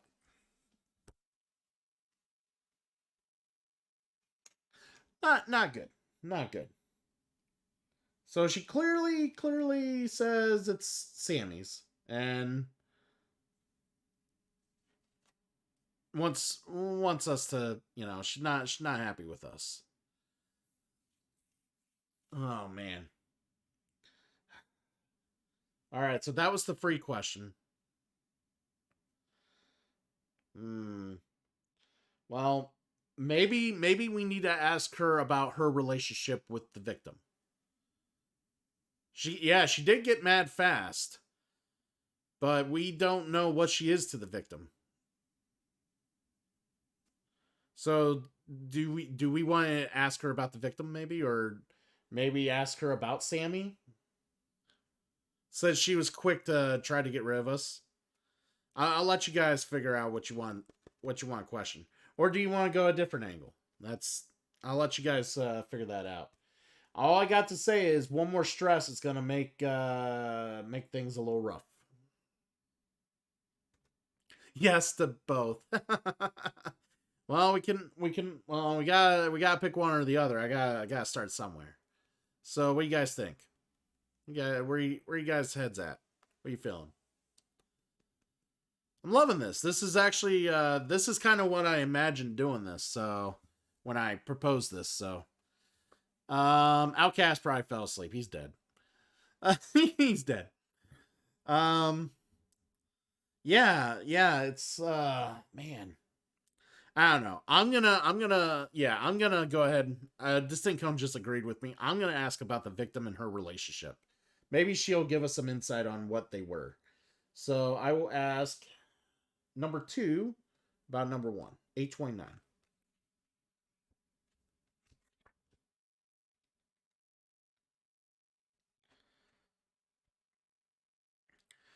All right, so I kind of gave her some space. I went ahead and I asked her about Clark. She's like, "Oh God, I can't believe Clark's really gone." She seems genuinely upset. Elizabeth, his ex-wife, she's a monster. She's the one you need to talk to. And she gives me a location, 31. Isn't that the Oh, she's trying to swerve me to his ex-wife, who we've already talked to.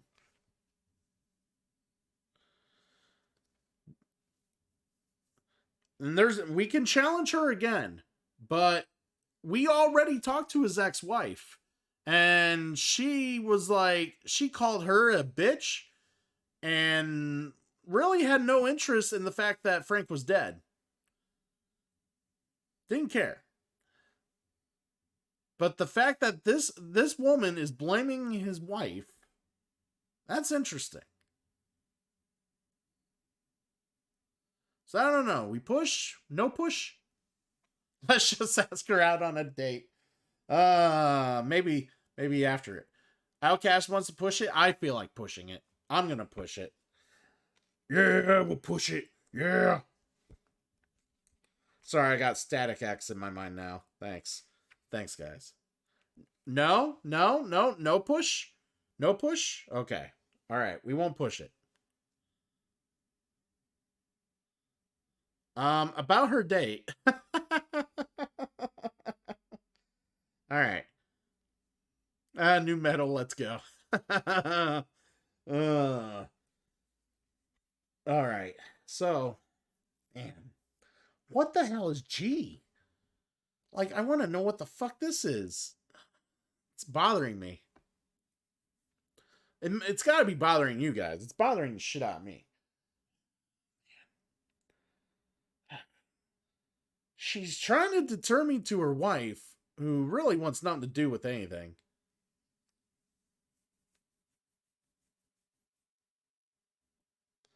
All right. All right, so I don't know. She said the mask was Frank's. Maybe we can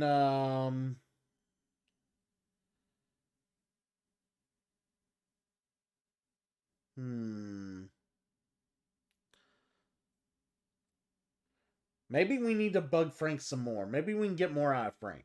What do you guys think? Or not Frank, or, well, either one of them. Victoria. Oh, you want to press her? You want to press her? Okay. Okay, we can press her. I just gotta remember where I was at here. 2A. Okay, 829. 829, where I was. Right here. All right, the challenge go to 933. I'm pressing.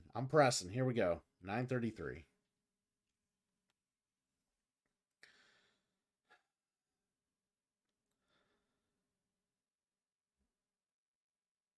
Taylor pales when you press her on the murder. I'm sorry. I lied about Elizabeth. She hasn't been in his life for ages. I'm just so stressed out. Clark and I were an item, but I would never have hurt him. Never. She refuses to say anything else. We gain a leverage about it. We gain a leverage. Yay, leverage. Good stuff. Good stuff. We pressed. See, when we already have explored what went on with the ex, that was the trigger. That's why I wanted to press. Because we already knew about the ex-wife and how she really hasn't been in the situation at all. Like, it's just, yeah, it was very clear when we investigated that. So her trying to defer to her ex-wife was just her being fucking on edge. All right. So I feel like we should keep bugging her about the events of that evening.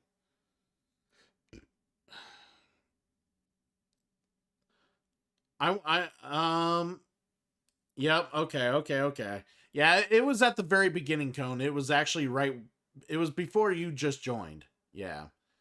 We investigated where she worked, and she basically told us she hasn't seen him in years and shit. Like, it just, she was a dead end. All right. I want to ask Ramona about Sammy, because she said the mask was Sammy's. I want to see what she knows about Sammy at the party, because everybody was at the party. So let's ask her about Sammy while we're holding her down. 573.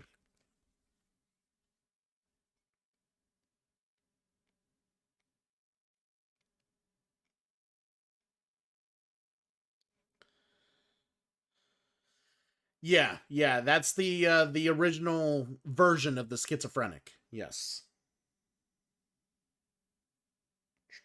573. All right, so I ask her about Sammy, and she replies, "He's the worst part of Dorothy's parties, always trying to rub shoulders with his favorite movie stars. He's tolerated, barely. Do we want to challenge that in any way, shape, or form? Keep in mind, we have leverage if we do want to challenge.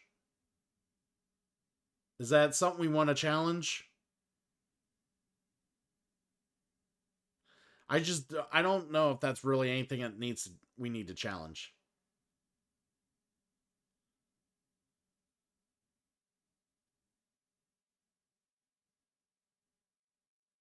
I rather ask her if she knows anything about his other personalities.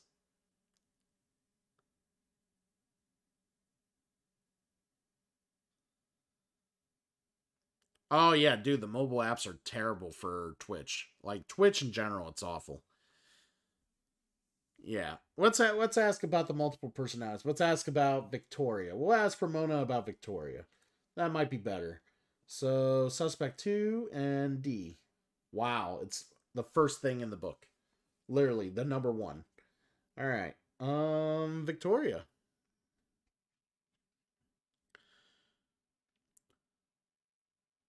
You explain Sammy's condition to Taylor, and her eyes go wide. That explains why he was wearing that dress when I... She catches herself and stops talking. That explains why he was wearing that dress when I... and stops talking. Literally. Do we push her for... I think we push her. Yeah, she quit talking. She caught herself spilling the beans. She ain't talking anymore. We push her? I think we push her. Oh, did you have ads, Outcast? So basically, she was saying that he was wearing a dress. So let's push her. I will challenge. Oh, okay. Well, I'm gonna challenge. Should we use the hat? Or yeah, I'm gonna use the hat. Yeah. Choose the hat. Just in case. Alright, so turn to 414.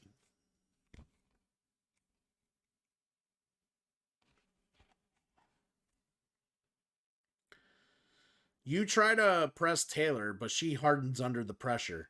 I wasn't lying. He was wearing a dress. But that's all I'm going to say. Well, thank God we used the hat because we would have gained another stress. So because we used the hat, we're safe. We don't get a stress. We had the leverage on her. Luckily, it didn't work out, but it kept us from like stressing out. I mean, if she's shutting up about Victoria, I don't know if she's going to know anything about Frank.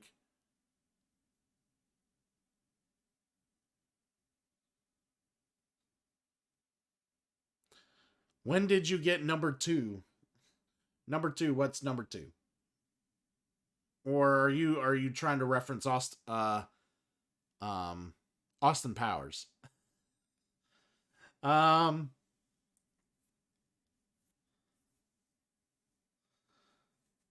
What's number 2? What's number 2? Who does number 2 work for?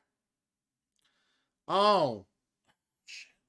When we got the number 2 stress when we were investigating his the guy's mother. His mother gave us the second stress. Or no, she gave us the first stress.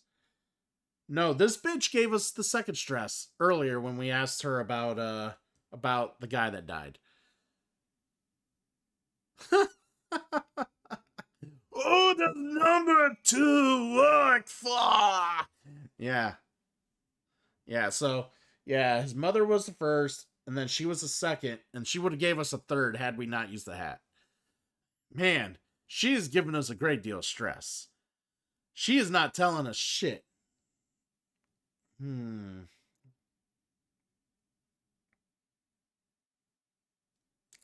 don't know. What do you guys want to do? You want to keep asking her questions, or do you guys want to maybe pursue a different avenue?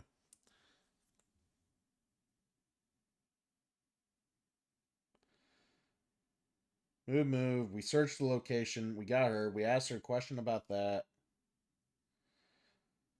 There's a question about him, question about him, question about her. All right. Sorry, I'm just updating how many turns I have. There. And this should be down to here. There we go. So we have 2 moves left in this round.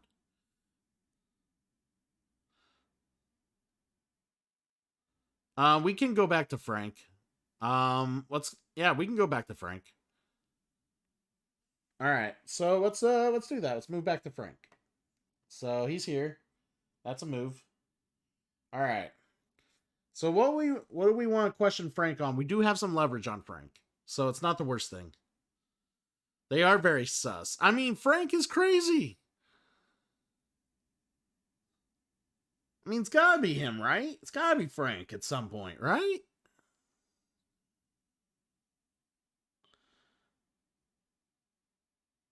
You know what?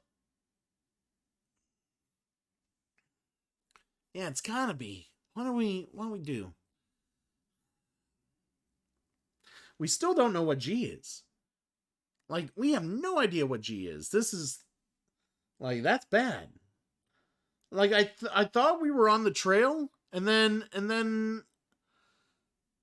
like it's got to be Frank, right?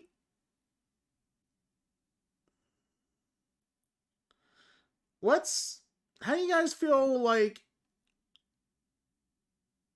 Well, Frank showed us the knife. I mean, when we searched him, he went ahead and showed us the knife. So I don't know if questioning him about the knife's gonna do anything when he showed us the knife. We didn't question him about the mother. We should question him about his mother.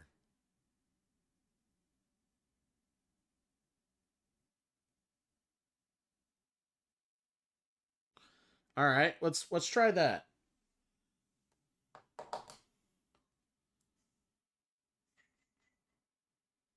All right, let's question him about his mother. Suspect 5 on H. 224.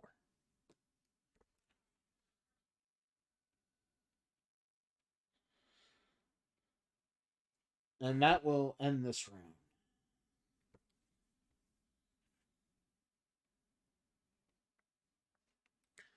All right, so Frank is there.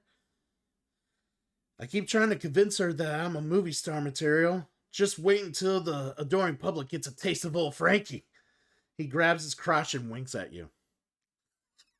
He grabs his crotch and winks at you.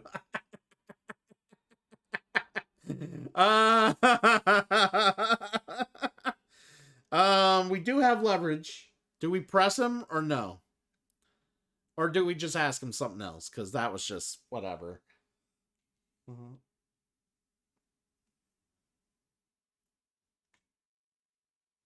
All right.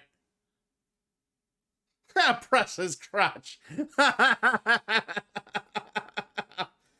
Yes, press his crotch, and then it just kind of softens down a little bit after it's depressed, and then it goes, boo. Yeah, I don't think we'll get anything by pressing either. I rather ask him.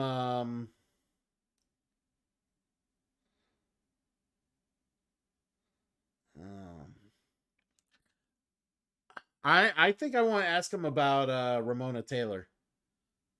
I want to see what his thoughts on the bitch was. So I'm willing to take that. I'm gonna question him about Ramona Taylor. So 5 questioning F.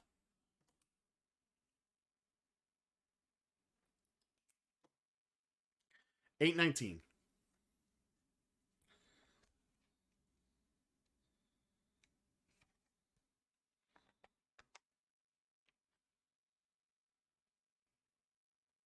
So I asked him about Ramona, and he says, "Some other silly movie whore twirling around at the party. Not worth my time."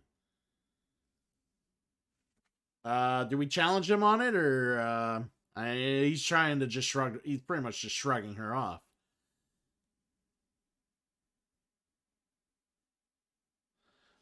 Cone has a yes. Presser. Ooh. I'm gonna use the hat to keep ourselves safe. All right. Turn to 280.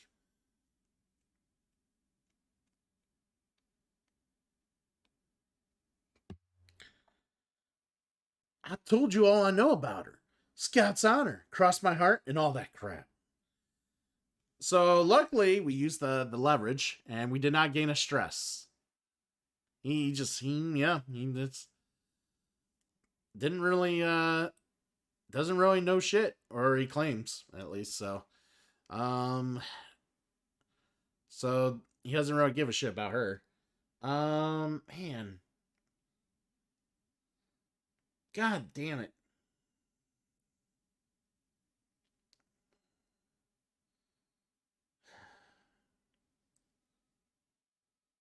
These guys are assholes. Yeah, we could talk with Sammy if you want, Cone.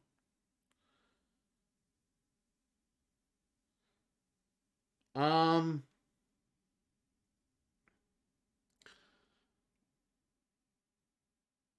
um well, he thought he knew her name. He didn't even really know her name because apparently that wasn't the name that he knew. It clearly wasn't. It was way off. Um so yeah. Man.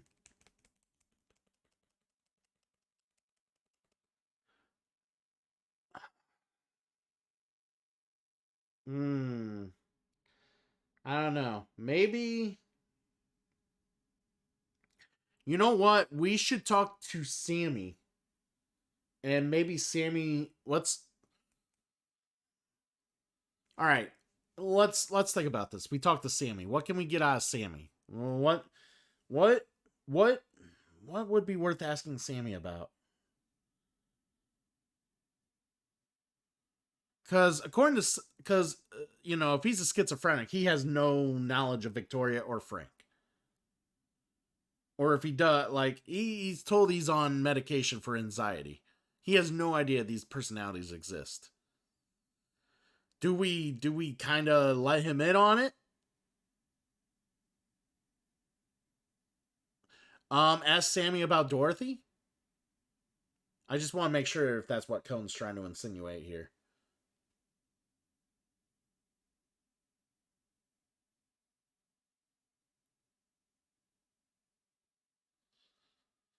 Um. Well, so. Oh, okay. So you were asking what Dorothy knows. So Dorothy knows that she exists, and Frank exists, and she really did not want to talk about either of them, basically. But we gained stress pressing about Frank. Um. We found the mask on her, but we didn't ask her about the mask. Um, but yeah, like I don't know, like I don't know what more she has to offer. I think she either at this point it's got to be one of the splits. It's got to be one of the splits. I don't think it's Victoria because Victoria made it sound like she blacked out.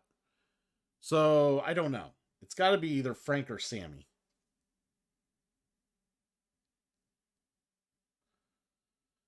He could. He could. All right, let's question Sammy. All right. All right. All right. You think we should let Sammy know? All right. All right. So let's do that. We'll ask Sammy. Sammy is number 3. Okay. About number 4. All right. Let's try this. 646.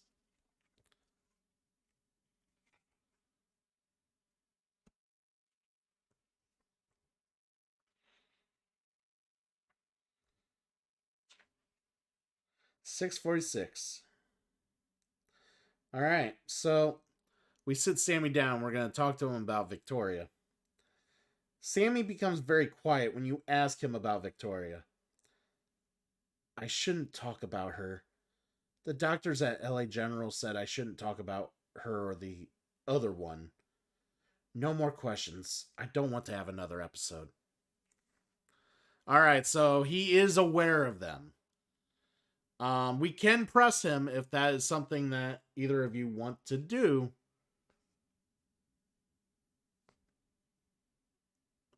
But he seems very reluctant. He's aware that they exist. But we could push him if maybe maybe he will be willing to talk. Who knows? I don't know. If we push him, he might be willing to say more. Well, we do have leverage. So we can push him and not risk danger here.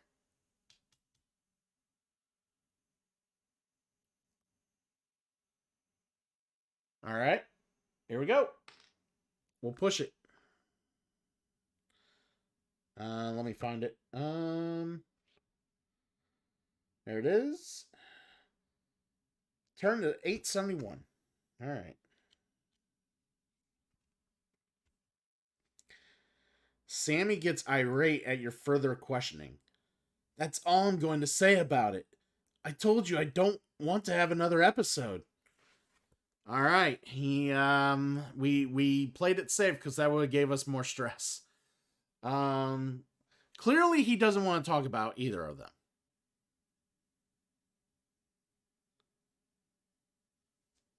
How do you guys feel about showing him the knife?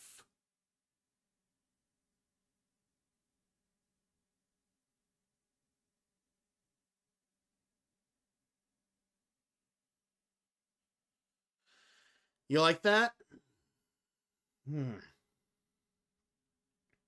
It might trigger something. You're right. So we're going to ask him about the knife.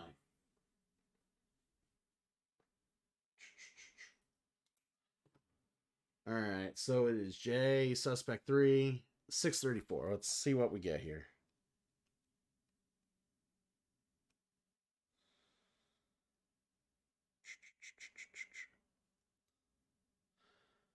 Wait, that's the knife from our kitchen. Why do you have that? Should we press him? He has no idea why we may have it. Should we push the investigation, and maybe he'll finally open up about his issues here? Or... All right, Lord Dragon's like on board with it. We push. 990. He seems very perturbed that we have the knife. I don't know what you're playing at, detective, but that's our knife from our kitchen. If you're accusing me of using it to do something terrible, then you're barking up the wrong tree. I didn't touch that knife and I didn't do anything with it. That caused us a third stress. So what happens now is this final guess goes up to 1. There we go. All right, and these flip back over. So those two markers are about to meet. That's not great.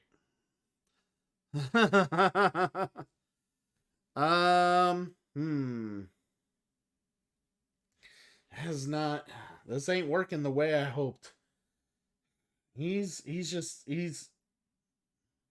Maybe we just need to talk to Victoria. Like, I just don't think we're going to get more out of Sammy. Let's talk to Victoria.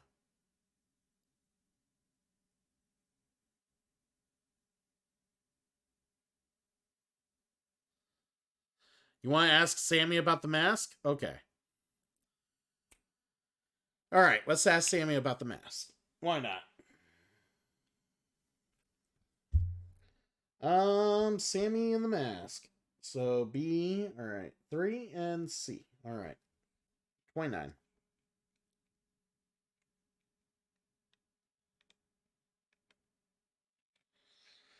All right.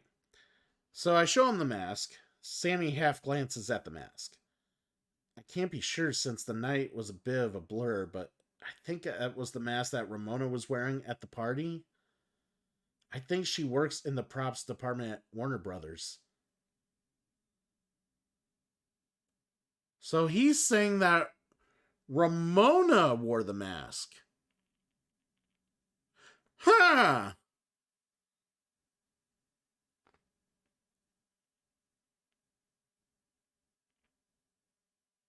Huh.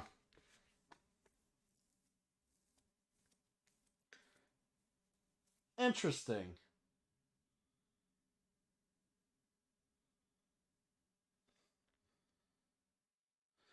Yeah, we might have to here. All right. So I'm moving these cubes up. Moving this down a little bit more. Okay. Here's the problem. We only got so many more questions left. Because where that marker's at now, if that meets the final guess, we have to guess. All right.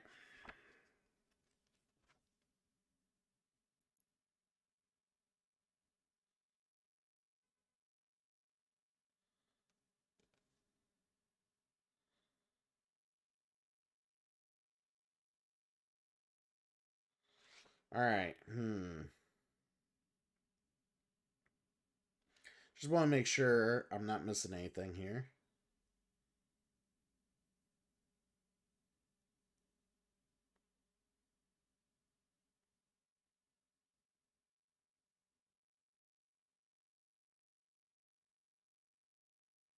Just want to make sure we can't guess prior to that.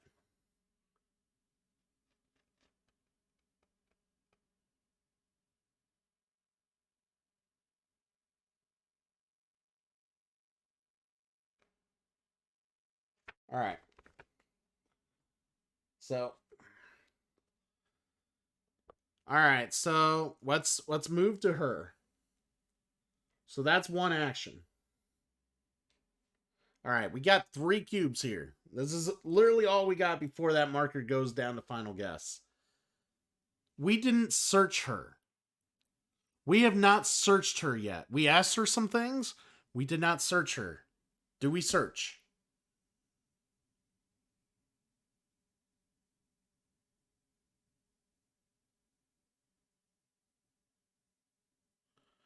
All right, let's do the searching first.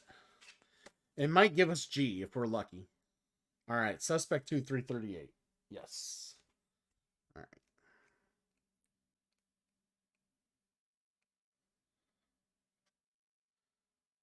All right, so we kind of start heading back over to Ramona, where Ramona Taylor works, and start perusing around. You can't do that! Taylor protests as you pat her down. Inside her long trench coat, you find a replica Roman sword. Replica Roman sword, everybody. Roman sword. A well-made replica of a Roman soldier sword. It's incredibly sharp, found on her. Now, Victoria earlier told us in a blackout, after she blacked out, she was sitting there bloodied and holding a sword. But she didn't know what happened. Now Ramona has the sword. That's interesting. So now we got G. Do we ask her about the sword? Let's straight up ask her. Do we ask her about the sword now? Yes, we question. All right, so let's question suspect 2 about G, 32. And that will knock that down. Yeah, there we go. 32.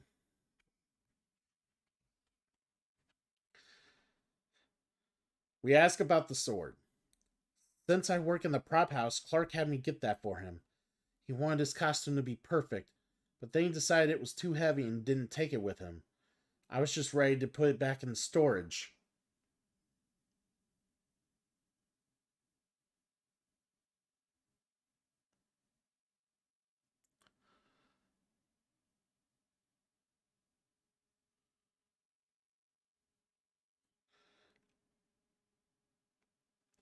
Are we happy with are we happy with that answer?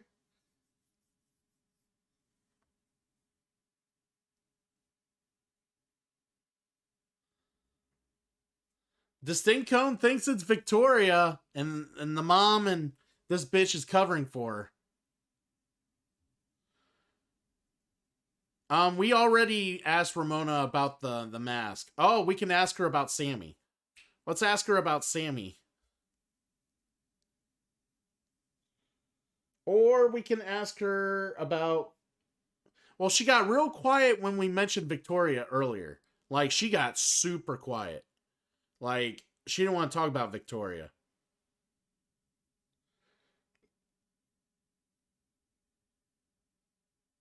Yeah, she got real quiet.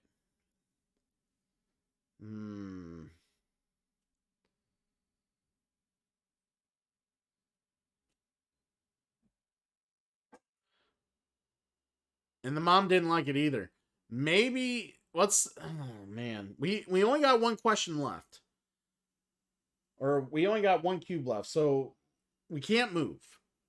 Like, we literally cannot move. Like, any other insight we gain now has to be from asking her. We've already asked her about Sammy. We've asked her about Victoria. We've asked her about the mask. We've asked her about the victim. You know, yeah, I haven't updated that with the sword, but yeah, add the sword to that.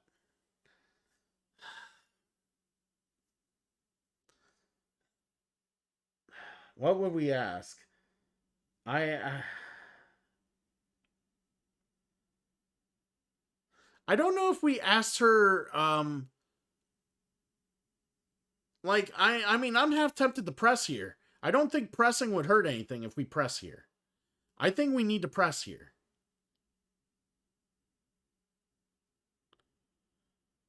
Yeah, I think we need to press. So it was 232.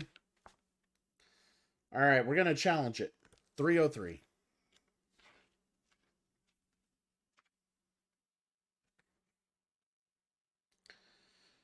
Taylor can tell you're not buying her story.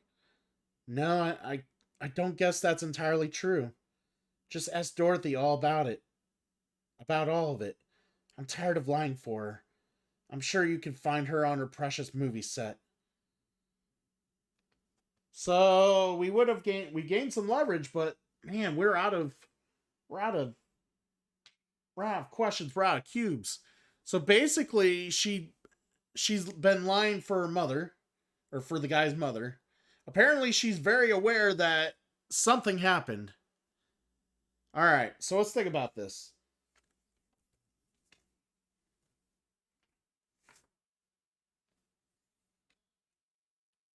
All right, final guess.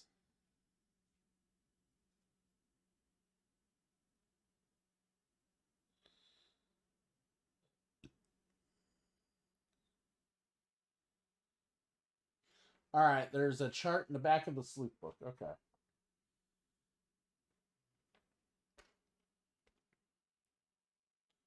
All right, so let's think about the case. All right. You get nothing. You lose. Good day, sir. Oh no, we might get something, Kamo, but we're at the point where we cannot investigate any further. We are to guess. So we need to write down one of the suspects. So we have the suspects.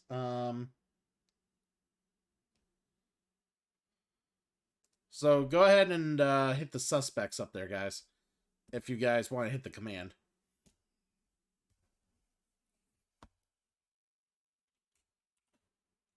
I got it. All right. Oh, you say it could be Dorothy. All right. All right.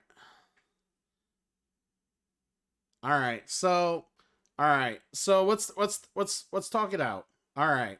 So we kind of figured it's not Ramona. We can rule that out. Dorothy is, I don't know. I feel Dorothy's not the killer. I don't think she's the killer. I think she's the one. I think she's hiding it. She's trying to keep things hidden. I don't think she killed them though.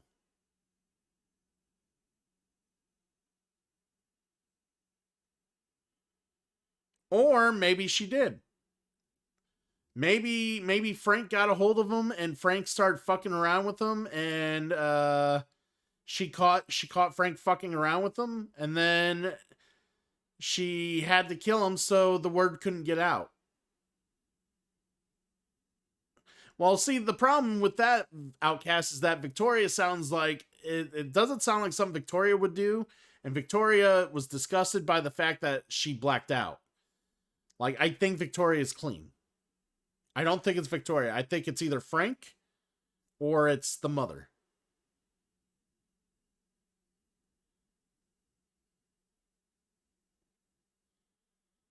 Yeah. I see when Victoria blacked out, I assume another alter ego took it over. I assume okay, so the mom did it. So let's go with it. The mom did it. I'm going to write her down cuz I got a little process I got to do here. So the mom is H and Dorothy Holmes. Okay.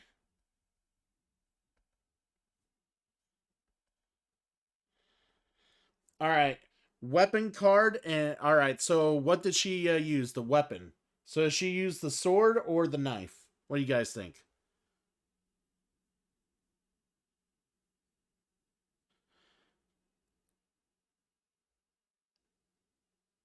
Now, let's think about this. I think it's the knife too, Cone, and here's why. Ramona said that the sword was brought as a prop to the party to go with Frank, or not Frank, but with Clark to the party. The sword's heavy as hell, and Victoria said that they woke up holding a sword, which I don't think. I think it would have been too heavy if they were holding it up. So Victoria also fabricates things. I think Victoria was holding a knife and calling it a sword. Yeah, knife had blood on it, sword never had. So I'm going with the knife. I think the knife's the right answer here. All right, we got the knife. Now, motive. So there's all sorts of motives. Let me run down the motives with you guys and kind of, if you hear one, so if you hear a motive that you think sounds like it would work, hit me up. So here's the motives: accident, anger/rage, drug related, mob related, mental instability, money/greed, need to be noticed, obsession, political, religious, revenge, self-defense, sex/jealousy, suicide, to keep a secret, urge to protect.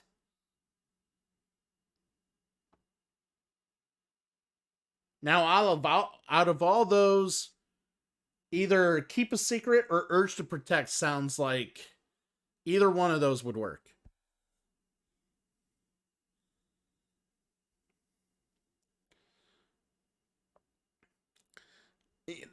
Mental instability could be one too.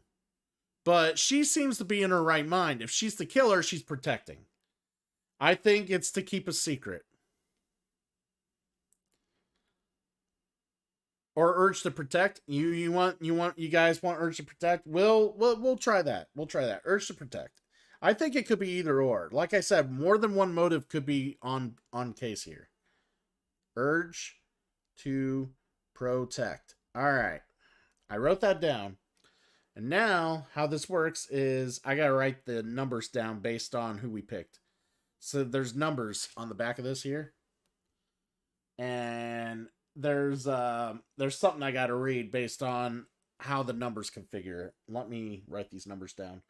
So we think it's Dorothy, which is suspect 1.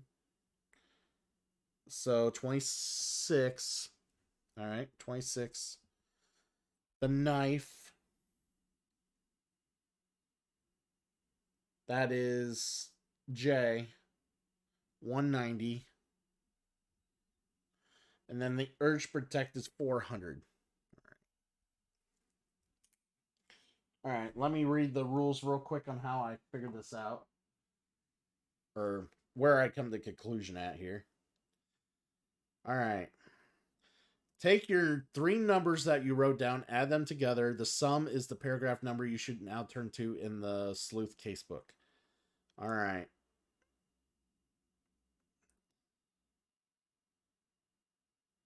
All right, so I'm gonna go ahead and do that. So add the numbers. All right, I'm gonna use a calculator because I don't feel like mathing right now. Calculator. Not calendar, calculator.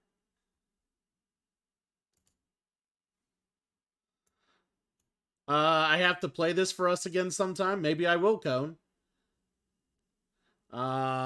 26 plus 190. I did that right? 190 plus 400. Okay. All right, so I'm going to read 616 in the book. All right. There we go. Let's see what we get. 616 in the book.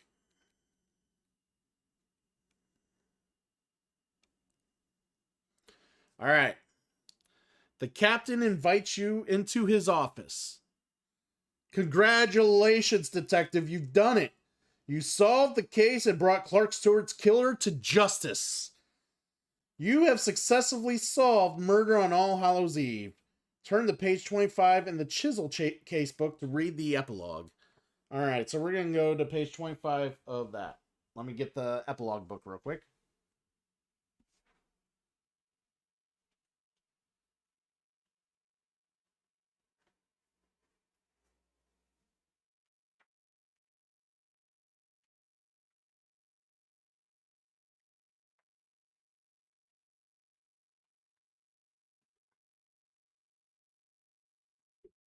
You guys did good. You did good. Seriously, you did good. All right, page 25. All right, the epilogue.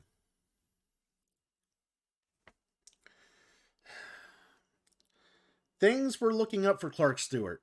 Hot off the heels of Dancer for Hire, his breakout musical success, all the majors were eager to place him in front and center of the next big project, especially Dorothy Holmes, Hollywood's only female director. The proof was in the invitation to her Halloween party. The annual Holmes Halloween Bash was one of the benchmarks for a star's ascent in Hollywood. Being invited was an official stamp of approval that you had made it in. No invitation was a public rebuke that you weren't desired, special, or successful enough. I'm on my way, Clark thought to himself. He decided to bring Ramona Taylor along with him, the wannabe starlet he used for arm candy at industry shindigs like this. Ramona, for her part, was over the moon. If she could rub the right shoulders at this party, and let's be honest, they were all the right shoulders, it could get her out of the prop department and in front of the camera, where she belonged. After arriving at the party, she and Clark got into an argument, and he abandoned her to mingle amongst Hollywood's brightest. The elephant in the room at the Holmes Halloween Bash was Dorothy's troubled son, Sammy. His stints at both the LA County Poor Farm and the LA Journal Psych Ward were common knowledge, but no one knew what he had been treated for exactly. Partygoers tolerated his irritating interruptions and requests for autographs.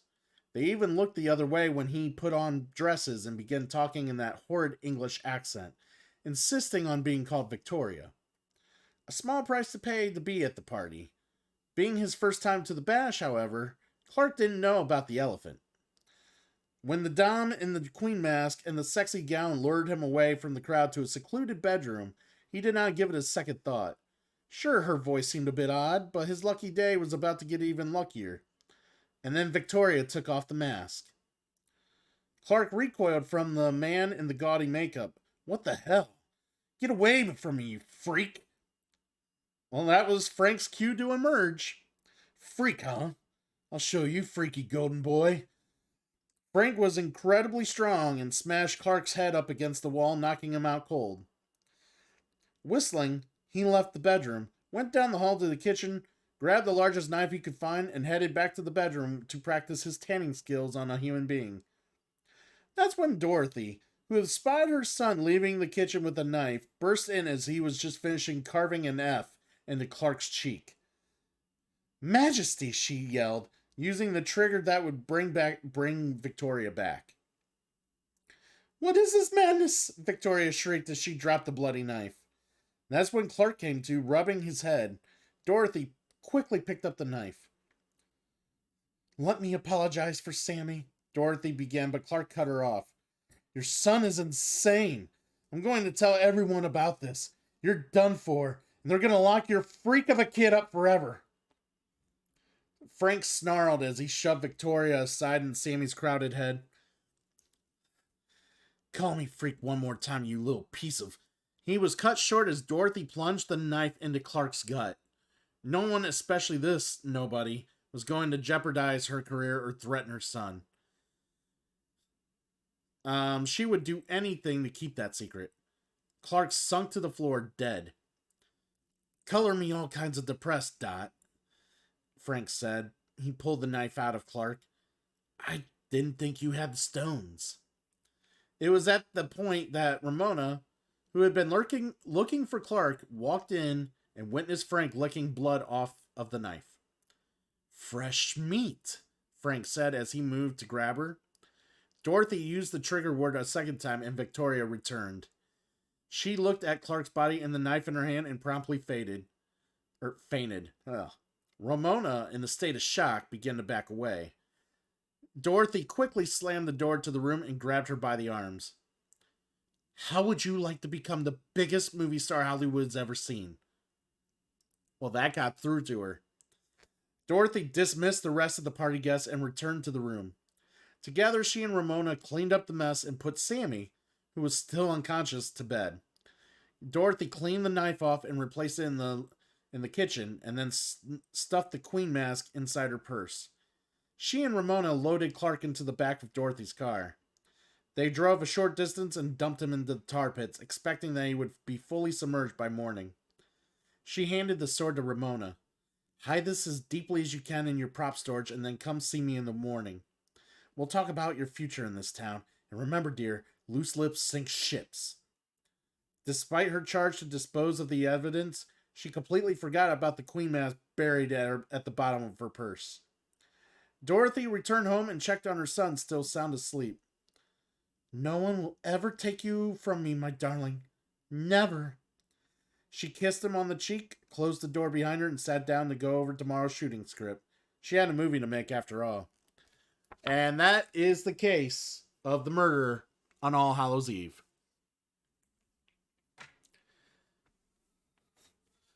Wow, you guys were going on a little bit in chat while I was reading that whole goddamn fucking story. But yeah, guys, I'm proud of you guys. Forced to make a guess, and we were I think we were a little lucky that we found that last piece of evidence right at the end. I appreciate you guys. I appreciate you. Help me out getting through this case. I don't know what I'd do without you. It's good stuff. But yeah, I'm glad you guys, for those who partook and was engaged, really enjoyed what I wanted to do here for the solo board gaming, and I might do some more of this down the road. I might actually do like some other solo board games, depending on what they are and whatnot. I told you that's the reason she blacked out. I said because Frank took over. Oh yeah, it was pretty, like, when you know there was more than one person, like so many multiple personalities, it's like, oh yeah, because someone else had to take over. Do I have the Fallout board game? I have played the Fallout board game. I played it. I do not own it. I would definitely buy it though if I found it on the cheap. If I found it pretty cheap, like, and when I say cheap, like $30 or so, instead of like the high price tag that Fantasy Flight sells it for. If I find it cheap, maybe used but in good condition through some other collector, I would probably get it from him. Oh, $55, I don't know. That's still expensive for me in that game. Like, I enjoyed it, but I have so many other games similar to that I want to play through, that owning it would just mean it would sit on my shelf, honestly. It's not it's not a necessary purchase in my eyes, but I wouldn't mind having it. Outcast really enjoyed himself. Yeah, he did. He was into it. He was super into it. Cone was into it. Yeah, I'm glad you guys really liked what we did here, and this was great. Everything I imagined when doing this on live stream came to pass, and this was good. And I figured the solo mode offered what I needed to engage with you guys. So thank you for enjoying what we did. Yeah, LA noir type indeed. I do have other some other cooperative games that I wish I could do more on stream and have you guys partake while we're doing stuff, but that would be one of those things that might be easier to just play the digital version, honestly. But no, this worked out like I planned. and thank you guys for hanging out and enjoying it. It is almost 7 in the morning, and we had a great time. I do want to get some sleep eventually, hang out with the girl, and we will be back here later this evening for board games. Hopefully Triple L Supreme will be available. I know Cone loves her Triple L Supreme. And we got Mannequin Hand should be playing with us, maybe Germs. Anybody else is welcome to join and play with us. Like I said, we figure out more or less we figure out who we have with us at the time, and we play with whatever we play. And then when we're done with the game, we kind of see who's around, who wants to play, who's available. And we just kind of keep playing games until we call it. That's just how it works. Can someone tell my girlfriend that she needs to get around for work? Someone let Kamo know that she needs to get around for work, please. Thank you. Telling me to get some sleep. I'll get plenty of sleep. I'll sleep when I want to sleep. How dare you? No, I will be getting to sleep soon. I still have to... Man, I haven't ate since... Actually, it's been about almost 12 hours since I've ate. About 11, 12 hours since I've eaten. So I'll probably get some food then and go to bed, but... Daddy cool! Yeah, baby. But yeah, like, I had a lot of fun, guys. Like, I had fun intermittently talking about wrestling and games, playing this with you guys and the climax of it. This was great. True Daddy does say that.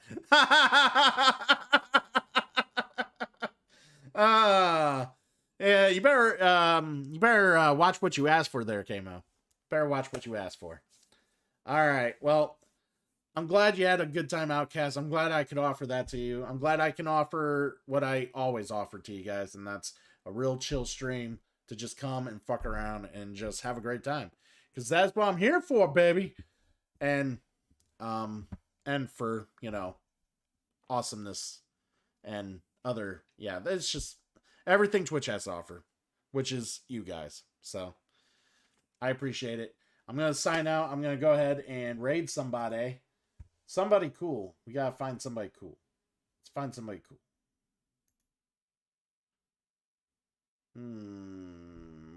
Who is available?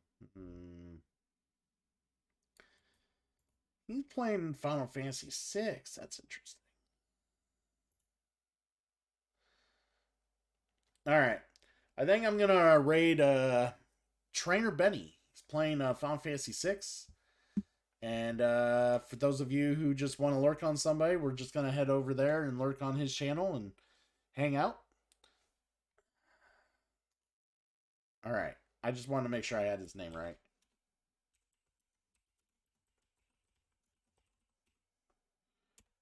All right, let's go ahead and go over there. Like I said, thanks guys for hanging out.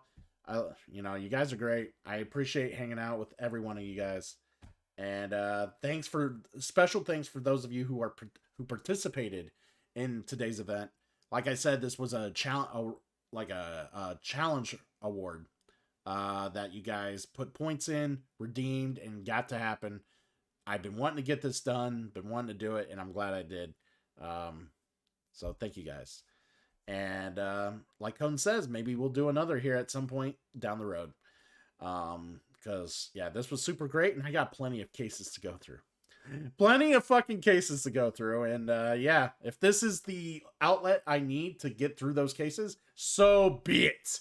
So be it. Yes. But, yeah, fist bump to everyone, guys. Have at you. And, I'll see you later tonight. If I don't, enjoy your weekend. Take care.